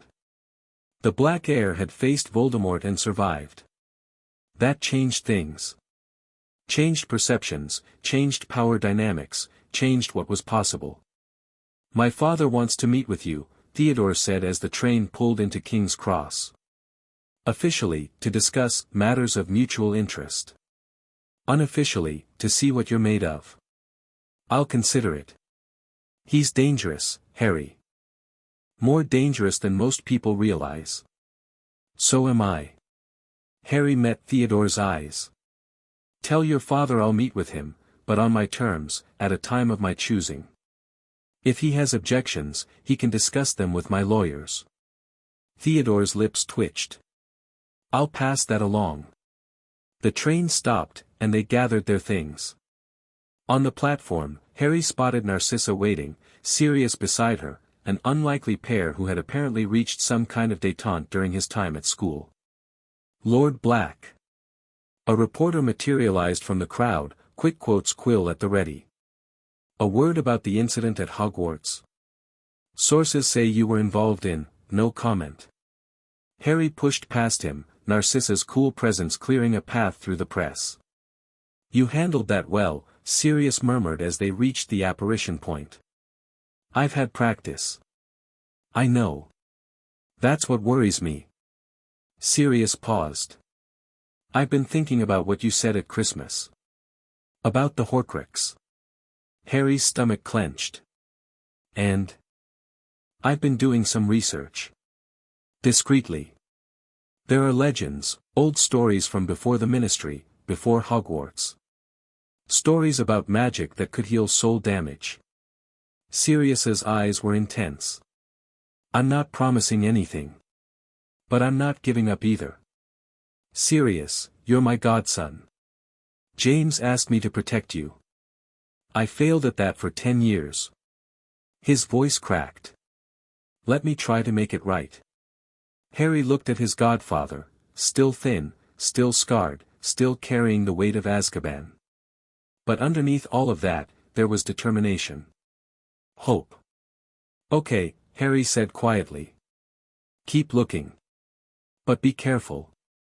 If Voldemort finds out what you're researching, he won't. I learned a few things about discretion in Azkaban. Sirius managed a grim smile. Besides, I've always been good at finding things people don't want found. It's why your father kept me around. Narcissa cleared her throat. We should go. Lucius is expecting us. Lucius can wait. But Harry moved toward the apparition point anyway. We'll talk more over the summer, Sirius. There's a lot to discuss. There always is. Sirius gripped his shoulder briefly. Stay safe, Harry. Or as safe as you ever manage. I'll try. Harry took Narcissa's arm, and they apparat away, leaving the crowds and the questions behind. The first year was over. And everything was just beginning. Chapter 5 and Chapter 6, The Black King Rises. Summer came to Malfoy Manor like a siege. The political fallout from Quirrell's death had spread through Wizarding Britain like wildfire, and everyone wanted a piece of Harry Black. The Wisengamot demanded hearings. The Ministry demanded explanations. The press demanded interviews, photographs, anything that would sell papers to a public hungry for details about the boy who had faced the Dark Lord and survived, again. Harry refused them all. He spent his days in the North Tower, surrounded by the Black family grimoires that Arcturus had hoarded for decades.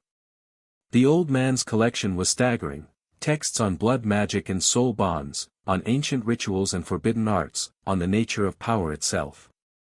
Most of it was dangerous. Some of it was illegal. All of it was fascinating. And buried in the oldest volumes, Harry found what he was looking for, references to Isla Black's original work. The founder of his family had been even more brilliant than the legend suggested.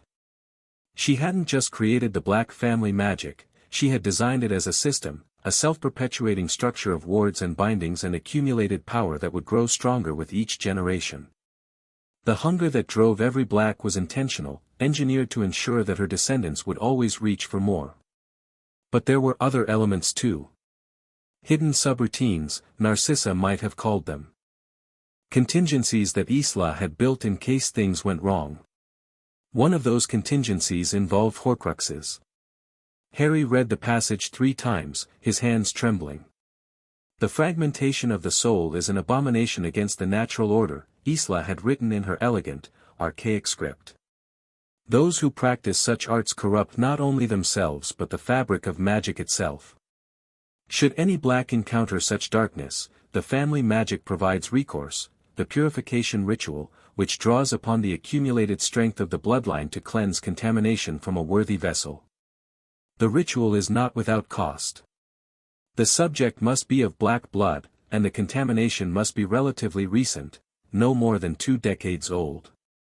The process is painful beyond description, and success is not guaranteed. But for those who endure, the reward is complete, the foreign soul fragment is expelled, destroyed by the combined will of every Black who has ever lived. 2 decades. Harry had carried the Horcrux for 10 years. He qualified. But the ritual required something else, something that made his blood run cold when he finally understood it. The subject cannot perform the ritual alone. 3 Blacks of direct descent must participate, channeling the family magic through their blood and will. One to anchor. One to guide. One to strike. 3 blacks. Direct descent. Harry thought about the survivors of his family. Narcissa was adopted through marriage, not blood. She carried black magic but wasn't of direct descent. Andromeda had been disowned, her connection to the family magic severed. Bellatrix was insane and in Azkaban. That left only one option. Sirius. You want me to do what? Sirius stared at Harry across the breakfast table, his coffee forgotten in his hand. They were in Grimmauld Place, Sirius's ancestral home, reclaimed after his exoneration and slowly being purged of its darker elements. The Purification Ritual. Harry slid the copied passage across the table. It's designed to remove soul contamination. Including Horcruxes. I can read. Sirius's voice was strained. What I'm questioning is the sanity of actually attempting it. Painful beyond description. Success is not guaranteed. This sounds like a good way to get you killed. Living with a piece of Voldemort in my head sounds like a good way to get everyone killed. Harry met his godfather's eyes. The connection is getting stronger, Sirius. I've been feeling it all summer, his emotions, his thoughts, his hunger. He's out there somewhere, getting stronger, and every day he survives is a day he learns more about me through this link. There has to be another way. There isn't. I've checked everything, Flamel's notes, Dumbledore's research, every obscure text I can find. This is the only method that doesn't require me to die first. Sirius was quiet for a long moment. He picked up the passage, reading it again with the intensity of someone looking for escape routes. 3 blacks of direct descent, he said finally. You, me, and who else? Andromeda's been disowned. Bellatrix is, not Bellatrix. Harry's voice was flat. Even if we could get her out of Azkaban, she's too far gone. The ritual requires participants who are connected to the family magic in a healthy way. Bella's connection has been corrupted by dark magic and madness. Then who? Harry hesitated. This was the part he'd been dreading. Isla, he said quietly. Sirius's face went pale. The founder. The one who's been manipulating you since you were a child. The one who designed this ritual in the first place. She's the only other black with a direct blood connection, the original blood, the source of everything the family has become. Harry leaned forward. She's been waiting for this, Sirius. Waiting for someone who could actually use her work. I don't trust her, but I believe she wants me to survive. I'm too useful to her plans dead. And what are her plans, exactly? I don't know. She's been cryptic about the details, talks about the fate of the magical world, about the war that's coming, about me being some kind of fulcrum. But whatever she wants, it requires me alive and free of Voldemort's influence. Sirius set down the passage. His expression was complicated, fear and hope and determination all warring for dominance. If we do this, he said slowly, there's no going back. The ritual either works or it doesn't. And if it doesn't, then I die. I know. Harry's voice was steady. But I'm dying anyway, Sirius. Slowly, piece by piece, as Voldemort's soul eats away at mine. This way, at least, I go out fighting. You're 11 years old. You shouldn't be talking about dying. I shouldn't be a lot of things. Orphan. Horcrux vessel. Lord of an ancient house. Target of a dark lord. Harry smiled grimly. Fate didn't give me a choice. But this is something I can choose. This is me taking control of my own destiny instead of waiting for someone else to decide it for me. The silence stretched. Sirius stared at him for a long moment, seeing something in Harry's eyes that he recognized, the same stubborn determination that had driven James Potter into battle against impossible odds. Okay, he said finally. We'll try it. But on one condition. Name it. We tell Narcissa. She deserves to know what we're planning, and she might have insights we're missing. Harry considered this. His relationship with Narcissa had grown complicated since becoming Lord Black. She still loved him, still protected him, but there was a new distance between them, a recognition that he was no longer her child to guide but a power in his own right. Agreed, he said. But Lucius doesn't find out.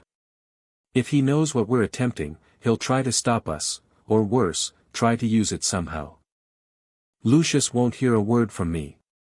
Sirius's voice hardened. I've been watching him all summer, Harry. He's been meeting with people, old Death Eater contacts, ministry officials, foreign nationals. Whatever he's planning, it's not small. I know. Draco's been keeping me informed. Harry rose from the table. We'll deal with Lucius after the ritual. One crisis at a time. The ritual was scheduled for the night of August 31st, the last day of summer, chosen for its symbolic significance.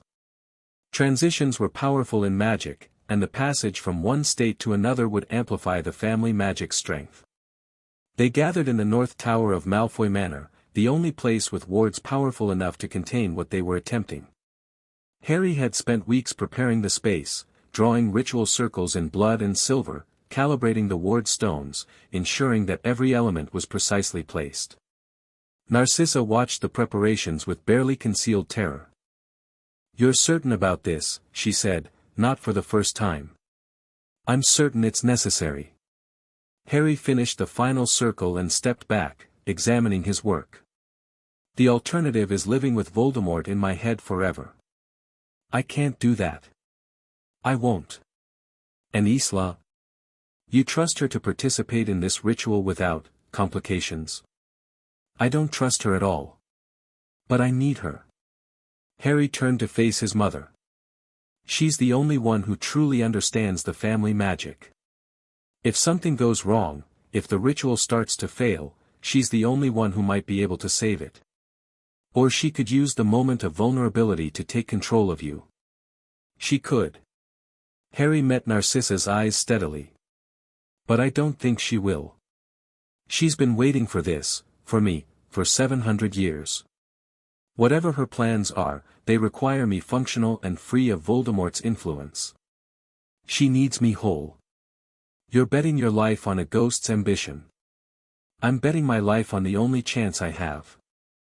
Harry took her hands gently. I love you, Mother. Whatever happens tonight, I want you to know that. You saved me when I was a baby. You raised me, trained me, made me into someone who could fight this war. Everything I am, I owe to you. Narcissa's composure cracked. Tears spilled down her cheeks, and she pulled him into an embrace that felt like desperation. Come back to me, she whispered. Promise me you'll come back. I promise. Harry held her tightly. I'm not done fighting yet. Night fell over the manor like a shroud. Harry knelt in the center of the ritual circle, stripped to the waist, the ancient symbols painted on his skin in blood and ash. Around him, candles burned with flames that never flickered, their light casting dancing shadows on the stone walls. Sirius stood at the north point of the circle, his face set in grim determination. He had spent the day in meditation, preparing himself for the role he would play. And at the south point, materializing from shadow and memory, stood Isla Black. She looked different tonight. Less beautiful, more real, her features sharper, her eyes deeper, her presence heavier somehow. The centuries of her existence pressed down on the room like a physical weight. You've done well, she said, examining the ritual space. The preparations are precise. The ward stones are calibrated. The participants are adequate. Thanks for the ringing endorsement, Sirius muttered. Isla ignored him. Her black eyes fixed on Harry. You understand what we're attempting? I understand. And you accept the risks. The ritual may fail. You may die. Even success will bring consequences we cannot fully predict. I accept them. Good. Isla raised her hands, and the shadows in the room began to move. Then let us begin. The ritual started slowly, a low chant in a language that predated Latin, words that carried power in their very sound. Harry felt the family magic responding, stirring from its usual dormancy, reaching toward the circle with tendrils of cold fire. Sirius joined the chant, his voice rough but steady. The magic built, layer upon layer, drawing on the accumulated strength of every black who had ever lived. And Harry opened himself to it. The power flooded through him like an ocean breaking through a dam. He felt his ancestors, hundreds of them, thousands, stretching back through centuries of ambition and darkness and terrible, magnificent strength. They were in him, with him, their collective will focused on a single purpose. Purify. Cleanse. Expel. The Horcrux sensed the threat. Harry felt Voldemort's soul fragment recoiling, trying to burrow deeper into his consciousness. It screamed in a voice that only he could hear, promising power, threatening destruction, begging for mercy. Harry ignored it all. You don't belong here, he thought, directing the family magic toward the corruption. You never did. The power struck. Pain. Pain beyond anything Harry had ever experienced, beyond Cruciatus, beyond the fiend fire burns, beyond every injury he had ever suffered combined. It felt like being torn apart at the molecular level, his very soul stretched and twisted as the family magic fought to separate him from the darkness that had lived inside him for a decade. He screamed. He couldn't help it, the sound tore from his throat without conscious decision, echoing off the stone walls until the entire tower seemed to vibrate with his agony. But he didn't let go. Didn't retreat. Didn't surrender. I am Harry Black, he thought through the pain. Lord of the most ancient and noble house. Son of James and Lily Potter. Student of Narcissa Malfoy. Godson of Sirius Black. I am not yours. I will never be yours. The Horcrux fought back.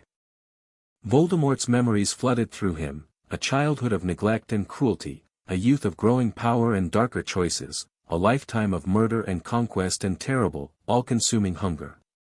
For a moment, Harry couldn't tell where he ended and the Dark Lord began. But then other memories rose up to meet them. Narcissa reading to him in the library. Draco laughing at one of his jokes. Sirius embracing him for the first time. His mother's green eyes in a photograph, filled with love.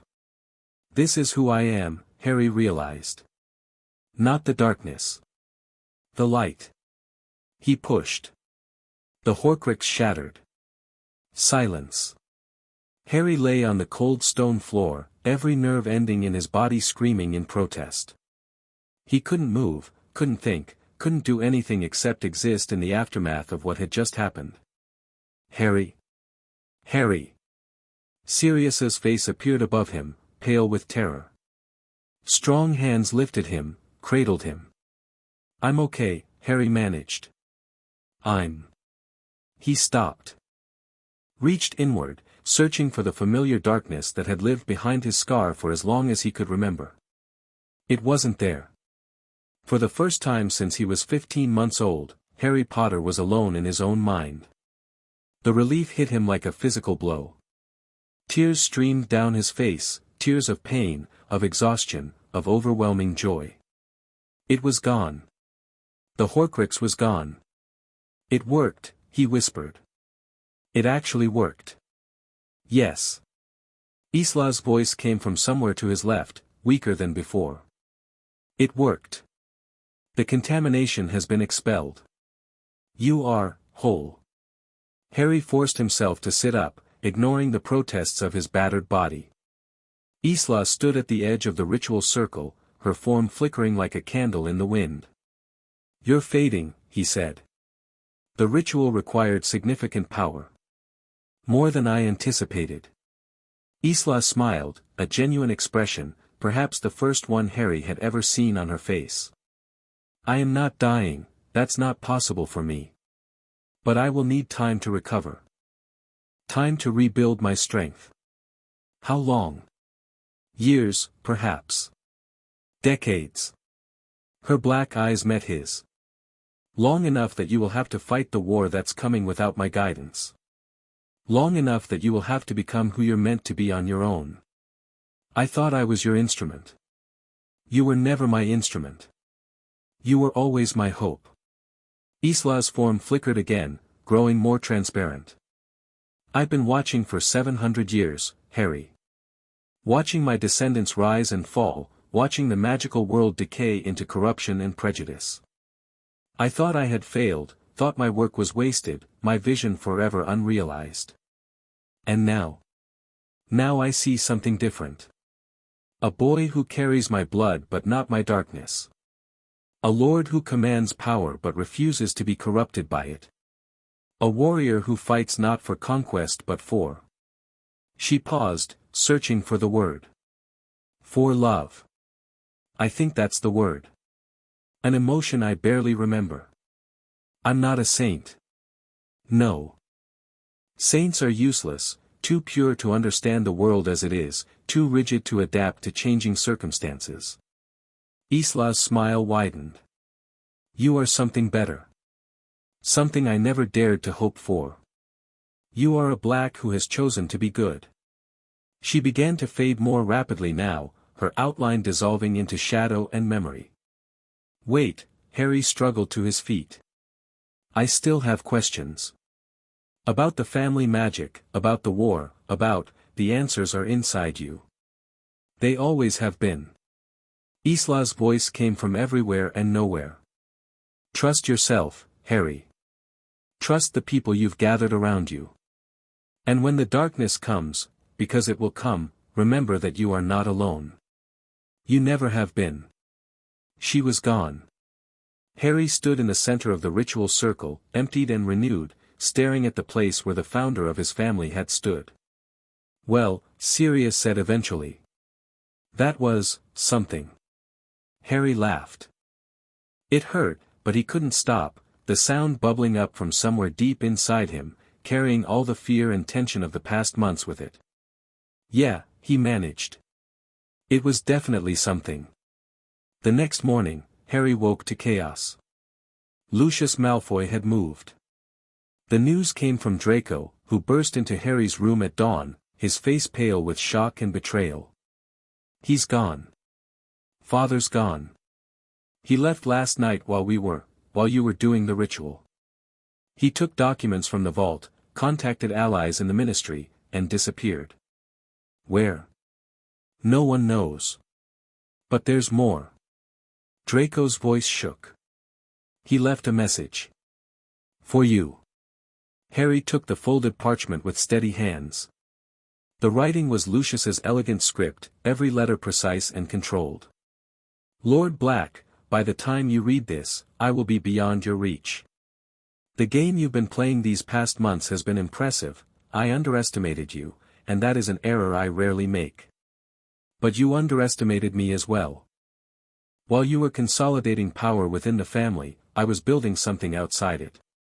A network of allies who share my vision for the future of magical Britain. A movement that will reshape everything when the time comes. The Dark Lord is returning. I have felt the signs, followed the omens, prepared for his resurrection in ways that Dumbledore and his order cannot imagine.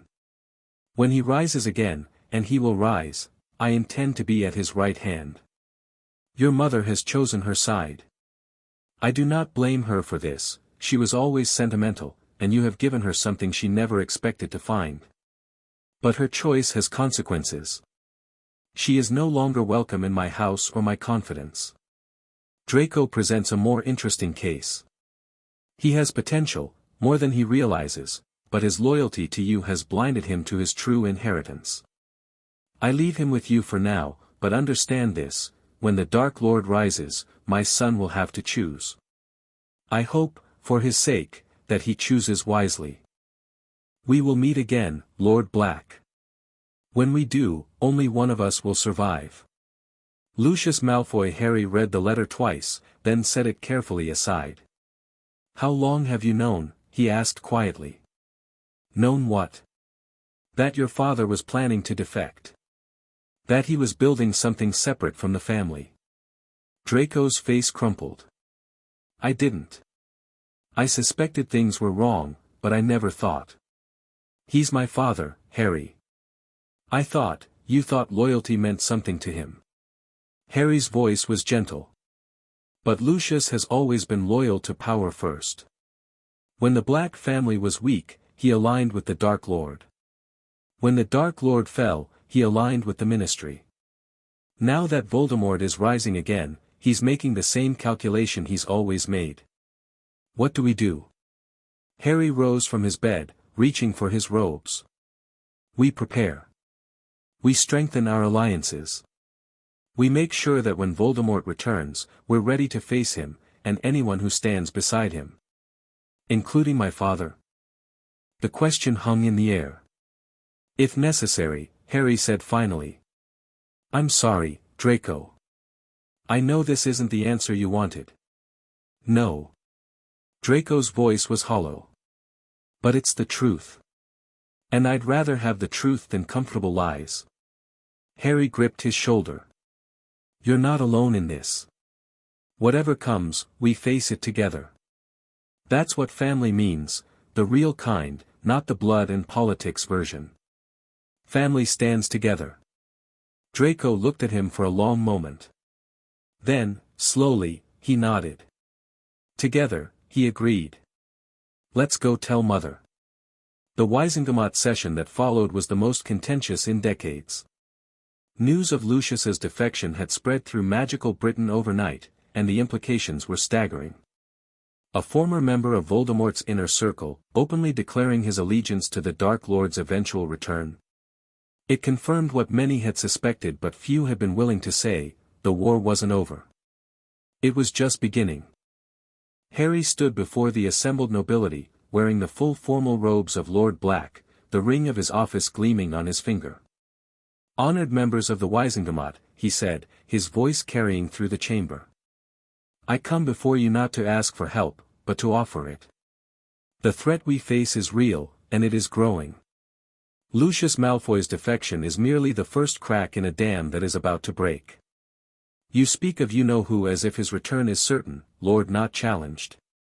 Yet there has been no evidence, there is evidence everywhere, for those willing to see it. Harry's voice hardened. I have faced Voldemort twice. Once as an infant, when his curse rebounded and destroyed his body. Once this past year, when he possessed a Hogwarts professor in an attempt to steal the philosopher's stone. He is not dead. He has never been dead. He is waiting, gathering strength, preparing for the moment when he can return in full power. Murmurs rippled through the chamber. Harry pressed his advantage. I am not asking you to believe me. I am asking you to prepare. To strengthen the wards around your homes and businesses. To train your children in defensive magic. To build alliances with those who share your values, regardless of blood status or house affiliation. He paused. The old divisions that have defined our society are weaknesses that Voldemort will exploit. The only way to survive what's coming is to stand together, all of us, united against the darkness. Pretty words. Lady Longbottom spoke from her seat, her expression unreadable. But the Black family has not historically been known for standing with the light. The Black family has historically been known for surviving. Harry met her eyes. We survive because we adapt. Because we recognize threats and respond to them. Because we understand that power without purpose is meaningless. And what is your purpose, Lord Black? Harry thought about all the battles he had fought. The Horcrux that had lived inside him. The founder who had given him hope. The family he had chosen and the family he had lost. My purpose is to build a world where my children, if I ever have them, can grow up without fear. Without prejudice. Without the weight of ancient hatreds pressing down on them. He lifted his chin. I am not asking you to follow me. I am asking you to join me. To help me build something that will outlast all of us. The chamber was silent. Then, slowly, Augusta Longbottom rose from her seat. I've watched you since you arrived at Hogwarts, she said. Watched you navigate politics that would confuse wizards 3 times your age. Watched you face challenges that would break most adults. Watched you make enemies of powerful people and allies of unexpected ones. She paused. My grandson speaks highly of you. He says you saved his life. He says you treated him with respect when others treated him with contempt. Neville is a good person and a loyal friend. He is. And he has good judgment about character, better than most realize. Augusta's expression softened fractionally.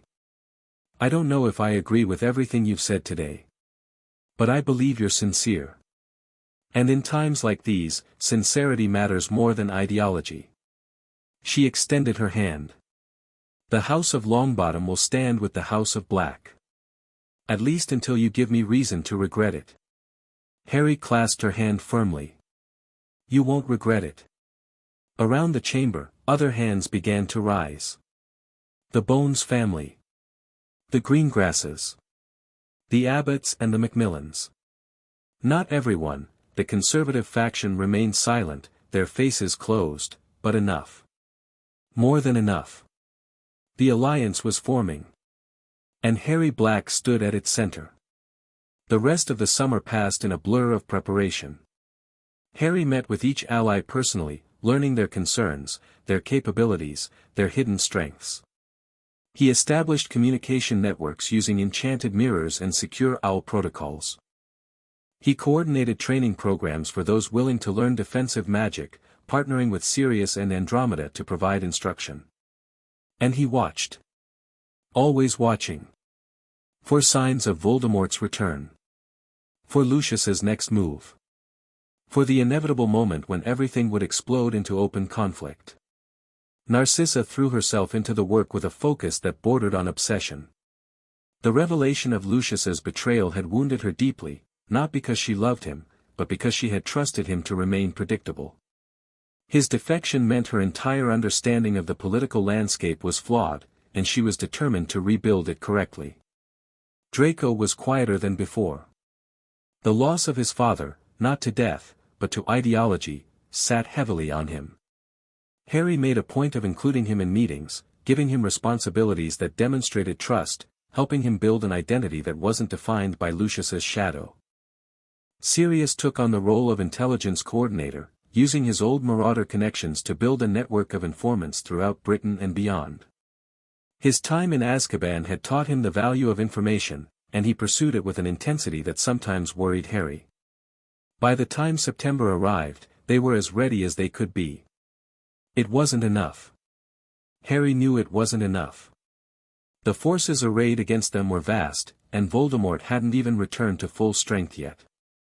When he did, when the Dark Lord rose again with all his followers and all his terrible power, the alliance Harry had built would be tested to its breaking point. But they would face that test together. And that, Harry was learning, made all the difference. The Hogwarts Express pulled out of King's Cross on a bright September morning, carrying Harry toward his second year. He sat in a compartment with Draco, Daphne, Theodore, and Blaise, the same core group from the previous year, now bound together by shared purpose as well as friendship. Hermione Granger had joined them this time, her brilliant mind and fierce determination earning her a place in Harry's inner circle despite her Gryffindor affiliation. "You've been busy," she observed, reading through a stack of position papers that Harry had prepared over the summer. "These alliance frameworks are sophisticated. Where did you learn political theory?" "My mother. And a lot of reading." Harry accepted the papers back, filing them in his bag. "The magical world doesn't have many texts on political organization, we tend to just inherit traditions and assume they're correct. I had to adapt Muggle scholarship." "Muggle scholarship?" Theodore raised an eyebrow. "Careful, Harry. That almost sounds progressive. Progress is just another tool. Like any tool, it can be used well or poorly." Harry leaned back in his seat. "The question isn't whether to change things, change is inevitable. The question is how to guide change in directions that benefit everyone instead of just the powerful few." "You really believe that?" Daphne asked. that things can actually get better? I believe they can if we work to make them better. I believe the alternative, accepting the world as it is because changing it seems impossible, is a form of surrender. And I don't surrender. The countryside rolled past the windows, green and golden under the late summer sun. Harry watched it pass, thinking about everything that had happened and everything yet to come. Voldemort was still out there. Lucius was building an army of darkness. The ministry remained corrupt and compromised. And somewhere, in a castle in Scotland, Dumbledore was watching and waiting, playing his own long game. But Harry was no longer alone. He had allies, real allies, bound by shared conviction rather than blood or fear. He had family, not just the Blacks, but the network of relationships he had built through trust and loyalty. He had purpose. "What are you thinking about?" Draco asked quietly. "The future." Harry turned from the window. "Everything we need to do. Everything we need to become." Sounds exhausting. It is. But it's also. Harry searched for the right word. Meaningful. For the first time in my life, I feel like I'm building something that matters. Not just reacting to threats, but actually creating something better. "The Black King rises," Blaise murmured. Harry shot him a look. "That sounds like a headline." "It will be, eventually. When the history of this era is written, they'll need a name for what you're creating. The Black King has a nice ring to it." "I'm not a king." "Not yet." Blaise smiled. "Give it time." Hogwarts rose from the evening mist like a promise made of stone. Harry stood on the shore of the Black Lake as the boats carried the first years toward their destinies, watching the castle's 1,000 windows gleaming with welcoming light. A year ago, he had been one of those nervous first years, unsure of what he would find but determined to master it. Now he was something else entirely. Lord Black. He turned. Professor McGonagall stood behind him, her expression complicated. "Deputy Headmistress. I was hoping to speak with you before the feast. There have been developments." Harry nodded. "Dumbledore wants to see me. Among other things." McGonagall paused. "You've changed over the summer. Grown. Everyone can see it, even the professors, and we're not easily impressed." "I had a lot of growing to do." "Yes. You did." She studied him for a long moment. "I was your father's head of house, you know. Watched him grow from an arrogant boy into a remarkable young man. And then I watched him die, far too young, fighting a war that should never have been his responsibility. I know. I see a lot of him in you. The same courage, the same determination, the same willingness to take risks that would terrify anyone with sense." McGonagall's voice softened. "But I also see something he never had. Focus. Patience. The ability to think 3 moves ahead instead of charging in wand first. My mother's influence.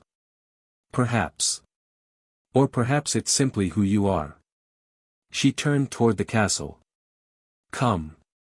The headmaster is waiting." Harry followed her through the great doors, through the familiar corridors, up the winding stairs to the office where Dumbledore held court. The gargoyle leaped aside at McGonagall's approach, and they ascended to find the headmaster sitting behind his desk, looking older than Harry had ever seen him. "Lord Black."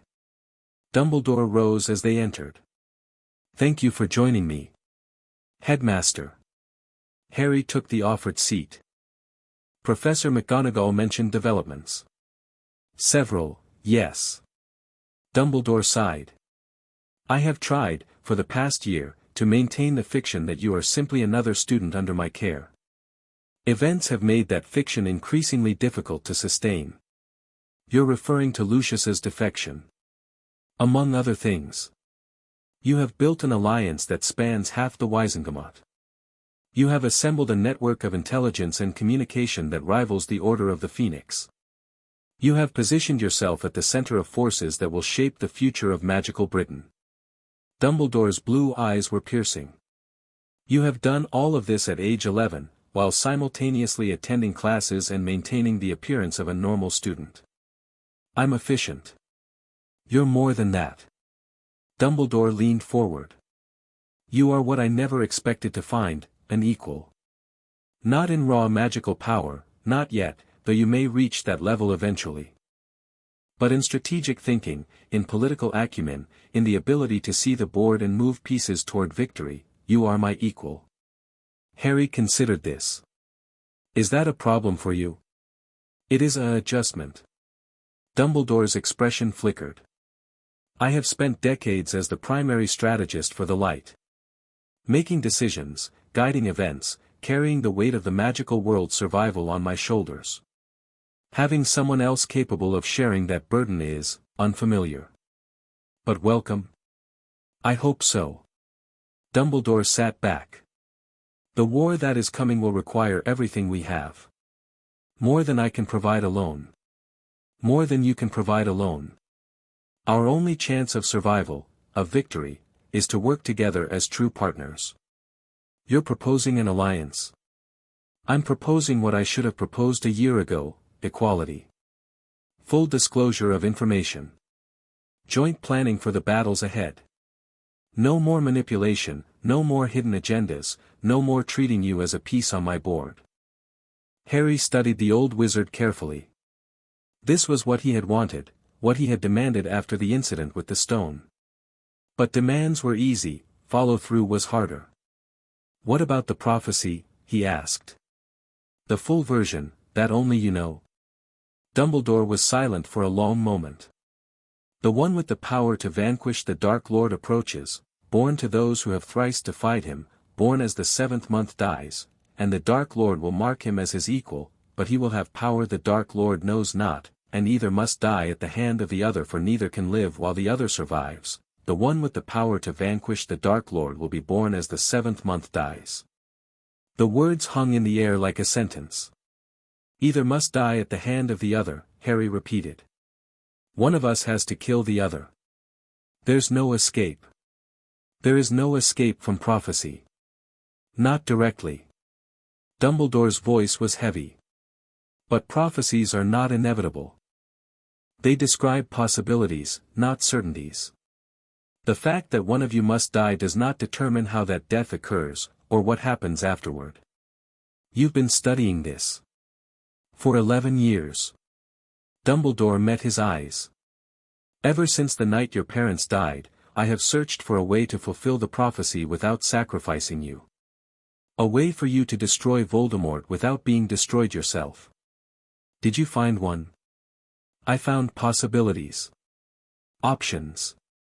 Paths that might lead to victory without your death. The old wizard paused. The Horcrux in your scar was one of the complications. It meant that Voldemort could not truly be destroyed while you lived. But you removed that complication yourself, through the purification ritual. Harry's blood ran cold. You knew about the ritual? I suspected. The magical signatures were unmistakable for anyone paying attention. Dumbledore smiled slightly. You are not as secretive as you believe, Lord Black. But I chose not to intervene. The ritual was dangerous, but it was also necessary. And you needed to make the choice yourself. That's why you didn't tell me about the Horcrux earlier. You were waiting to see if I would find another solution. I was hoping. There is a difference. Dumbledore sighed. I have made many mistakes in my handling of you, Harry. I tried to protect you through ignorance, through manipulation, through strategies that treated you as a tool rather than a person. Those approaches have failed, and I am learning, slowly, perhaps too slowly, that there is a better way. Partnership. Partnership. Equality. Trust. Dumbledore rose, extending his hand. I cannot undo the past.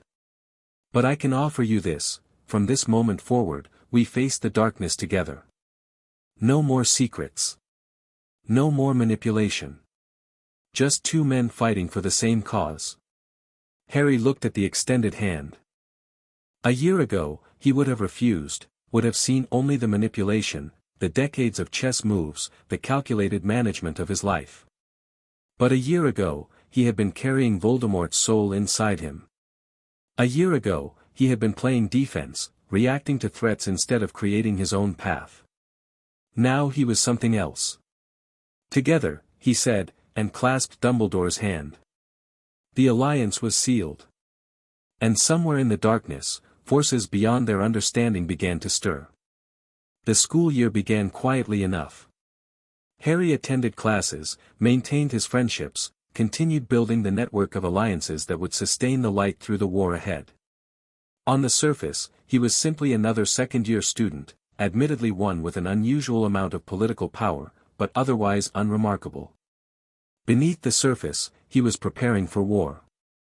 His meetings with Dumbledore became regular, weekly sessions in the headmaster's office where they reviewed intelligence, planned contingencies, and debated the best approaches to the challenges ahead. They didn't always agree. Dumbledore remained patient where Harry was aggressive, cautious where Harry was bold. But they found ways to work together, to combine their strengths and compensate for their weaknesses. The alliance grew. Families who had been neutral began to lean toward the light. Old divisions between houses began to fade as students learned to see each other as allies rather than rivals. Even the professors noticed the change, the way Slytherin and Gryffindor students now sat together in class, the way cross-house friendships were becoming common instead of exceptional. It wasn't perfect. The Death Eater faction remained strong, their children still spreading the poison of blood supremacy through the corridors. But the tide was turning, slowly, inexorably, towards something better. Then, on the winter solstice, everything changed. The owl arrived at breakfast, carrying a letter marked with a seal Harry had never seen before, a skull entwined with a serpent, the dark mark rendered in crimson wax. He knew what it was before he opened it. Lord Black, you have been a worthy adversary. Your manipulation of the political landscape, your construction of alliances against my followers, your preparation for the war you know is coming, all have demonstrated a strategic mind that I can appreciate. But you have made a critical error. You believe that time is on your side. That every day you build strength, every alliance you forge, brings you closer to victory. You are wrong. I have returned. Not fully, not yet, but enough to remind you of what you face. By the time you read these words, my followers will have moved against targets you thought were safe. The war you've been preparing for has already begun. We will meet again, Harry Potter. When we do, only one of us will survive. Lord Voldemort. Harry read the letter once, then looked up at the Great Hall. Everything seemed normal, students eating, laughing, going about their morning routines.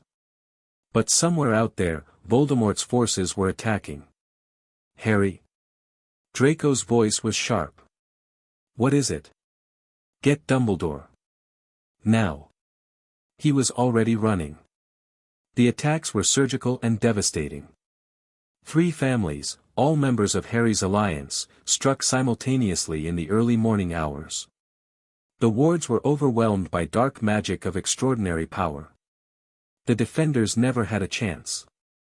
By the time Harry reached Dumbledore's office, the news was already flooding in. The Boots. The Finch-Fletchleys. The Creevey family, Muggleborns whose children attended Hogwarts, chosen specifically to send a message about the price of associating with Harry Black. Casualties? Harry demanded. 6 dead. 12 injured. The survivors have been transported to St. Mungo's. Dumbledore's face was grey. It happened too fast for us to respond. How? We had warning systems. Detection wards. How did they bypass everything? They had help. Dumbledore's voice was heavy. Someone inside our alliance provided information. Locations, ward configurations, defensive measures. We have a traitor. Harry felt cold fury settling into his bones. Who? I don't know. Not yet. But we will find them. Dumbledore met his eyes. This changes things, Harry. Voldemort has declared open war. The Ministry will have to respond. The public will have to acknowledge the threat. The Ministry will do nothing. They're compromised beyond repair. Harry forced himself to think clearly, to push past the rage and grief. But we can use this. The attacks prove that Voldemort has returned, publicly, undeniably. The Death Eaters can no longer hide behind claims of innocence. And the families who were targeted, they'll become martyrs. Symbols of what we're fighting against. You're planning to use their deaths. I'm planning to make their deaths mean something. Harry's voice hardened. That's all any of us can do. Fight, die, and hope that our deaths buy something worthwhile for those who come after. Dumbledore studied him for a long moment. You've become hard, he said quietly. Harder than I would have wished. The world doesn't care what we wish. It only cares what we do. Harry turned toward the door. Call an emergency session of the Alliance. We need to plan our response before Voldemort moves again. He left without looking back. The War Council convened that night in the Room of Requirement. They came from everywhere, students and professors, allies from outside Hogwarts who had received emergency summons, members of the Wisengamot who had chosen sides. The room had configured itself into a massive circular chamber, with a raised platform in the center where Harry and Dumbledore stood side by side. You all know why we're here, Harry said, his voice carrying through the silence. Voldemort has returned. He has struck against our people, murdered our friends, declared open war on everything we stand for. The time for preparation is over. The time for action has begun. What action? Lady Longbottom demanded. What can we possibly do against a force that struck 3 targets simultaneously and escaped without a trace? We can fight back. Harry's expression was steel. Not defense, offense. We know who Voldemort's followers are.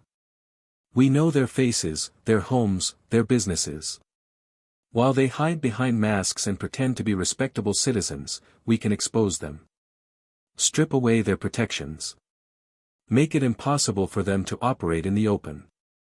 You're proposing vigilante justice. I'm proposing that we stop waiting to be hit and start hitting back. Harry looked around the room, meeting every gaze. Voldemort wins because his enemies are divided, afraid, and reactive. He strikes and retreats, knowing that we'll spend our time mourning and planning while he prepares his next attack. That ends now. Harry. Dumbledore's voice was gentle. We must be careful not to become what we fight against. I'm not proposing atrocities. I'm proposing consequences. Harry turned to face the headmaster. The Death Eaters hide behind the fiction that they were imperiused, that they were coerced, that they had no choice. We know that's a lie. So we prove it. We gather evidence of their crimes and make it public. We use the legal system when we can and public opinion when we can't. We make it impossible for anyone to support Voldemort without facing the full weight of civilized society. That will take time. Then we start now. Harry addressed the room again. I have intelligence assets throughout Britain. Starting tonight, they begin gathering evidence on every known Death Eater, past associations, financial transactions, communications with Voldemort's network. Within a month, we'll have enough to ruin every one of them. And then? Then we give them a choice. Defect to our side, publicly renounce Voldemort, and face reduced penalties for their crimes. Or remain loyal to the Dark Lord and watch as everything they've built crumbles around them. Harry's voice dropped to something cold and implacable. We can't match Voldemort's capacity for violence. Not yet. But we can match his capacity for pressure. And pressure, applied correctly, breaks even the strongest opposition. The room was silent. Then Sirius stepped forward, his expression fierce. I'm in, he said. Whatever you need, however I can help, I'm in. Others followed. Andromeda, her face set with determination. Theodore not, whose father's disapproval had driven him fully into Harry's camp. Daphne Greengrass, Blaise Zabini, Hermione Granger, one by one, they stepped forward, declaring their allegiance. And finally, Dumbledore. I have spent decades believing that the only way to fight darkness is to remain purely in the light, he said quietly. But perhaps purity is a luxury we can no longer afford. Perhaps the time has come to fight fire with fire, carefully, strategically, without losing our souls in the process. He extended his hand toward Harry. Lead us, Lord Black. Show us the way forward. Harry clasped his hand. Together, he said. We fight together. The War Council erupted in cheers. And somewhere in the darkness, Lord Voldemort felt something he had not expected to feel in a very long time. Fear. The months that followed were a blur of action and consequence. Harry's intelligence network performed exactly as promised. Evidence poured in, financial records, intercepted communications, witness testimonies from house elves and other magical creatures who had been overlooked by their masters. The picture that emerged was damning, a conspiracy of pure-blood supremacists who had been planning Voldemort's return for years, who had infiltrated every level of magical society, who had murdered and tortured and corrupted with impunity. The first exposures hit the Daily Prophet like thunderbolts. 3 ministry officials, arrested on evidence so solid that even the compromised judicial system couldn't ignore it. A prominent Wizengamot lord, revealed to have funded Death Eater operations through a web of shell companies. A respected healer at St. Mungo's, exposed as having poisoned Muggle-born patients under the guise of treatment. The Death Eaters responded with more violence, but each attack only strengthened the public's revulsion. Where before Voldemort's supporters could hide behind respectable facades, now they were exposed as murderers and terrorists. Public opinion shifted decisively toward the light. And through it all, Harry kept pushing. More investigations. More exposures. More pressure on those who had thought themselves untouchable. By spring, nearly 50 Death Eaters had been arrested or exposed. Another 24 had defected to Harry's alliance, providing information in exchange for reduced sentences. Voldemort's network was bleeding support, hemorrhaging resources, growing desperate. Then Lucius Malfoy made his move. It happened at the Wizengamot, during what should have been a routine session. Harry was presenting evidence against a group of minor Death Eaters when the doors burst open and Lucius strode in, flanked by dark-robed figures whose wands were already raised. Lord Black. Lucius's voice was smooth, controlled. You've been very busy these past months. Dismantling my master's network. Destroying years of careful preparation. Making yourself insufferable. Lucius. Harry didn't reach for his wand, not yet. I wondered when you'd stop hiding. I was never hiding. I was waiting. Lucius smiled coldly. Waiting for you to overreach. Waiting for you to become confident enough to make a mistake. And now, he gestured at the assembled Wizengamot. Now I have you exactly where I want you. In a room full of my allies. That seems like a tactical error. Your allies. Lucius laughed. Half of them are already mine, sleeper agents I positioned years ago, waiting for this moment. And the other half are about to learn that their precious Lord Black has enemies he cannot defeat. On cue, Death Eaters appeared throughout the chamber. Some threw off invisibility cloaks, others emerged from positions among the audience. In seconds, Harry was surrounded by wands, his allies neutralized by the sudden reversal. You see, Lucius continued, you made the classic mistake of youth. You assumed that because you were winning, you had already won. But the war isn't over until your enemy is destroyed, and I am far from destroyed. Neither am I. Harry's voice was calm, but his mind was racing. Lucius had clearly been planning this for months, positioning agents, gathering intelligence, waiting for the perfect moment to strike. The attack was designed to decapitate the Alliance in one blow, to kill Harry and his closest allies before anyone could respond. But Lucius had made a mistake too. He had assumed Harry would come to the Wizengamot alone. Now, Harry said quietly. The ceiling exploded. Order of the Phoenix members poured through the breach, led by Sirius and Dumbledore himself. The surprise attack became a three-way battle as Death Eaters found themselves caught between Harry's forces and reinforcements they hadn't expected. Harry didn't waste time. He drew his wand and threw himself at Lucius with everything he had. Bombarda. Incendio. Expelliarmus. Lucius deflected the barrage with casual skill. He was better than Harry, more experienced, more powerful, more deadly. But Harry wasn't trying to overpower him. He was trying to survive long enough for the real attack to land. Stupefy. Draco's voice rang out from somewhere to Harry's left. Lucius spun, his shield snapping up to block his son's spell, but the distraction was enough. Harry lunged forward, closing the distance between them in a heartbeat. His fist connected with Lucius's jaw with a satisfying crack.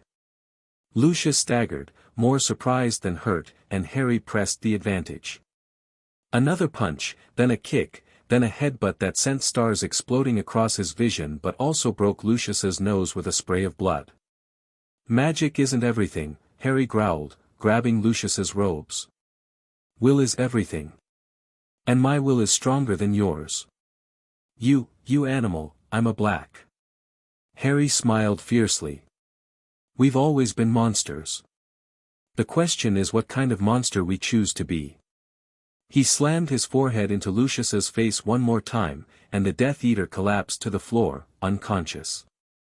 Around them, the battle was ending. The order had prevailed, barely, with casualties on both sides, but prevailed. Death Eaters lay stunned or bound throughout the chamber, their ambush turned into a disaster. Harry stood over Lucius's body, breathing hard, feeling the weight of what had just happened settling over him. The war wasn't over. It would continue for months, years, perhaps decades. Voldemort was still out there, still gathering strength, still planning his return. But today, they had won. Today, they had proven that the light could fight back, and fight dirty when necessary. Today, the Black King had risen. And the darkness had learned to fear. The summer sun set over Hogwarts as Harry stood on the astronomy tower, watching the light fade from the sky. 2 years since he had arrived at this place. 2 years since Narcissa had claimed him from the ruins of Godric's Hollow, since Dumbledore's plans had been derailed, since everything had begun to change. He was 13 now, older than his years, carrying weights that would crush most adults. Lord of an ancient and noble house. Leader of an alliance that spanned the wizarding world. Victor of 100 political battles and a few physical ones. And still, somehow, just a boy. You're thinking too loud again. Draco appeared beside him, leaning against the railing. I can practically hear the gears turning. Just reflecting. It's been quite a year. Quite a life, more like. Draco's voice was quiet. My father is in Azkaban. My grandfather is dead. My family name is ruined. And somehow, despite all of that, I've never felt more free. That's because you're building something new. Something that belongs to you, not to your family's history. Something that belongs to us. Draco met his eyes. Whatever you're planning next, whatever battles are still to come, I'm with you. All the way. I know. Harry smiled. I've always known. They stood together in silence, watching the stars emerge one by one. The war would continue. Voldemort would return, in full power, at some moment Harry couldn't predict. More people would die. More sacrifices would be required. But for now, in this moment, there was peace. And that, Harry had learned, was worth fighting for. Far to the south, in a manor house hidden by ancient wards, Lord Voldemort opened his eyes. The body he inhabited was new, constructed through dark rituals that had required months of preparation and a sacrifice he would not soon forget. It was not his original form, but it was his, and through it he could feel the full force of his power returning. He rose from the ritual circle, flexing hands that had been dead for 12 years. "My lord." Lucius's voice came from the shadows, not the Lucius who had been captured, but another, freed from Azkaban by followers who remained loyal. "The boy has exceeded my expectations," Voldemort said quietly. "He has built an army against me. Has stripped away my followers. Has proven himself a worthy adversary. He is a child, my lord. Surely, he is no longer a child. He is something I have never faced before, a strategist who thinks as I do, fights as I would, refuses to accept any limitation on what he can achieve." Voldemort's lipless mouth curved into something that was almost a smile. "I find myself intrigued. What are your orders?" "We wait. We rebuild. We prepare for the final confrontation." Voldemort turned toward the window, looking out at the night sky. "The boy thinks he has won, but he has only won a battle. The war continues. And when I am ready, when my strength has fully returned, we will finish what was begun 13 years ago." "And the prophecy, my lord?" "The prophecy says that one of us must die at the other's hand. It does not say when." Voldemort's eyes gleamed red in the darkness. "I have waited 12 years. I can wait longer. And when the moment finally comes, I will enjoy breaking Harry Black more than I have enjoyed anything in my very long life." He laughed, a sound like ice cracking, and the darkness gathered around him like a cloak. The war was far from over. Back at Hogwarts, Harry felt a chill run down his spine. He looked out at the stars, and for just a moment, he could swear he felt someone watching him from a great distance. "Everything okay?" Draco asked. Harry shook off the feeling. "Yeah. Just, felt something. Probably nothing." But he knew it wasn't nothing. He knew, deep in his bones, that the worst was still to come. So he straightened his shoulders, lifted his chin, and prepared to face whatever the future would bring. He was Harry Black, Lord of the most ancient and noble house. Son of James and Lily Potter. Student of Narcissa Malfoy. Leader of the Lights Alliance. And he was ready. Chapter 6 and the END author's note: this story covers Harry's first 2 years at Hogwarts and establishes the foundation for the larger conflict to come. Future installments would follow Harry through the remaining years, covering Voldemort's full return, the battle for the magical world, and the final confrontation that the prophecy demands. Thank you for reading.